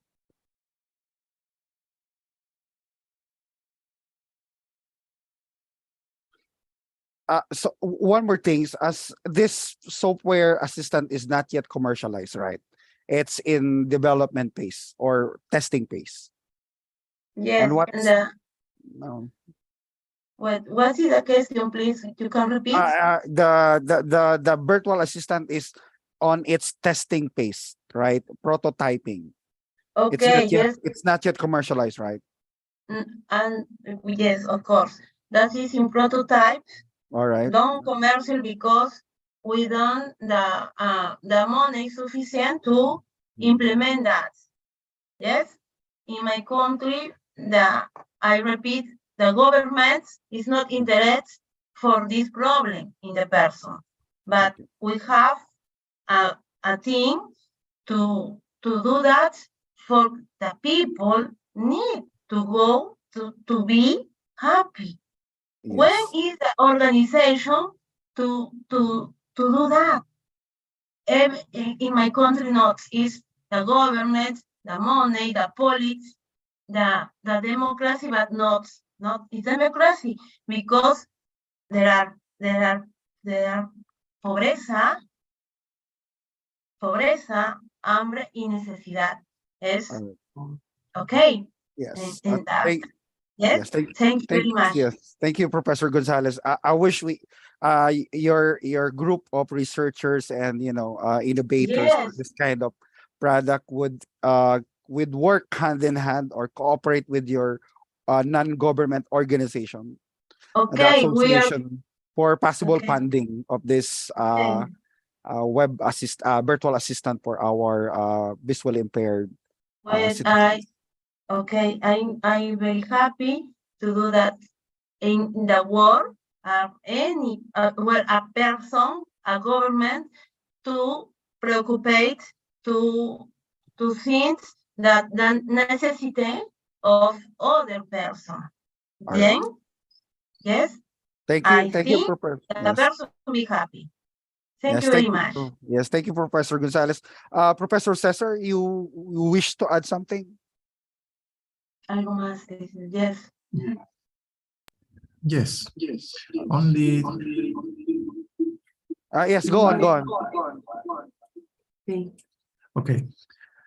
Only we thank you for all this time for exposure, for your time for exposure. This theme is so important for us in our country, for that persons.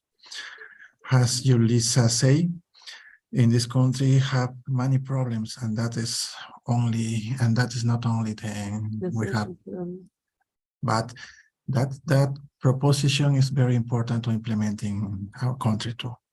All right. Thank you very much, Professor Thank Cesar. you very much. All right. Let's have a big applause for the group. Let's have the next group. I think we have the paper, a conceptual basis of digital teaching competence, a systematic review. Do we have Professor Artemisa Meneses here?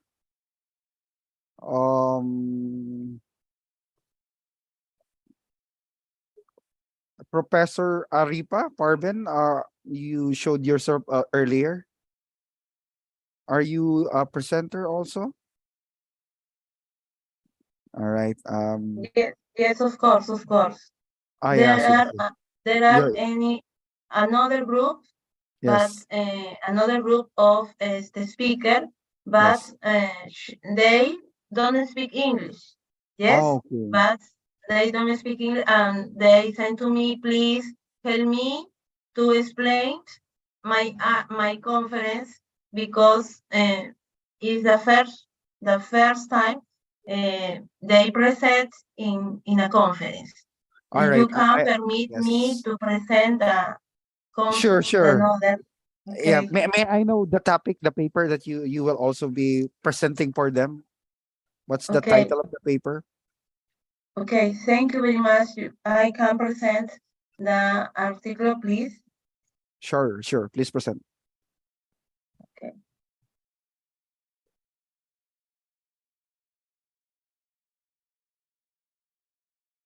They are another group of women researchmen in my country, but they say I don't speak English. Yes, but I help them to do that. But the woman can say researchment in my country. That is conceptual base of teaching competence assistant review. This Artemisa Carbatanta, Marisa Arana, they are professor at the college, and Beatriz Farro Garcia, yes, there is a teacher of the college, and my person, that is a professor university. Then I continue with the abstract that say the growing technological advance brought about the digitalization of this century, and increased by health emergencies, has to contribute to the use of digital tools in the educational context. In this premise, the student objective was to carry out a bibliography review and teaching digital competence and devices that can be taken for development of it. The research is descriptive and systematic of review or relay database and index journal was carried out, excluding duplicates, documents, and those that did not present a significant contribution or relay source. The study allows us to conclude that digital teaching competence is related to correct use in the teaching learning process. And for its training, the proposed model in terms of digitalization can be adapted. Introduction. Competence refers to human ability for performance in various professional areas. That is Delgado et al.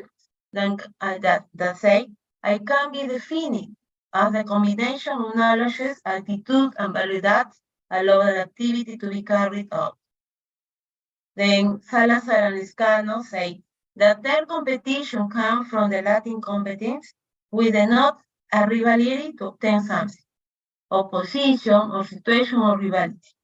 It is understood as mobilization of different knowledges, skill that an individual contributes as value in his action during the performance of any activity. That implies experience and effectiveness. Another, say, Montalvo et al. In Peruvian education sector, in accordance with international models, various curricula based on the competence base.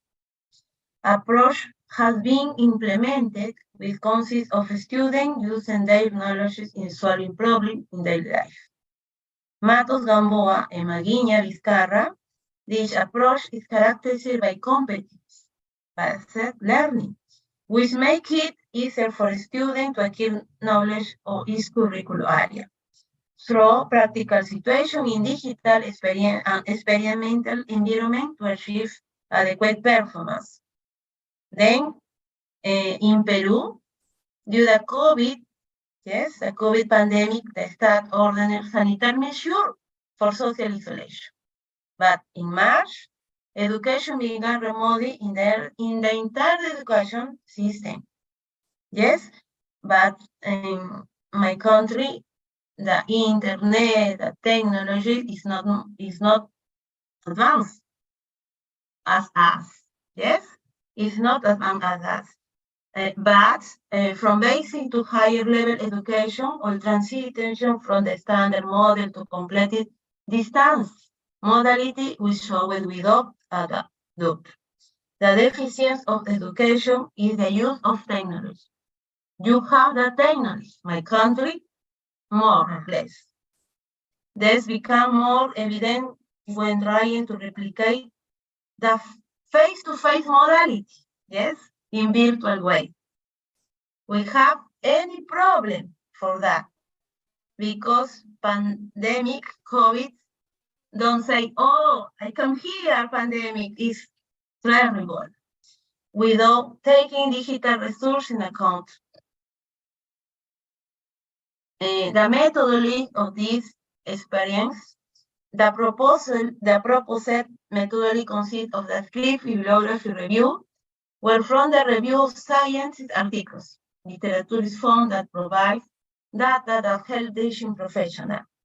But it is also of interest to general public, then the sociology, methodology of education and consider the education phenomenon as a social fact, where each individual has an impact to phenomenon of their education in a social way. Teacher and their field. That is Basket. Basket is an author of the methodology.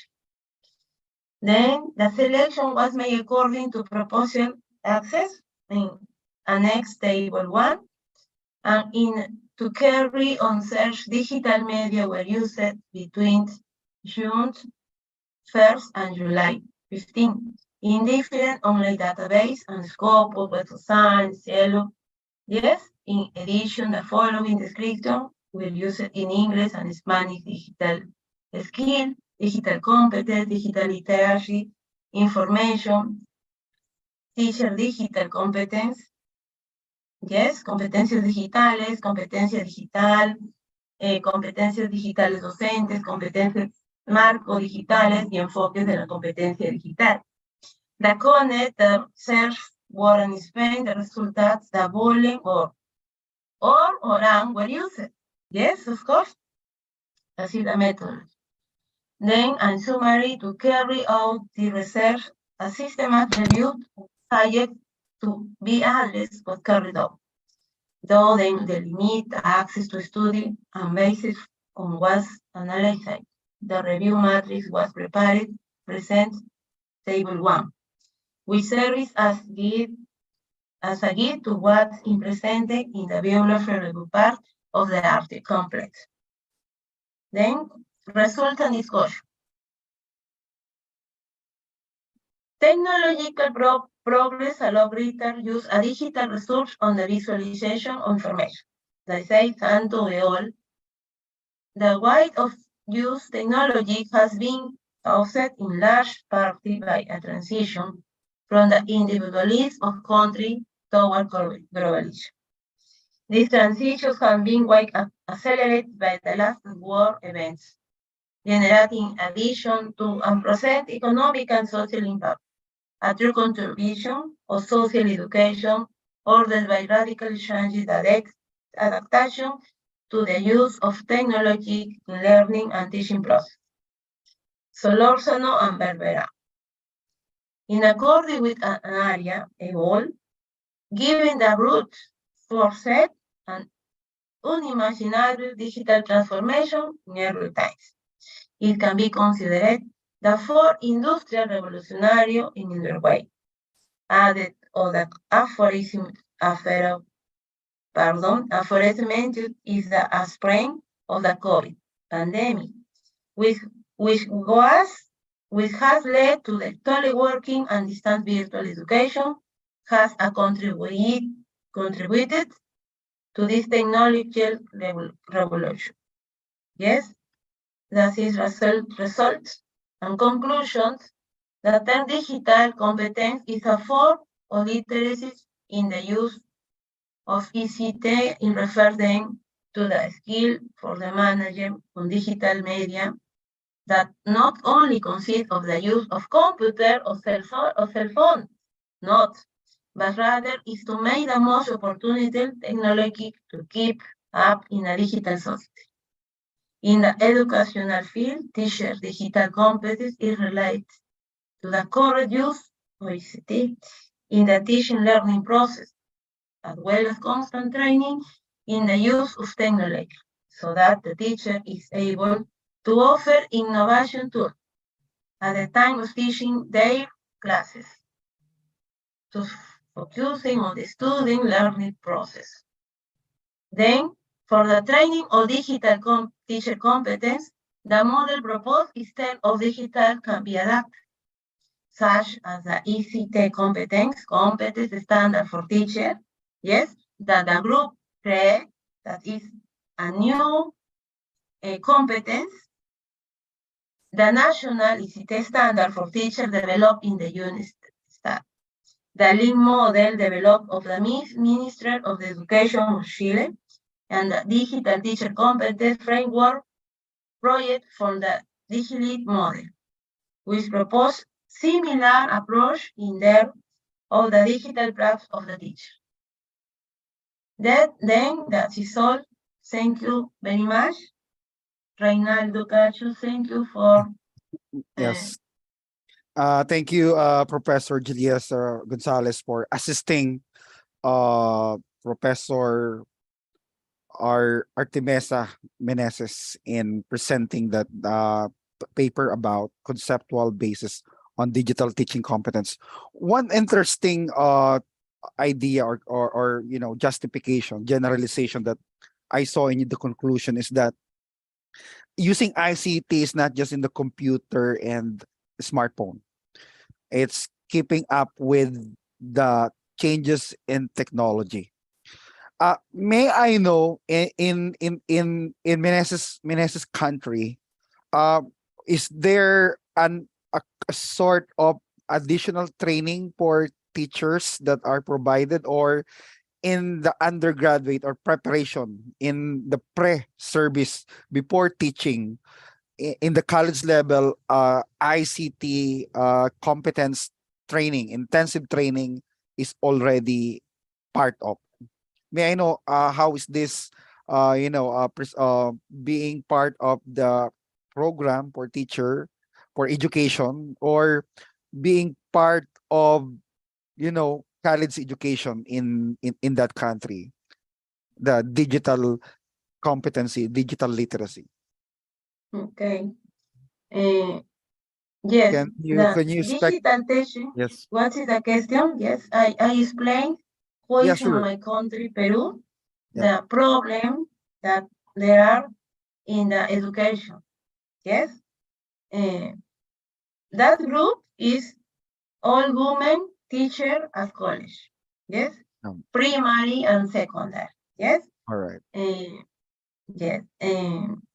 They propose a digital teaching competence based in many authors, yes, and a system review of literature about digital teaching competence.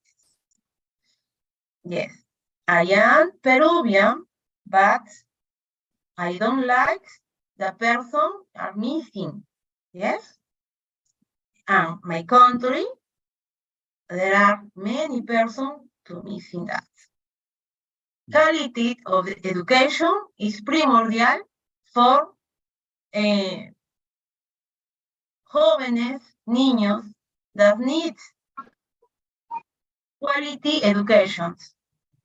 But we form persons to moral, to ethical education, they will have a person, a professional with win in the world. But we don't have a teacher to identify with the institutional place where work, not bad. Then the proposal of digital teaching competence said a woman Peruvian of Chiclayo City. Yes, there are women who say a digital teaching and they are the seat research months, yes, for that.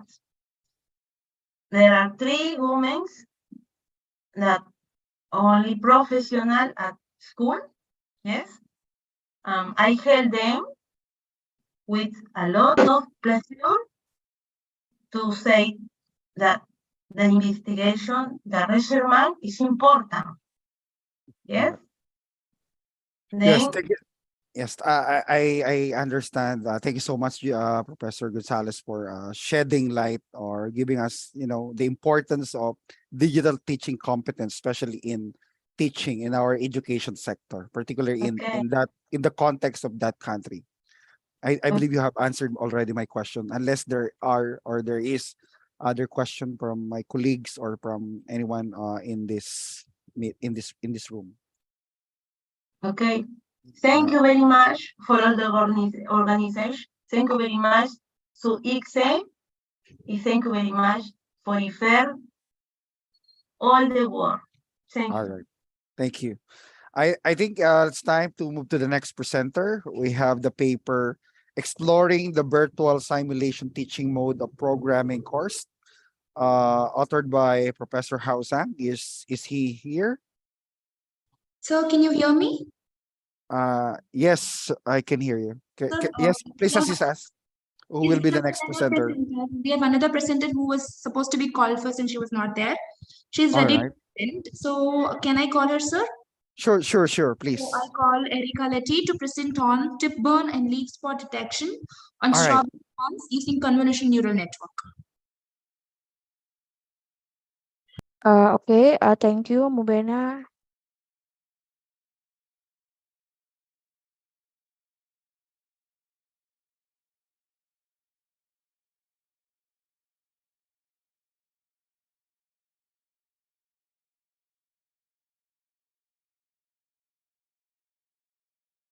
I think you may present. Yes, we can now see you, and I think you're sharing your screen. Tambahin mo pa. Kan nomor 13, makanya tadi no, terjadi transportasi hotel konsumsi daerah.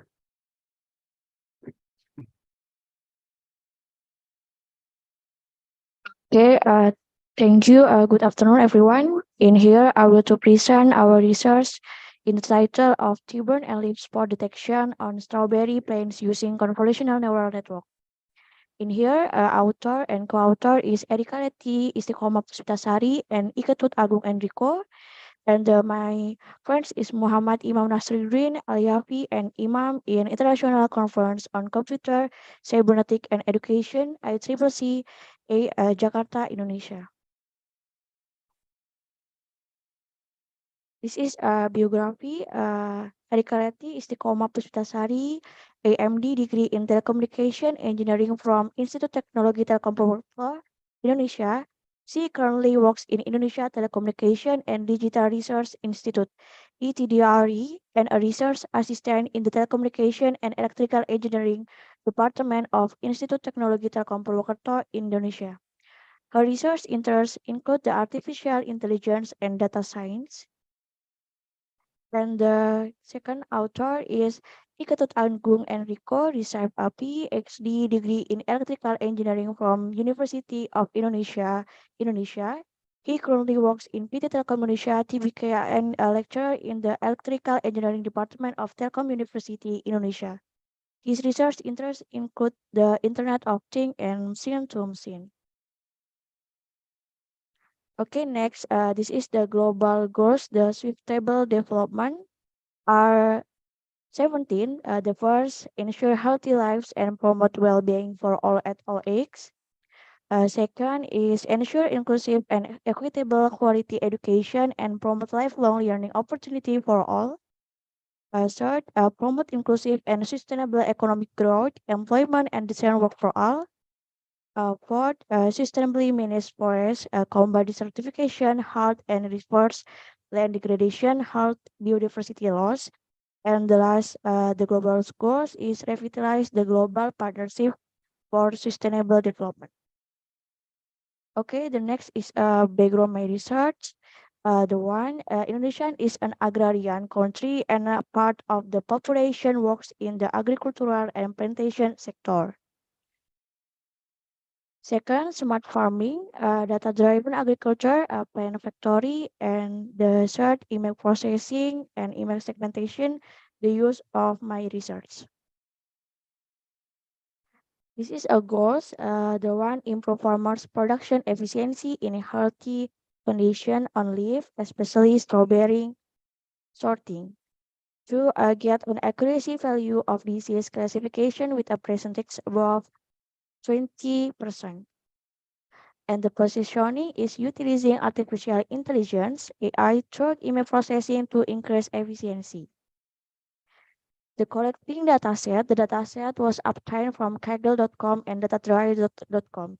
Here's a close-up of strawberry leaves, and this is a 3 category of leaf, 1 a T-burn, B a leaf spot, and C healthy leaf. Okay, this is the architecture of the convolutional neural network model is parted through K section. The first feature, extraction, and classification. The feature extraction section alters the incoming data so that it may be classified.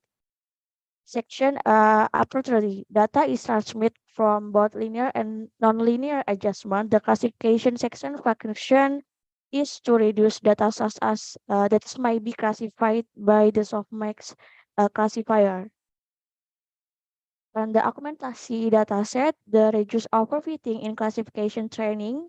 The training dataset will be augmented. The model is suppressed to identify the basic variation in the object image of strawberry leaves. This is my evidence the data strawberry leaf with criteria A original, B rotation, C zoom, D rescale, A horizontal flip, V with shift, G high shift, and X here. Okay, the next is research and discussion. Research parameter, the classification of plant image is divided into three categories, namely T-burn, rich fruit, and normal strawberry leaves or healthy leaves. And the next model research, the convolutional neural network, model sequential, and three layer chip output shape and parameters. Okay, this is the following is an experiment using a linear rate of 0.01 with an epoch of 100 to produce a model that is appropriate fitting by looking at its accuracy and loss function. Okay, next, this is a conclusion. The process of improving the performance of the convolutional neural network model use dataset augmentation, including 820 no is 2,897 strawberry leaf images and hyperparameter change for the classification process. And two, the result of training accuracy result 95.05% and validation results 97.4%, and the resulting training loss is 19 68% and validation loss is only 7.54%. Okay, thank you. My presentation. I will back return to moderator.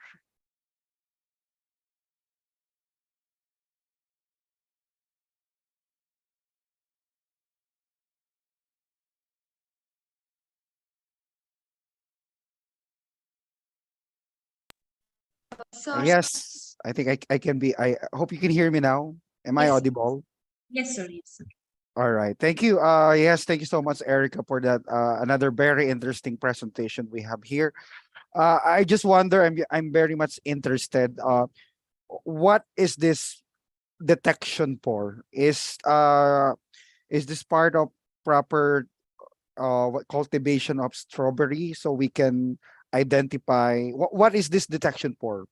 Is this for identifying leaf that need proper trimming, proper use of fertilizer, or what is this for? Why do we need to have this detection mechanism to be used for? What is this for? Could you elaborate on that? Okay, this is our question. I will to answer this your question. This is a strawberry output fell significantly between 2014 and 2018 from 80 million egg from All right. Bandung Lembang. And Timbun and leaf spot are two most serious disease affecting strawberry fruit output. Timbun is caused by a local calcium short, and which is often seen at the short tips of quickly developing leaves. In rare situation, Timbun can cause fruit harvest to be delayed, maintenance expenditure to be increased due to requirement to pluck buds and several cars growing point death resulting in production failure. Leaf spot is fungus indicate illness caused by mycophagy. A symptom of leaf spots include the emergency of purple circular spot on the top leaf surface. And given the importance of two disease, good monitoring and management are required to control disease transmission and increase non-stomal transpiration, mass flow, or increase to decrease T-burn and leaf spot using Uni. In this, my article is intended to be useful in providing information about the process of data augmentation and disease classification in strawberry plants, as well as a reference for future research and the development of new and similar theory and research. Very well said, Erica. That's a very comprehensive response. I really appreciate that. So early detection is one of the purpose. So that to keep to keep our strawberry healthy, early detection is necessary. And it is interesting to note that you have a very large data set that you got. Correct me if I'm wrong. The data that you gathered, the pictures of this lips with tip burn, are the scope is from 2014 to 2018. Correct me if I'm wrong. Yes. How many pictures of lip are we talking about here? How many data sets? Oh, wait. You can just estimate. Estimate is 2 million. Oh, 2 yes. million 800 maybe. Yes, and using this convolution neural network, you were able to use that data set to identify with high percent accuracy lips with possible diseases. Am I right? Is this system already in operational, or you are all is this is just in pilot stage? Oh, pilot state is more 90%. All right. Okay, I think we have this very interesting. Philippines, my country, where I come from. The Philippines is also an agricultural country, and we look forward of having a similar study like this, being able to detect in advance possible parts of our agricultural products, crops with possible disease, so that proper monitoring and management can be in place. And of course, the target is an increased output. And I believe you have reached your output. Thank you very much for this, and a very nice, well-loaded project here that you have. My recognition also to your team member or to your colleagues who are in this project. Thank you. If Okay, there thank is, you, Renat checks. all right. If there's other questions for my colleague or for participants here, if there's none, I think we're good to go to the next presenter. Yes, please. Thank you, Erica. Thank you, Renat. Thank you, ma'am. So for the next presentation, I would like to call upon Lee Yu Yang to present on analysis on gas disaster evaluation method of coal mine. Erica, you may unshare your screen. All right, thank you. Yes, let's have the next presenter, please. Yes, sir. For the next presentation, I would like to call upon Lee Yu Yang to present on analysis on gas disaster evaluation method of coal mine.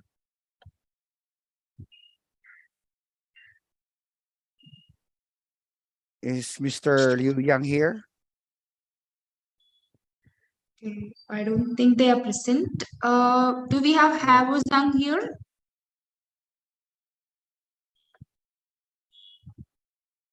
Okay, so let's move on to the next presentation.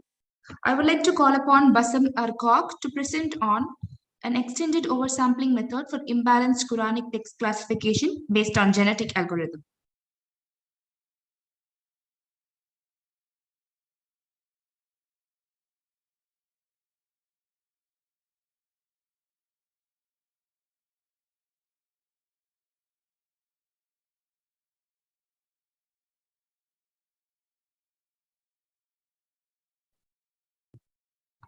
Are they here? Yes. Here to present the paper? Okay, I don't think so. So let's move to the next presentation. Excuse me. Yes. Yes. What was it? The paper I missed. Okay, so can you please tell your paper title? Okay, I'm telling my paper title. Sentiment analysis based approach to measure public perception towards COVID-19 vaccination. Yes, sir. If you're ready, you can present your paper, sir. Okay, I'm ready. Okay. So the paper title is Sentiment Analysis Based Approach to Measure Public Perception Towards COVID-19 Pandemic Vaccination. Yeah, correct. Okay. Okay, sir, go on. So can I share my screen, right? Yes.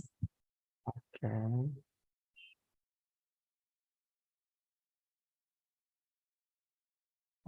Can you see my screen? Yes, sir. Proceed, please. Okay. Okay.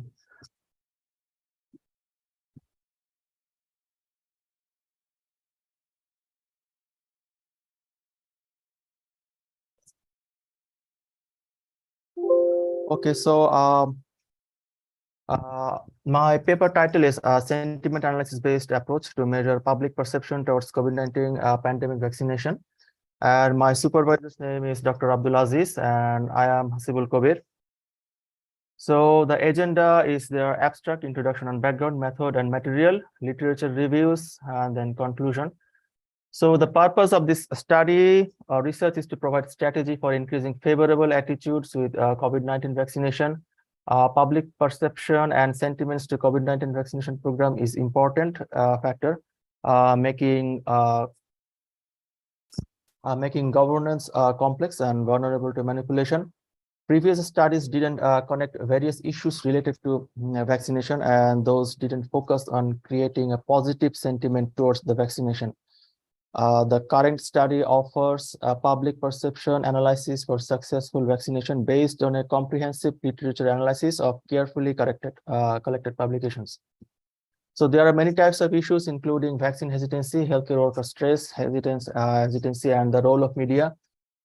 This study tries to detect and manage the sentiment associated with the vaccine administration. Though the vaccine process, this study connects everyone possibly involved. By offering a collection of relevant issues, it does sentiment analysis process for successful vaccination program. So the background is the vaccination is an important part of preventing contagious diseases, but still it is treated with public mistrust and suspicion. And the COVID-19 vaccine is no exception. The usage of social media has been shown to play a role in vaccination acceptability. Now, some people are now beginning to believe that there are good and bad COVID-19 vaccines based on the media coverage of clinical trials. Negative sentiments towards vaccination is a big problem for vaccination of the population of the world. Successful vaccination is absolutely necessary for ending this pandemic. There are many myths, conspiracy theories and false information circulating in the internet and in the social medias. This needs to be debunked to inspire people to get vaccinated. People tend to view tweets and posts from celebrities and politicians more than actual experts. So social media influencers need to play a greater role for people to have positive sentiment towards the vaccination. This study has shown how to create positive sentiments towards vaccination in many different situations. So the method and material, our method is the internet is used to find relevant material. Google pattern was used to emphasize the worldwide search trends of the keywords and terms explored in current study, which was based on online search, picture and news search, and synthesis of the retrieved material. The goal was to highlight the public's and scholars' interest in their studies keywords. Then the keyword analysis, yearly publication patterns, country of origin, and citation analysis are some of the materials used. Most of the relevant materials is listed in the and discussed in the journal. And we have used structured literature review and followed thematic approach for structuring the literature review. We saw several similarities forming while we were collecting and synthesizing the literature. These concepts or trends serve as a framework for our body discussions. For constructing this literature review, a thematic approach was best suited. So based on our literature review, so we categorize like this. First, the general population. The problem towards obviously the vaccine hesitancy, and the reason for the vaccine hesitation is the lack of knowledge, conspiracy theory, and the blood injection injury. Then the risks are the unvaccinated adults are 28 times more to contract the virus. The motivation is the healthcare workers' recommendations are found as enhancers. So if the healthcare workers recommend them, the general population to take the vaccine, they normally will take the vaccine. So the solution for the vaccine acceptance or to remove the vaccine hesitancy is the debunking the vaccine myths and conspiracy theories, increase knowledge of common people about vaccine and their usefulness will bring positive sentiments towards the vaccination. Then, and not only the general population, but also the healthcare professionals also suffer in the vaccine hesitancy. So reason for vaccine hesitation is perception that vaccine would be produced too rapidly to be safe, fear of vaccination adverse effects or side effects. Healthcare workers who had not been vaccinated were substantially more likely to test for the SARS-CoV-2 than those who had been. So the healthcare workers' motivation to take the vaccine, they want to protect themselves and their families, wanting to protect the community at large and wanting to protect their parents. So for the healthcare professionals, since they already have the knowledge, I think. So the vaccine promotion campaign and vaccinated with the most successful vaccines such as Pfizer's will increase the vaccine uptake. Then young people, the young people, the reason for the vaccine hesitation is the lack of trust in the government or the public health authorities, and the risks of the side effects of vaccines, uncertainty about vaccine safety, and underestimating the risk of exposure, because young people, they think they will not get infected, or even if they get infected by the COVID, nothing will happen to them. They're some kind of overconfident, because many old people, senior citizens, they are dying because of the COVID. So maybe that's why they are underestimating the risks of COVID. So, but still, the young people who are willing to take the vaccine, their motivation is to keep themselves safe and to increase the vaccine acceptance in the young people. So the government, health department, and universities need to work together and actively communicate with the vaccine hesitant students, establish a standardized COVID-19 vaccine course, and provide an on-campus vaccine service for the students. The role of media, there are fake news and misinformation, and the risk if people believe this fake news, then the prolonged vaccine pandemic due to low vaccination of general population. And for the solution is celebrities, politicians, and social media influencers can play an important role in spreading the positive sentiment towards the vaccination. So there are disruptions in daily life. So there are motivation like if public focus can be shifted towards vaccination by pointing all the suffering and telling people that vaccination can end this pandemic and all the trouble and frustration for good. So the role and effects of other vaccination. People who refused previous vaccinations, such as influenza vaccines, are also tend to decline COVID-19 vaccine. So there are motivation, we can point out that the higher cumulative BCG coverage as linked to decreased COVID-19 related mortality rates. So people who have taken BCG vaccines at their younger age, they have shown some sort of resistance toward the COVID. So some other vaccines like BCG linked to lower COVID fatality, other vaccinations can go along with the COVID-19 vaccination. So the effects of medication, a vaccine responds less well for senior citizens and obese people, and the people might think COVID vaccines do not work at all and will have a negative feeling towards the vaccine because of despite they're being vaccinated, there's some senior citizens and some sick or obese people died. So medication proved to be beneficial for all people and those who are obese. Vitamins and nutritional supplements work well for the older people to get a good response on the vaccine. It is also inexpensive because vitamins, it doesn't cost much. And the previous infection, people who are recovered from COVID-19 might think they do not need vaccine, but it is not true. These unvaccinated people will be a risk towards public health. So the solution is the previous infection participants infected with SARS-CoV-2 before immunization exhibits a robust and long-lasting response following one Pfizer vaccine dose. So those who have already been infected in COVID-19 and recovered, some nations, notably France and Israel, suggest that only one vaccination dose of Pfizer is enough. So the local and international politics, rich countries are hoarding vaccine, only donating vaccines who get along with them. In this pandemic, no one is safe until everyone is safe. If large parts of the population remain unvaccinated, pandemic will last forever. So the solution is rich and technically advanced countries should donate vaccines to poorer nations. And the vaccine challenges for poorer nations lack resources for producing vaccines on their own. These countries often even lack of storage and transport facilities for the donated vaccines, because they need a really low temperature for the Pfizer or the Moderna. They need something negative 30 degrees, if I'm not mistaken. So these kinds of freezers to preserve the vaccines is not available in many of these poor countries. So now in this event of global pandemic, developed nations can lend their helping hands to these underdeveloped nations to create infrastructure for vaccination and transfer technologies for vaccine development. So a mass campaign for vaccine acceptance, trained manpower for mass vaccination will help help vaccinate people in less developed countries. So the persons with the mental issues, people with mental health disorder are at increased risk of negative physical and mental health outcomes following the SARS-CoV-2 infection. So the opportunity is that the mental health professionals can debunk misinformation and integrate psychological care into the vaccination drivers. They have the unique roles and opportunities of prioritizing vaccination in individuals with mental illness. And then the vaccine development technology, many people are skeptical about the vaccine because it was produced very rapidly. So the motivation, maybe the pandemic shows the dedication towards medical research and the technological advancements of producing vaccine quickly when needed. Newer and safer technologies are emerging that will enable to produce more efficient vaccination. So camping for vaccine awareness, increase knowledge of people that vaccines are safe and necessary for ending this pandemic.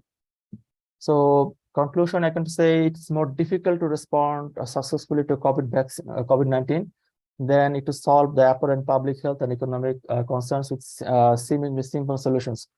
From political science and government policy to psychological research and individual behavior, many interwoven social systems must coordinate for a successful recovery.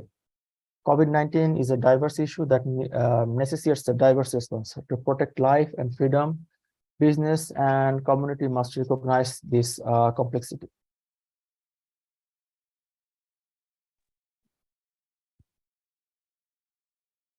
All right. Thank you very much, Professor Hasibol, for that presentation. Yeah, I share the same sentiments for some people who are very much hesitant in taking vaccine. In your country, Professor Hasibol, what do you think was the most effective measure for those hesitant individuals to have their vaccine taken, if this is part of your study? In initial point in the Malaysia, the Pfizer or the Moderna, the American or the Western country made the vaccines. Those are not available. So initially in Malaysia, they imported the Sinovac. So people are not very much interested to take up the vaccine. But when the Pfizer was available, people are very interested. There are a long queue in front of the clinics, and they were really interested in taking the vaccine. So I think the more effective vaccines was the main factor for increasing the uptake rate or removing the vaccine hesitancy. Yes, thank you. Professor, do you have data as to the number of or the percentage of the population in Malaysia which are not yet vaccinated so far? I think do you have data, or could you just tell us percentage? I think for Malaysia, I think it's nearly 100% has taken at least 2 doses of vaccines. But for the booster dose, people are somewhat not very much interested because if pandemic has turned into an endemic, and they're not very much afraid, so they're not going to take the booster dose. All right, and this hesitancy on the first stage of the vaccination, has become more of a requirement. In the Philippines, we to incentivize or to require people to get vaccine, our government has to resort to making this as part of work requirement, business requirement, and in order for people to get government services, they really need to get vaccines. Was that also the same in Malaysia? I think no, not in Malaysia. The government didn't provide any kind of incentives. Okay. How about a sort of requirement? for those hesitant, they have no choice, but you really have to take this. Yeah. They really have That's to take it. all right. That has been the primary requirements.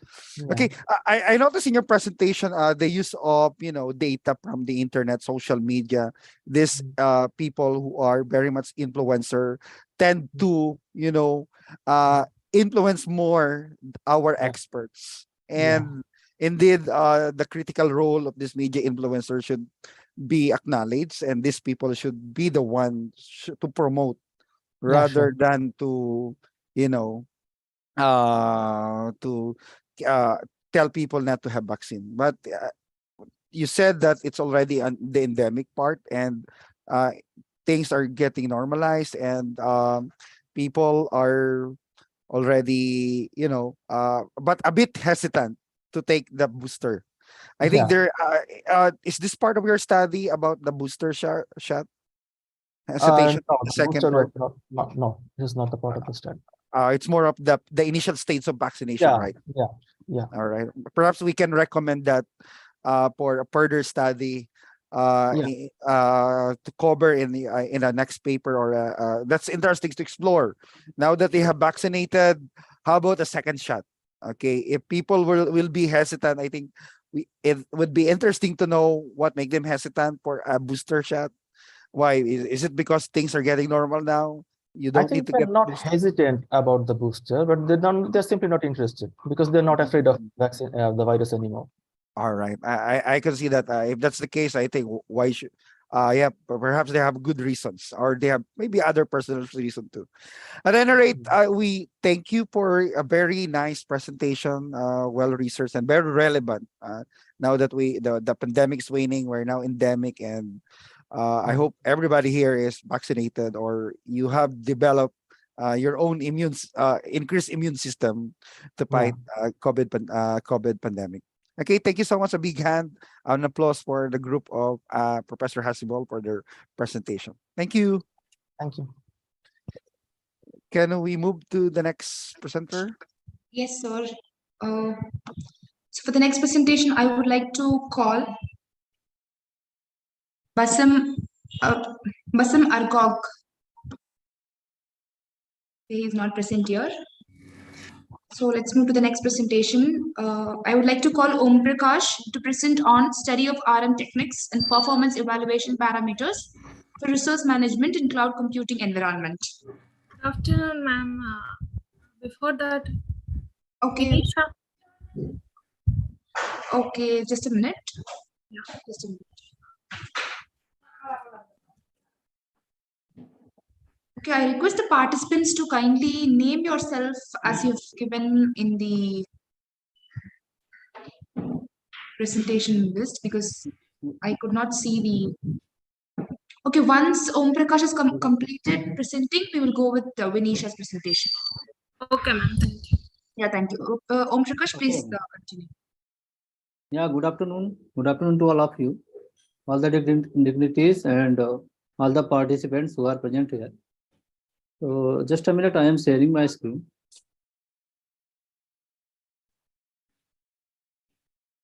Yeah, I think my screen is shareable to all. Am I audible? Please reply. Yes, I can hear you. We can hear you. Thank you, sir. Let's go on.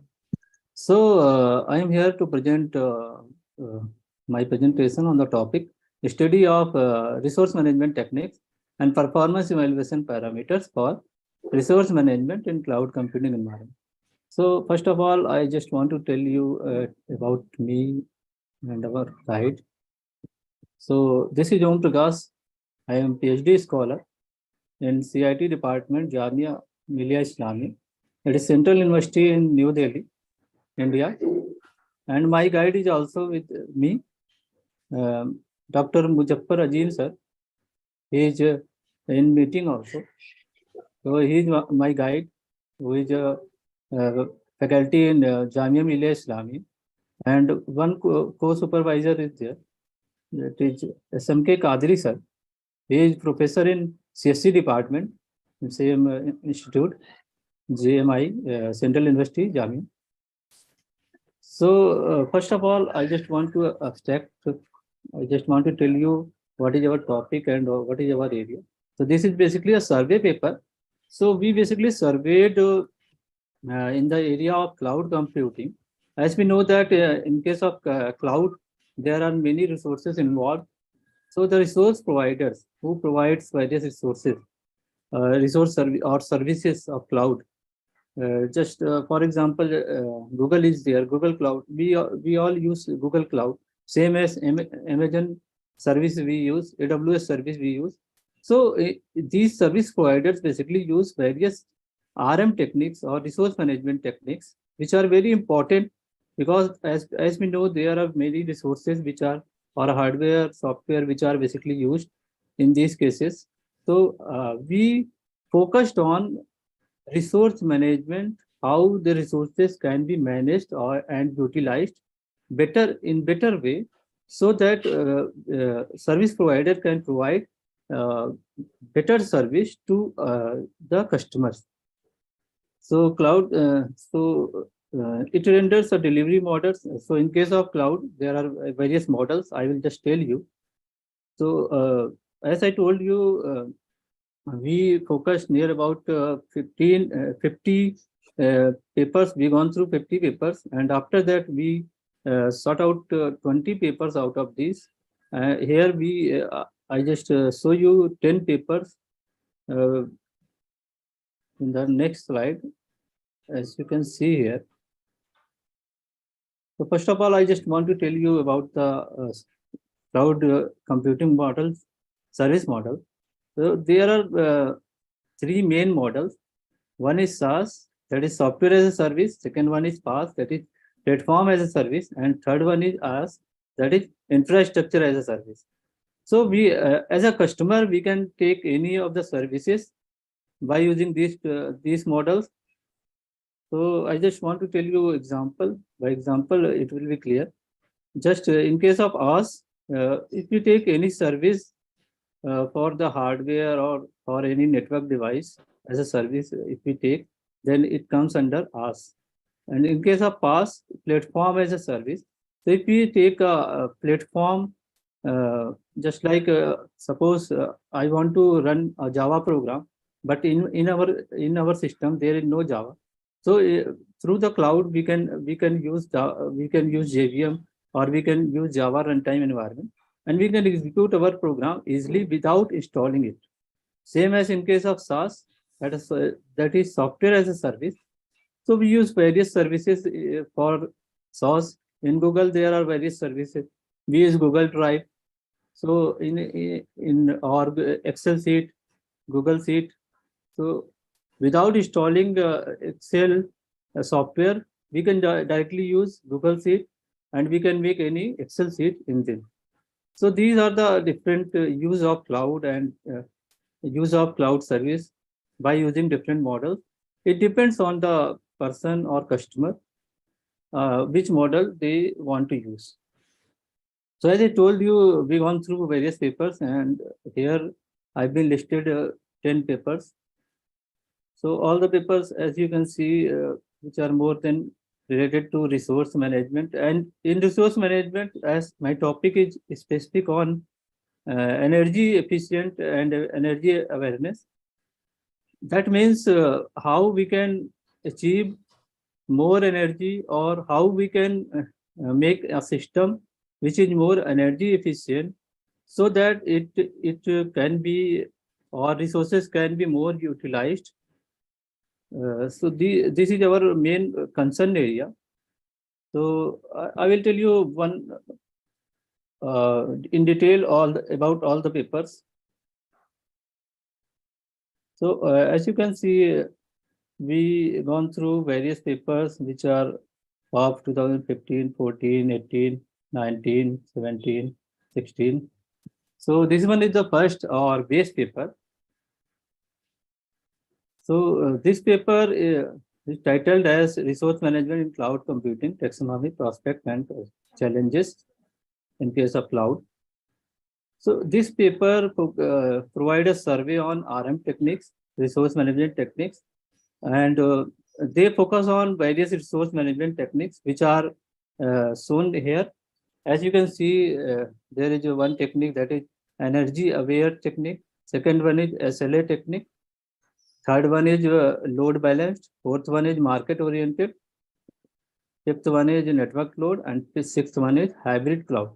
So they basically focused on these different types of RM techniques, and after that they compare these techniques on various algorithm. They executed basically they applied these techniques on various algorithms. Here in columns algorithms are there, and in row you can see the various RM techniques, and you can also see in some cases, just like in first algorithm, energy efficient can be achieved, but load balanced, market oriented SLA and network load cannot achieved. Same as in other technique, some RM techniques can be applied, and some RM techniques is giving better result, but in other case, other RM technique or other RM technique basically giving better result in case of other algorithm. In second paper, that is basically written by or done by Sunil Kumar and other. So in this paper, author basically provides a study of RM technique for us, that is infrastructure as a service. So they focused on infrastructure as a service, means they focused on hardware as a resource.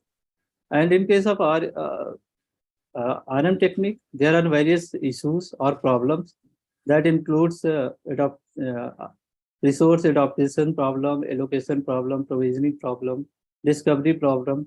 These are various problems. I will tell you one, two. That is resource allocation. Means when any customer go for the demand or give any demand to the service provider, so how this demand can be fulfilled by the resource by the cloud provider. So that should be in minimum time, and the resource should be utilized in the proper way. These are the basically things. So these problems comes, that is known as resource allocation. Same as resource discovery problem is there. Means when any customer make a demand for any resource, then our system should be more strength, or should be in a design in such a way that particular resource should be discovered in very less time.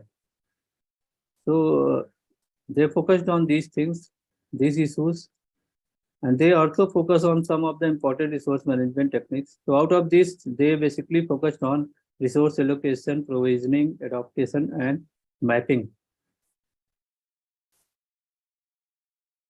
So these are the issues in resource management, as I already told you.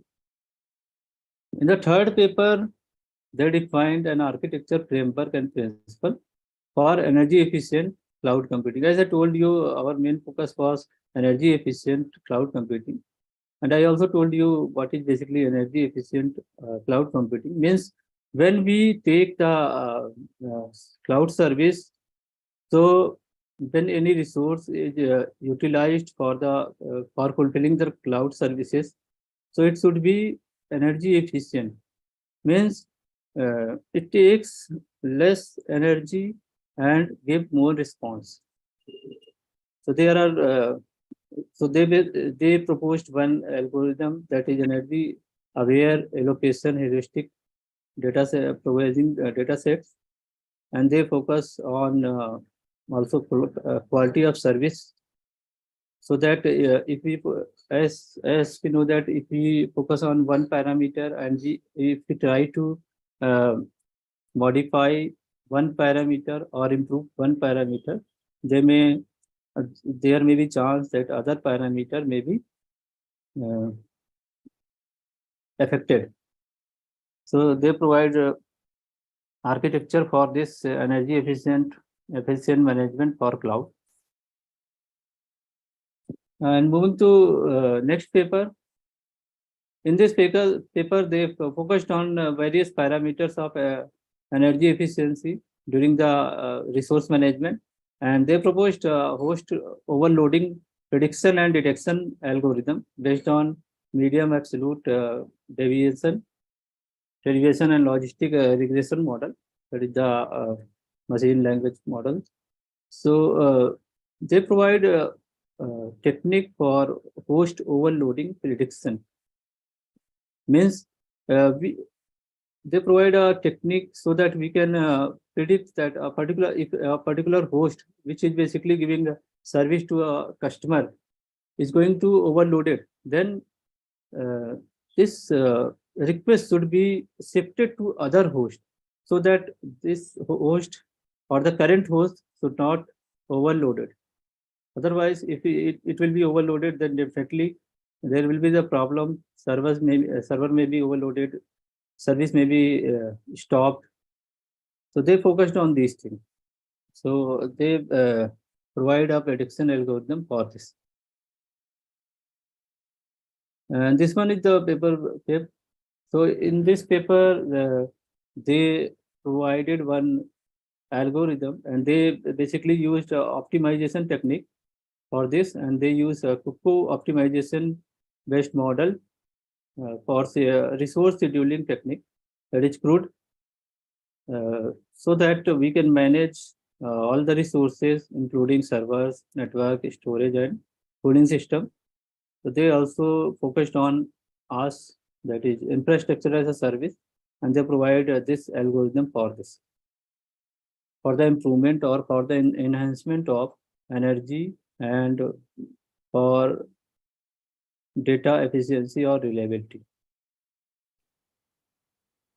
And these are the parameters, as I told you, in all the paper, they basically extract some or focus on some parameters, and we extracted, or we basically extracted these parameters based on all the papers which are most important in case of energy efficient evaluation.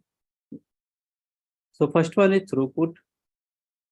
So throughput is basically the calculation of the number of tasks which are or have been executed. So, and this, next one is performance. So performance. So for any system, or for, if you want to check the performance for any system, it is basically the efficiency of the system. Same as third one is resource utilization. So resource utilization is used to identify the utilization of the resources in a system. It is simple. VM migration time. VM stands for virtual machine. So in case of cloud, there are various virtual machines which are created to provide efficient service to the customer. So VM migration time is, as I told you, if one host is going to overload, then there may be other machine or migration, virtual machine migration. Means the request can be transferred from one machine to another machine if one machine is going to be overloaded or underload also. Underload case also considered. Suppose one machine is totally free and another machine which is giving some services. So instead of providing any task to a new machine, we can give these tasks or assign these tasks to the current machine, which are already having little or some tasks. So migration is this one. So migration time for VM should be less for giving more response. Energy consumption is also there. So energy consumption is the consumption of all the resources of the system, whatever the resources which are used in case of us, or whatever the hardware which are used for this service. So that is energy consumption. So in our case, or in any case, if you want to take more advantage, or if you want to take best service, then energy consumption should be less. So for this, we use the meta-heuristic algorithms, and there are many types of meta-heuristic algorithms.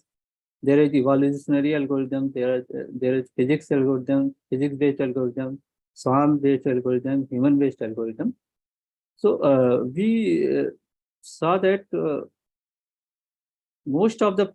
in most of the papers, they used swan-based algorithms instead of other algorithms, because in case of swan-based algorithm, as these are the optimization algorithms, just like PSO, SEO, these are the most efficient optimization algorithm. And in our case, we also working on the optimization. So we also focused on these PSO, SEO, and in all the paper, in maximum paper, they use these swan-based algorithms by taking these parameters, which I have already shown you. So we can conclude that in our paper, we present an extensive overview of the current RM techniques, which I've already shown you, and that are basically designed for cloud computing environments. We also cover detailed area on the various RM aspects that should be focused on during designing the RM techniques. Further, we find that among all the various, most of them either provide a solution for the single resource management metric or maximum two.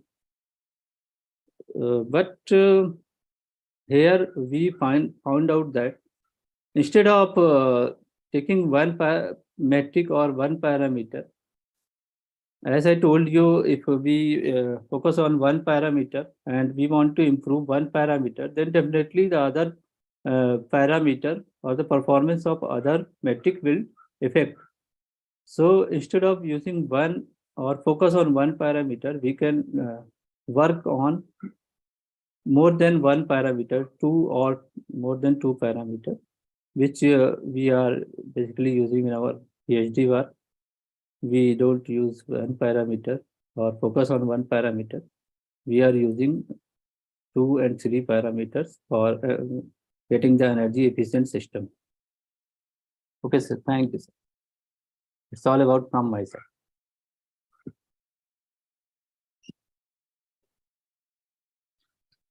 All right, thank you, Professor Prakash, for that presentation. All right, yes, it's a bit comprehensive that you were able to gather 10 useful papers in relation to your study or your proposal. And you have noted that most of the current system is on a single or dual parameters, and you are proposing for a multi-parameters, right? Yes, sir. Is this multi-parameters being doable, considering that there is some sort of issues in terms of interoperability between different systems or different parameters? Is this doable? Do you think if this can be done? The multi-parameters or multi-metrics is not yet existing. You are claiming that, correct? Two parameters or two matrices are existing, but not more than two. Are not more than two. So it's not yet existing. Yes, sir. The multi parameters or multi-metrics thing. So based on your expertise on this area, this multi-parameters is doable, right? Yes, sir. In making this multi parameters doable, what do you think are the challenges that you may encounter to make this operational or doable? Can you tell us some? The main problem which we are facing is that if suppose if we are focusing on 3 parameters, suppose just like energy aware, throughput, and VM migration. So if we want to lower or then or if you want to focus on one parameter, and if you want to decrease one parameter, then as I told you, other parameter also depends on these parameters. So we face the problem we are facing problem that if we are decreasing any parameter, then our main concern should also be on other parameter, because other parameter may be decreased or increased. That will basically affect our whole system. Yes, the performance of the system. Yes, sir. All right. That is the main problem. All right. I think if you can work through that issues, I think this proposal thing can work, and it will optimize the system, and depending on the purpose of course of that parameter, I think this is a very interesting project that you can work on. Yes, sir. We are doing this, and we are also trying to utilize these things. Thank you for the suggestion. All right. I think that's all for now. Thank you very much, Prakash, and your team. I know that you have your very able advisor, your mentor, and your Yes, sir. co-advisor to help you in this project toward your completion. My guide is also there, sir. Muzaffaruddin, sir. All right. Thank you. Big hand for you. About applause for Prakash and his proposal and paper. Let's have the next Thank you, sir. presenter. Thank you. You may now unshare your screen. May I call the virtual assistant, please? Can you please give a permission for screen share? Yes, you can share. You can share. Is this the last presenter for today? No, so we do have 2 more How many? presenters, sir. Okay. Please go on. Is this? Yeah. Yes, we can see it. I can see it. Yeah. Good afternoon, everyone. My name is Vinisha.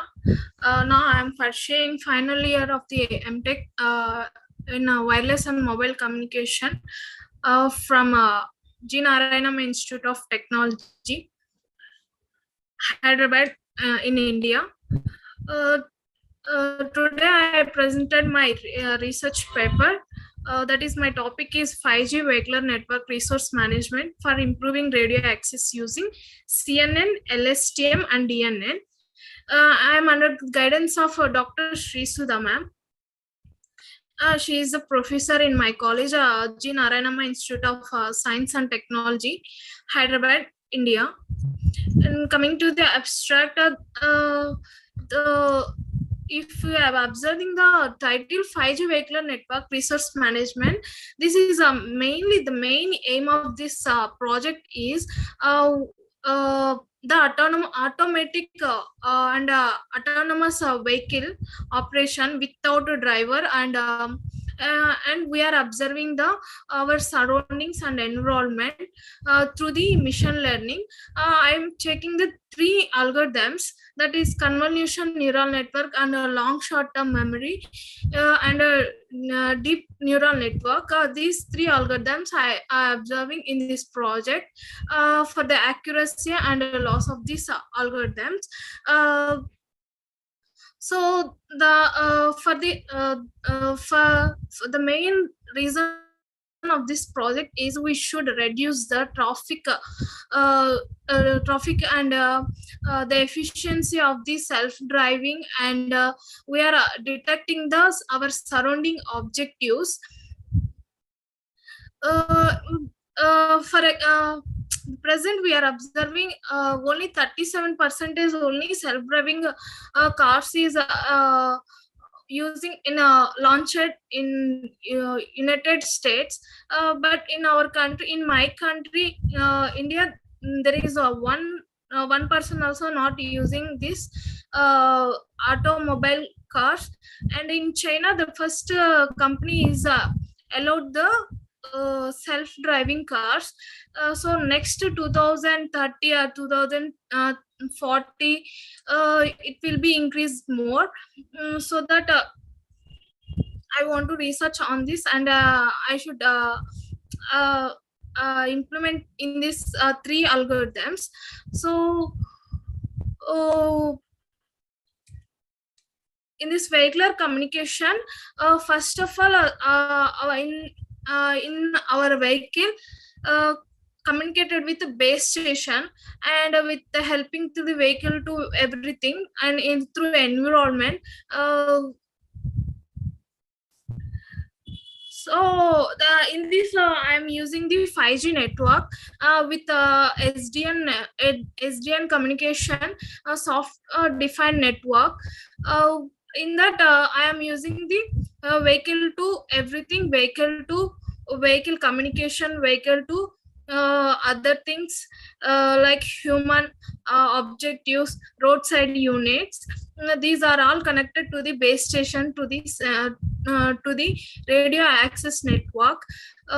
In this, I'm using the 3 algorithms. Finally, I'm checking the efficiency and accuracy of the 3 algorithms and comparing these 3 algorithms. This is the 5G based SDN network WAN architecture. Here we can observe this vehicle to vehicle communication also here happening. If one vehicle is moving to the or else overtake to the another vehicle, then that time backside vehicle also moving, so that time it will be sometimes accidents also happen, so that it automatically observe and vehicle to vehicle communication is held. So automatically one vehicle is controlled by themselves. Here we can reduce the accidents also. Like that, these vehicles is connected with the base station. Here that vehicles is detected which what object is coming, or else what object is our surroundings. For that, I am using the convolution neural network. The convolution neural network is detected which object is beside the vehicle or roadside units. After that, that vehicle receiving that inputs. After that, that is coming to the voice message. For that, I am using the long short-term memory. Long short-term memory means whatever previous information is there, from that to present information, it is all gathered everything, and it giving to the one full statement. Your left side is one vehicle is coming, so please please control the or else please slow down the speed. Like that, the long short-term memory giving the information. And deep neural network also I am using here. Deep neural network means it predicted the next step. Means for example, the clouds are in the dash, means the clouds are on the sky only, so it predicted what is the next word, or else what should I give the information. For that, here we are using the deep neural network. The total here the total wireless network only. Here SDN controller is using. In the SDN controller, totally 3 layers is there. These real layers are very useful for giving the information, and the switches and a network, and a connected one base station to another base station. And this SDN is this SDN is updated of the 5G network. It gives the it is a central controller in environment. And Here we are using network statistics, the resource optimization and resource management. Resource management means the person or else one object. If we are taking our vehicle, it is connected to the base station and base station to our vehicle. Bidirectional communication. This resource management is helpful for communication. And in this SDN controller we are using the mininet Wi-Fi, and through this network I am using the 3 algorithms for detecting the object and giving the information and predicted the next step. So these 3 algorithms I am comparing the accuracy and loss. Here we are taking the data set, whichever we have the total data set, we are taking the input data. After that, pre-processing, whichever the unwanted information is there, we should remove that unwanted information. After that, the data, whichever we have the data, that is splitted. In this project, in my project, I'm splitting the data 70:30. For 70 testing, and 30% of data splitting is for training. Here my whole data is testing and training. First I am testing the data, which for example I am taking the CNN convolution neural network. It is detected the objective, whichever objective is detected. If for example opposite side another car is coming, so another car is coming, you can please take the left side. So it is detected that is car. So for that I am taking the testing data, that is 70%. After that it is training, that is 30%. Sorry, training data is 70%. After that, is this correct or not? For that I am taking the 30% for testing. So like that we are taking the 3 algorithms: CNN, RNN, and CNN, DNN, LSTM. So here we can observe these 3 algorithms: CNN, LSTM, and DNN. These are the losses of the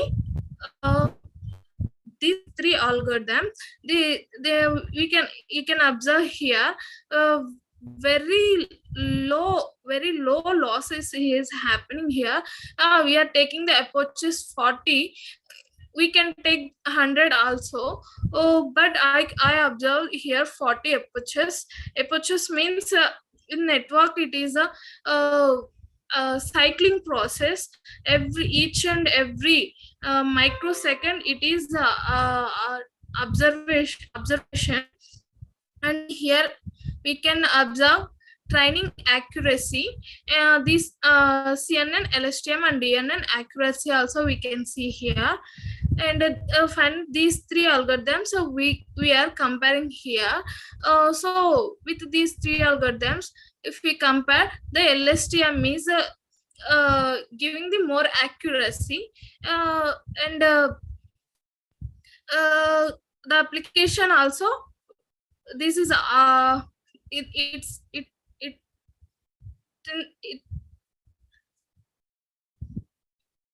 and here we can compare the comparing these 3 algorithms, losses and accuracy. So finally the conclusion is the accuracy of the LSTM is giving the highest value. And this project is useful for autonomic vehicle network. And here the software defined network also very useful for performing the implementation. And this VANet network is useful for capture the map point, which our vehicle route map and total the geographical map point is giving to the information from base station to mobile station and mobile station to base station. Through this network, we are using this machine learning, these three algorithms. We are testing and training the accuracy and loss of this CNN, DNN, and LSTM. This is the we got the accuracy of these three algorithms. In this future, we can add the other applications also, like LSTM with GRU. Like this, we can implement it in this project. In India, present there is no autonomous vehicles, and in US 37% they are using the autonomous vehicles like Tesla. So maybe my project will helpful to the future scope. That's it. Thank you.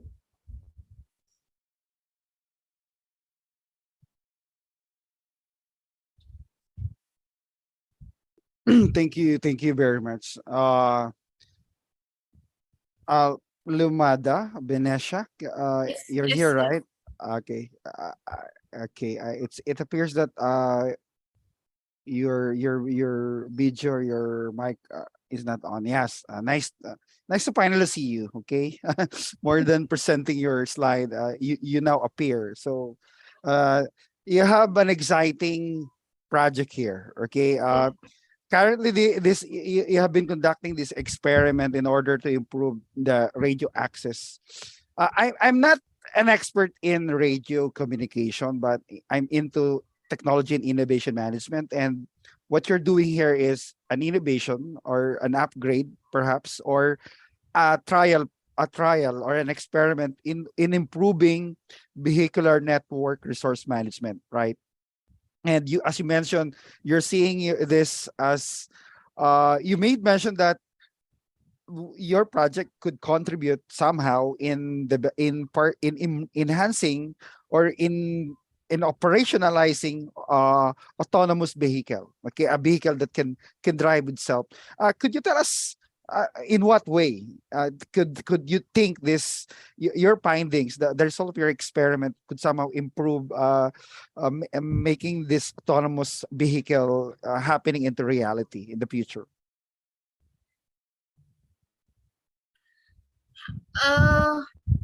Yes, sir. It happening reality. We can see the example of the Tesla. It automatically parking that place, and it selected the parking place. If there is a parking place, it first detected the parking place. After that, it automatically taking the parking place. For example, we are taking that example. CNN. Convolution neural network that is detected the empty place. For that, CNN is using. So it is giving the through voice. Your right side is parking place is available, so you can take the right side. So through that, for that voice speech, long short term memory algorithm is using here.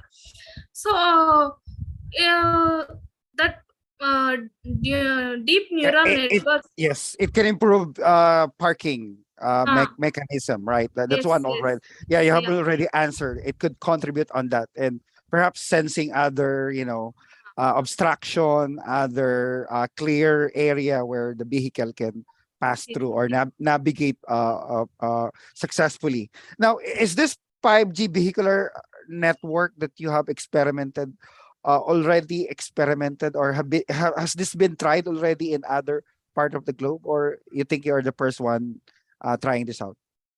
No, sir. Here only algorithms is how much it will be efficiently working. We are observing that backside of the neural network is how much it will be efficiently working. We are testing here, sir. All right. Testing and trying. You're currently. I hope you will increase also. I think the 95% can be increased to 98, 97% in proper. Maybe you can fine tune other, errors that you may find needing improvement in your experiment. I wish you all the best in this project. Okay, I hope you if not close to 99%, I think is our target as always. Thank you so much for this project. Thank you, Divina. Big hand for you and my respect to the group. All right. Yes, virtual assistant. You may now unshare, Divina, and let's have the next. I think this is the last or second to the last presenter. Thank Second you. to last. All right. Yes. Sure. Okay. Please. For the next presentation, I would like to call. Just a minute. Yeah, I would like to call Sai Teja to present on instance level image retrieval adversarial.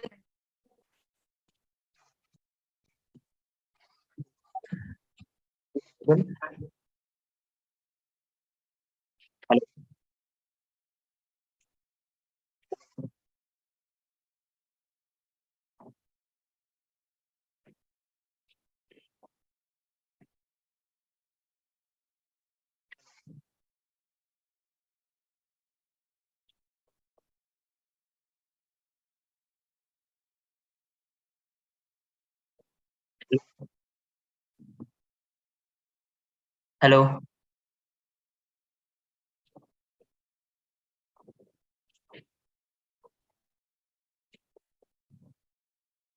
Hello. Yes, I can hear you. Divina, could you please unshare your screen so that the next presenter can present? Yeah. Okay. Thank Good you. evening to everyone. Please Can you hear proceed. me? Yes, I can hear you. Yeah, thank you. Yeah.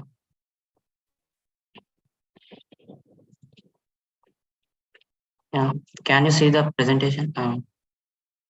PPT?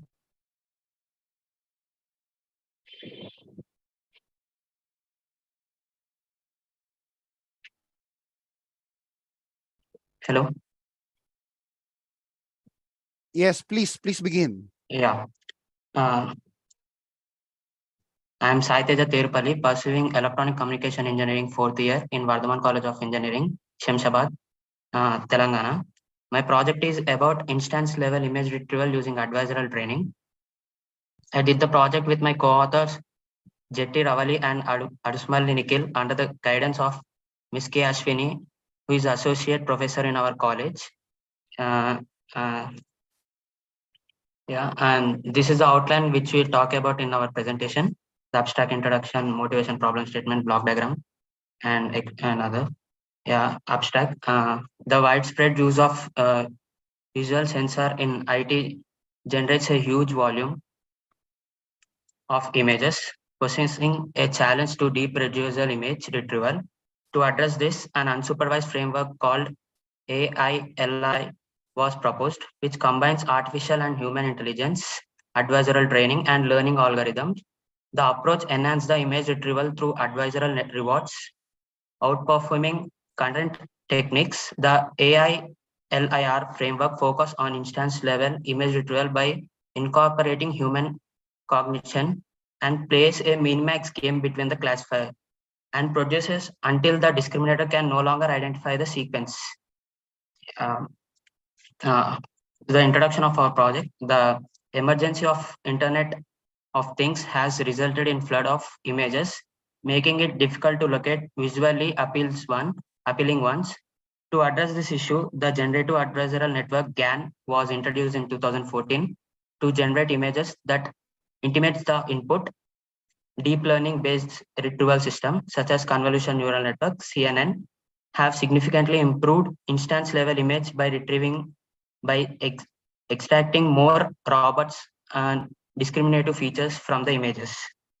Various deep learning based image retrieval systems have been proposed, including Siemens network, triplet loss, and loss ranking loss. However, challenges such as scalability and robustness to the image distortion still to be addressed. Deep learning based image retrieval is rapidly evolving field with potential for further improvement and advancement. The motivation of our project, we want to do this because of in the modern life, technology improving rapidly in every field. So if a patient goes through the hospital and he have suffering with any diseases, the doctor will approach him and check with the reports. If the diseases which cannot be recognized, then they will go to the database and check whether the previous diseases which are there or not by manually. So in that case, doctors need a lot of time to check it manually, retrieving the data with manually. So we want to use the technology where it can be useful. I mean, simply you can do the work. By retrieving the images of disease manually, we can replace it with instance level image retrieval. So the problem statement, there are already such type of projects before, but we are doing it because we want to implement more accuracy for the project. The image retrieval system was developed the images with similar sense, but it takes only with the specific images object. It takes only object from the specific images, not the whole scenario of the picture. The current increasing amount of digitally make test-based techniques for images retrieving can approach high-level abstraction. They can be manually or extracting the caption of images. So we want to do because we want to increase the capacity level of the abstraction to retrieve the images. And this is the block diagram of our project where the query input goes through the generator block, and it also have a gallery database where the previous patient details or previous diseases which are there in the hospital database will be stored there. And the query input goes to the feature extraction block where in the feature extraction block, in the feature extraction blocks, it classifies the images, detects, recognize, segment, and classifies the object with a lot of resources which are there in the data set. In the next step, it moves to the image selection by selecting the combination of features among the given large gallery data set. In the generative loss block, will maximize the output of the discriminator for its fake instance. Then it moves to the discriminator block, where in the discriminator block, it classifies the input, and the input moves to the discrimination loss. In the discrimination loss, it will depend on the real instance and check whether the output is fake or real. In the image ranking, in the block of image ranking is high complexity, which lead to an unaffordable time cost for real world application. So it ranks the images to output the query images. In the feature representation block, in the discriminator block, it classifies the images. If the image is fake, then it moves to the advisoral loss, and where advisoral loss will identify it and moves to the generator block. If it is a fake, not a real generative image, then it will move to the generator block, and it will run until the generator block discriminator block cannot identify the image is real or fake. Then we will obtain the output here. Then introduction of GAN. We use the methodology in our project, which is GAN. GAN stands for Generative Adversarial Network, which is a type of deep learning algorithm that consists of two neural network, a generative and a discriminator block. In the generator network generates the fake data such as images, while the discriminator network tries to distinguish between the generated data and real data. The two networks are trained together in a minimax game where the generator tries to produce more realistic data and the discriminator tries to identify the data is fake or not. The GAN has been used for a varieties of tasks, including images, videos, and generate data synthesis and data augmentation. And why we are using GAN in our project? Because in GAN, generative adversarial network can approach to a generative module using deep learning methods such as convolution neural network.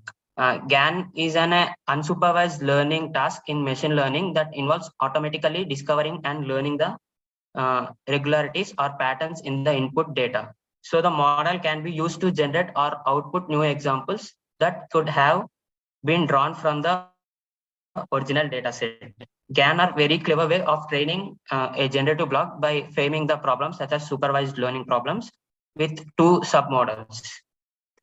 And we have a generator block, and what does the generator block will do? The generator block takes the fixed length of random vectors as an input and generates the sample in the domain. The vector is drawn from a random from a Gaussian distribution, and the vector is used to seed the generative process. After training, points in the multidimensional vector space will correspond to the points in the problem domain, forming a compromising representation of data distribution. And moves to the discriminative block. The discriminative block identifies the images is fake or real. If the discriminator block identify the image is fake, then it moves to the generative block, and the process will run until the discriminator block cannot identify the image is real or fake. So this is the block diagram how the GAN will run generative adversarial network. It takes the random input vector, it goes to the generative block and generate an example and goes to the discriminator block. In discriminator block, it takes the real example and check whether the generated example is matching with the real example or not. Is it or fake or not? Then the discriminator block will move to the binary classification. If the output has the real image, then it goes and updates the model. If it is fake, then it goes to the generative model and again it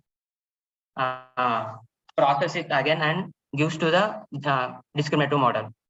And these are the results we are obtained by running the project. And it is the training result where the code trained the data set and gave the output which generates the images in the manner. And we differentiate the convolution channels which we have with we take the data set as a Paris 6 for the project, Paris 6K and Oxford 6K, the number of channels, and MAP is the mean average precision. It is a metric used to evaluate object detection models such as FAST, RCNN, YOLO mask, RCNN, etc.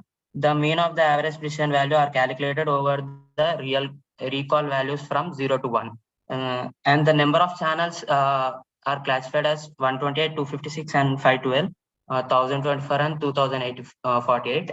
And this is the time taken for the data set of the Paris 6K, which has 0.95, and the Oxford has the same time as 0.95. And the mean precision of the Paris 6K took that percentage as 73.12, and the Oxford is 51.21. As the channels of 256 as Paris 6K is 0.0106, and Oxford has taken a little time, 0.109, and the mean precision value of the 256 channel, Paris 6K is 78.09 and Oxford is 58.54. As the number of channels of 512, the time taken of Paris 6K is 0.147 and Oxford is 0.127. The mean precision value of the Paris 6K is 80.27 and Oxford 5K is 66.91. For the number of channels of 2024, the Paris 6K time for the output has 0.146 and Oxford 5K has 0.127. The mean precision value is 83.13 and the Oxford 5K 71.87. Has the more number of channels, 2048. The Paris 6K has took the time as 0.183 and the Oxford 5K 0.169. And the mean precision value is 84.56 and Oxford is 75.07. And this is the highest mean precision value where we get accuracy more in the number of channels of 2048. And the conclusion is, in the study of this, the literature on the several studies that we are finished in the CBIR sector over the previous 6 years was analyzed. The stage of the complete CBI framework as well as the most recent methodology for bridging the schematic gap were also examined in this study. Last but not least, our study focused on range of perspective that may contribute on creating a novel solution to some of the most pressing problems influencing CBIR performance. It is difficult to create an algorithm with high retrieval accuracy while utilizing the least amount of computer resources possible. And these are the reference which you used for our paper, our project. And thank you. Yeah.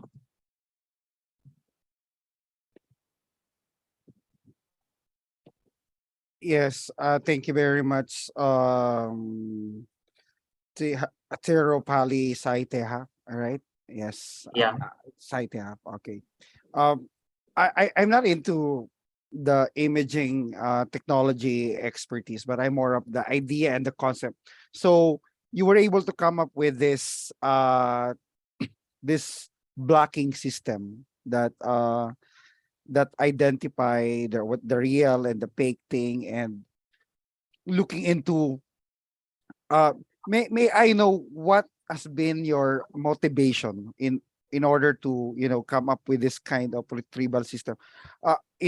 Has this a way or approach or system have been undertaken in previous studies, or this is your first, or this is the novel or the first time that this kind of system is tried and tested?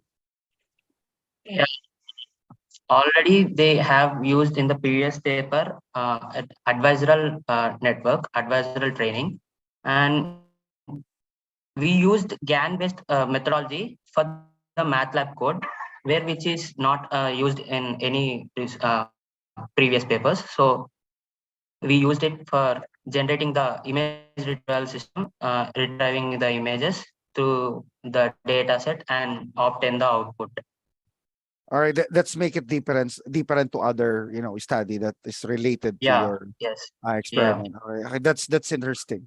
Okay, I wish I have the luxurious time to talk more about, to ask you more about that thing, but due to the limitation of time, I think we have to move to the next presenter. Thank you very much, Saiteha Terapali, for that very interesting and exciting presentation as well. Yeah, thank you. Let's move to I think this is the last presentation. Yes, please. Yes, share sir. your screen and Thank you so much for the last Yes, so for the last presentation of the day, I call upon Swapna Augustine to present on an Android malware detection and familial classification using dynamic features for imbalanced data set. Good afternoon, everyone. I hope so my screen is visible and my audio is okay. yes, it's okay and visible. Thank Please you. proceed. Yeah. So good afternoon, everyone. I'm Swapna Augustine Nikale. I'm going to present my research title on Android malware detection and familial classification using dynamic features for imbalanced data sets. I am actually a research scholar under Department of Computer Science, University of Mumbai. I would like to share that my guide, Dr. Seema Purohit ma'am, is also present in the conference. So with her guidance, I'm able to proceed ahead with the research topic. So ma'am has 35 above years of experience and had also penned 150 research papers. So it is, I feel much privileged to work under ma'am.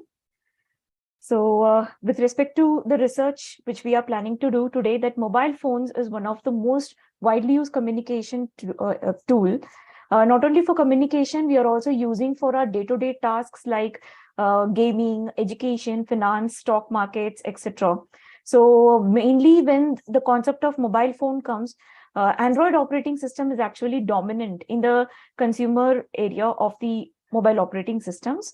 So as you know, Android operating system is open source and it has a large market share. And it is also widely targeted by malware authors. So the objective of this paper is we are coming up with a resilient feature obtained from the Android APKs, and we are also doing a comparative study on the machine learning classifiers and also perform some hyperparameter tuning. And we are not stopping till here. We are also moving ahead with the imbalance issue that is to be handled, because we have found that that is also necessary for improving the accuracy of machine learning classifiers. So the basic introduction, as you can see, Android operating system is one of the most popularly used mobile operating systems, with 71% global economy being shared.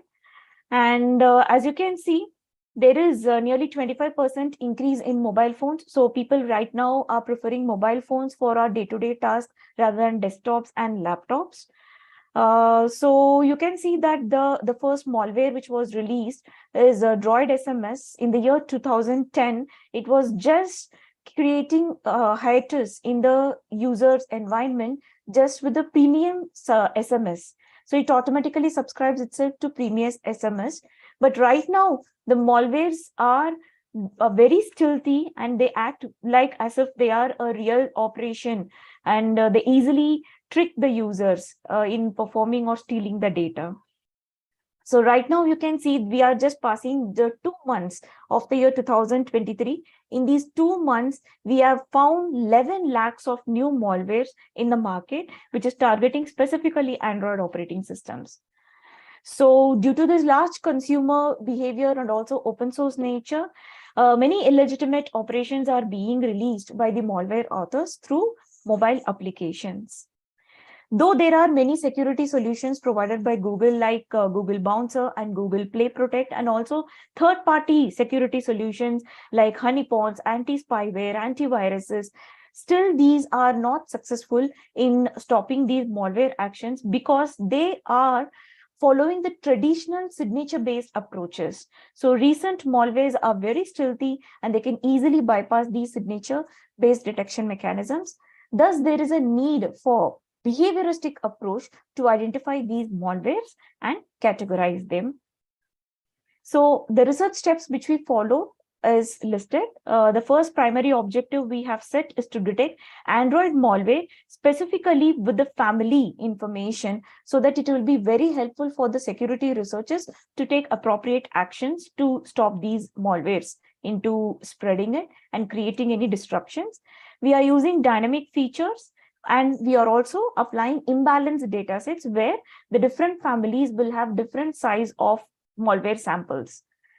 The steps we followed is we studied the existing approaches of Android malware detections. Then we identified the research gaps based on the ML classifiers which was being used, and we also studied its drawbacks. We have also listed out the operations of how to capture the dynamic malware characteristics from Android mobile phones. And we have also demonstrated that how we are going ahead with the familial identification and also handle the imbalance study. So these are some of the existing approaches which we have done. The common strategy is listed in this research gap, that all the detection approaches are either concentrated or 1 or 2 machine learning classifiers. So there is no broad study which is being handled. And we have also seen that most of the study is binary classification, that they either identify whether it is a malware or a benign. So familial identification will be very much useful for the security researcher. As you can see, every family have their own features and their own way of being protected from any destruction. So familial identification was much important. And the same way, imbalanced data set study was missing in the papers which we have studied. So we have found out that imbalanced data set has to be handled to improve the accuracy of the classification models. And the major thing which we have found is the data sets used by the existing research is obsolete and is easily available. The cons in this kind of detection mechanism is that even the malware authors are thinking in the perspective of a security researcher. So they write the malwares in such a way that the data set and the machine learning classifier, which is obsolete, they identify the pattern and they change the pattern in such a way so that these malwares can bypass the machine learning classifiers, which is built on the obsolete data set.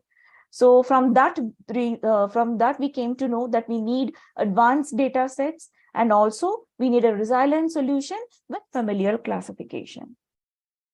So the research objectives is we have to obtain the resilient features, effectiveness of various machine learning classifier, tuning hyperparameters, and to find the appropriate parameters of the classifiers that improve the accuracy. Not only accuracy, we have compared all the evaluation metrics, because accuracy alone will not be the best parameter to detect whether the model is performing well or not. And we have handled the imbalance issue as well. So we highlight the importance of the class imbalance in the data set, and we have presented how we can improve the accuracy of the machine learning classifier. And also we have come up with a familiar Android malware detection. So here we have included the top 5 malware categories. There is adware, ransomware, SMSware, scareware, and the benign files. So the research methodology which we have carried out is we have collected the data sets. So we have selected many third-party app stores and also official and non-official app stores, because official app store is Google Play Store, which obviously will give us the benign applications. So we try to collect the recent malware samples from various third-party app stores. So we collected all these samples and we used VirusTotal for scanning these APKs, so that based on the VirusTotal reports, we will be getting what type of an APK is that. Based on that, we categorize these APKs into 5 families. As I already stated, the 5 families are adware and the ransomware, SMSware, scareware, and benign.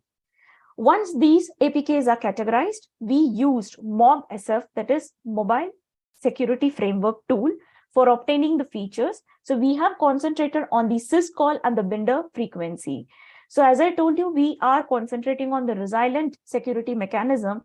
Syscall and the binder frequency are resilient and will be the long-term feature which we can depend upon. And this feature will not be obsolete, because when we have to design an Android APK, syscall and binder is a must. So by this way, the malware author cannot avoid these features in being used. So he or she has to use these features. So these features are must and necessary for any APK to be developed. So this feature for detecting Android malware will be a very useful and resilient one. So once these features are done, we used to train these features and test the evaluation of the machine learning classifiers. And we had tuned the hyperparameters so that the imbalance problem is being handled. So our machine learning classifiers does 5 classifications. So adware, ransomware, SMSware, scareware, and benign. So the experiments is, as I told, we have collected 525 APK samples from various third-party stores, that is Contact Your Mobile, Kudos, and APK Pure. And the benign sample is collected from Google Play Store.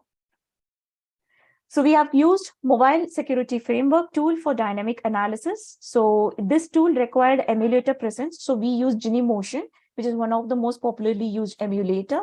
So it gave us a list of syscall and the binder call. From that, we calculated the frequency of every malware's syscall and binder call, and we stored it as a CSV file for further analysis. So we have trained nearly 7 machine learning classifiers. So we have done a broad study on all the machine learning classifiers. So we use neighbors, k-nearest neighbor, support vector machine, logistic regression, decision tree, XGBoost, and random forest. And finally, we have done the hyperparameter tuning with the help of 3 imbalance approaches. So we have used SMOTE, that is synthetic minority oversampling technique, adaptive synthetic sampling, that is ADASN, and balance cost. So the results, as you can see, we have done a brief study on all the evaluation metrics, that is precision, recall, and F1 score. We thought that accuracy alone is not the feature because there are chances that we have to see what is the rate of the false positive and false negative. So we had checked the evaluation of our ML classifier in these three aspects, plus the fourth one, that is accuracy. So as you can see in the precision, recall, and F1 score, there are three classifiers that are performing very well, that is decision tree, XGBoost, and random forest in capturing the malicious and malware applications.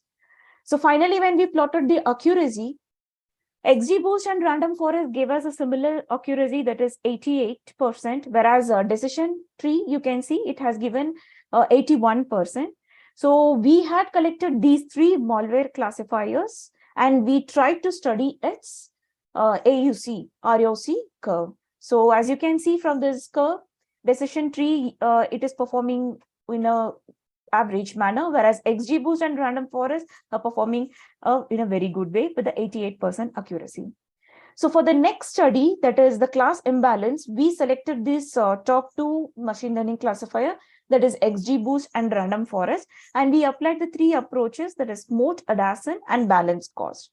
So as you can see, when these two classifiers, that is random forest and XGBoost, are trained with the help of these three class imbalance approaches, as you can see, no balance, both the machine learning classifiers are giving us 88%, whereas in SMOTE, you can see that XGBoost is giving us a tremendous good performance, that is 91.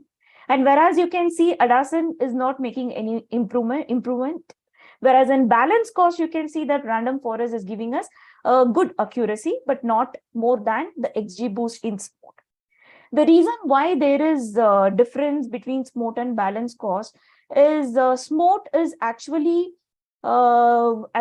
taking up the loss or at every stage of the tree, and though it learns from those mistakes. So that SMOTE performs well in XGBoost, whereas in balance cost, it takes the accuracy based on the entire tree which is being generated, so that in that situation, you can see random forest is performing better.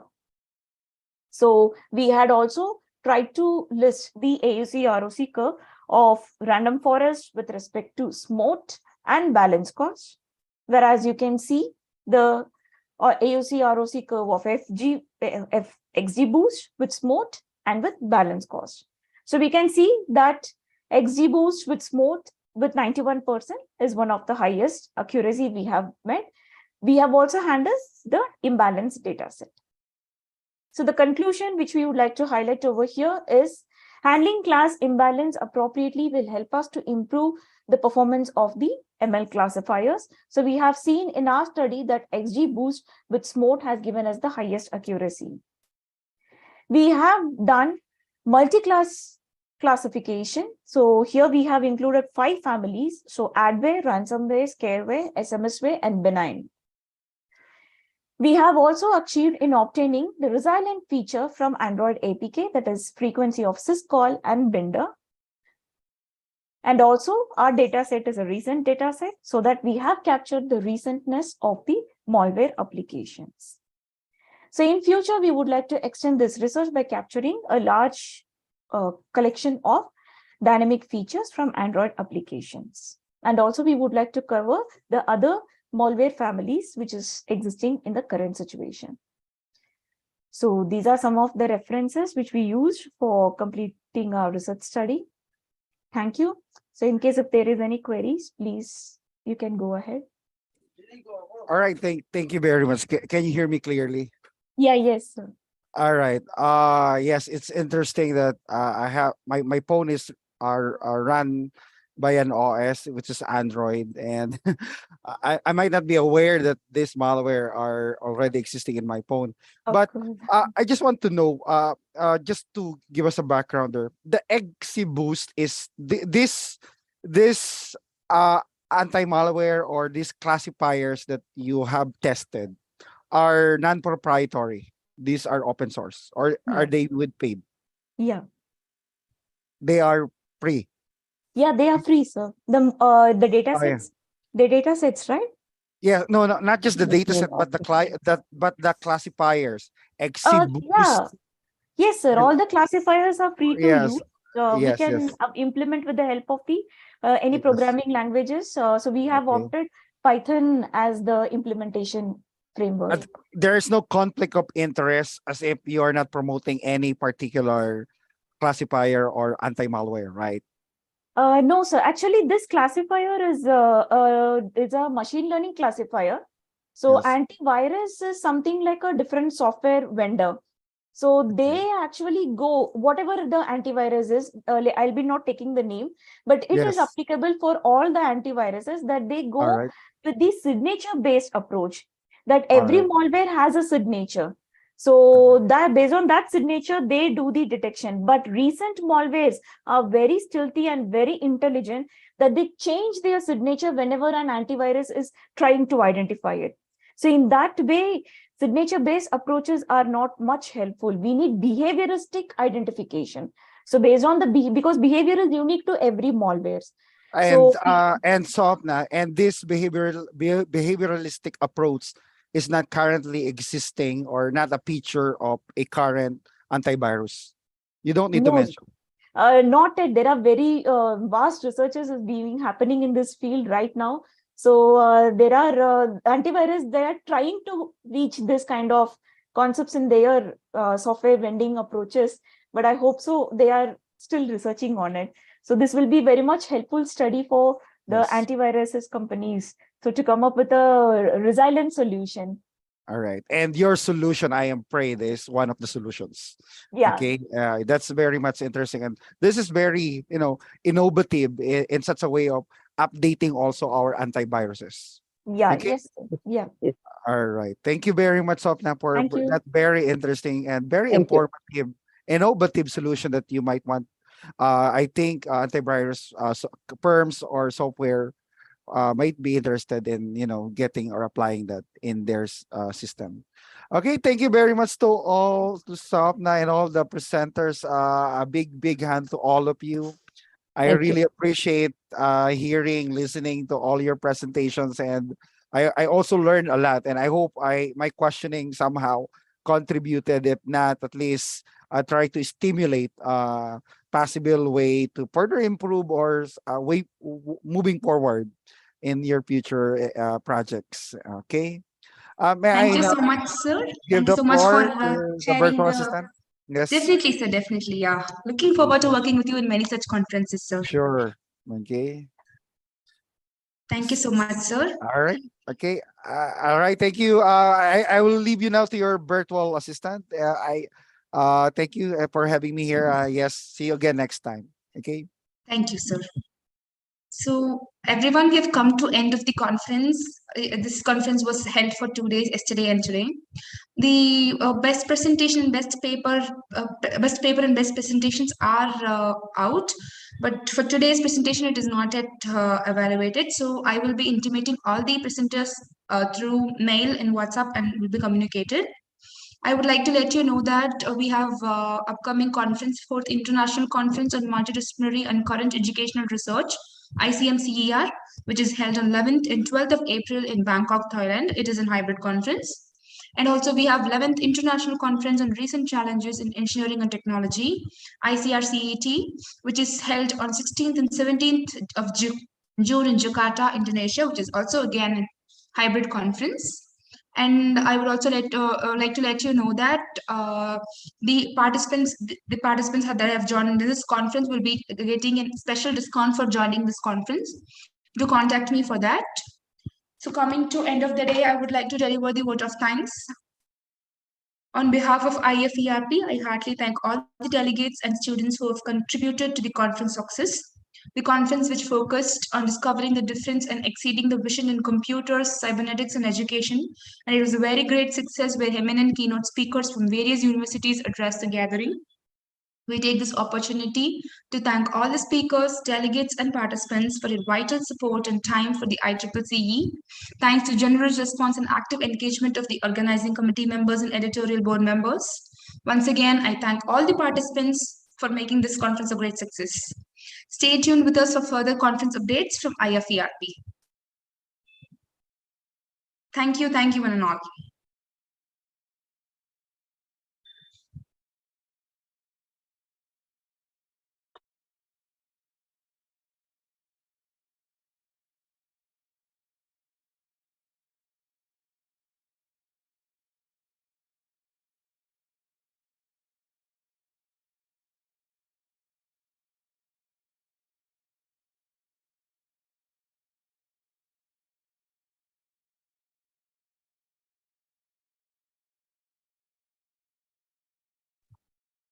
And the certificates will be shared via mail in 2 to 3 days, because since the weekend we'll be receiving it in 24 to 48 hours. And you will also be receiving a feedback link. Kindly do give your feedback on this conference to make us resolve any issues, any imperfections that we have. Thank you all. Have a great day.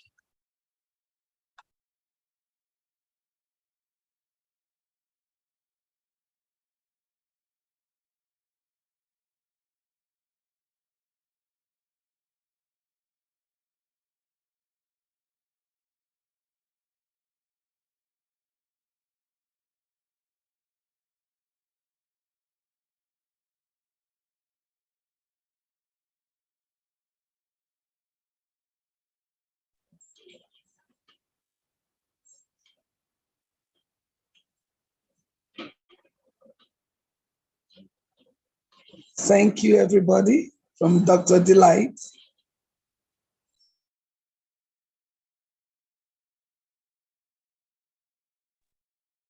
Thank you, everybody. See you on the next conference.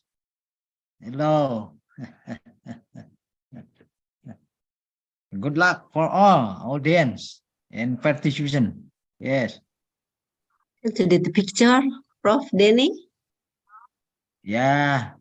Dr. Linda, thank you very much for joining in our session, cybernetic session and IFERP conference. On June, we are prepared for a joint conference between IFERP with the Professor Maning Ranga and maybe with our Magister Education Technology for Garut City, yeah, and library and information science from UPI Bandung.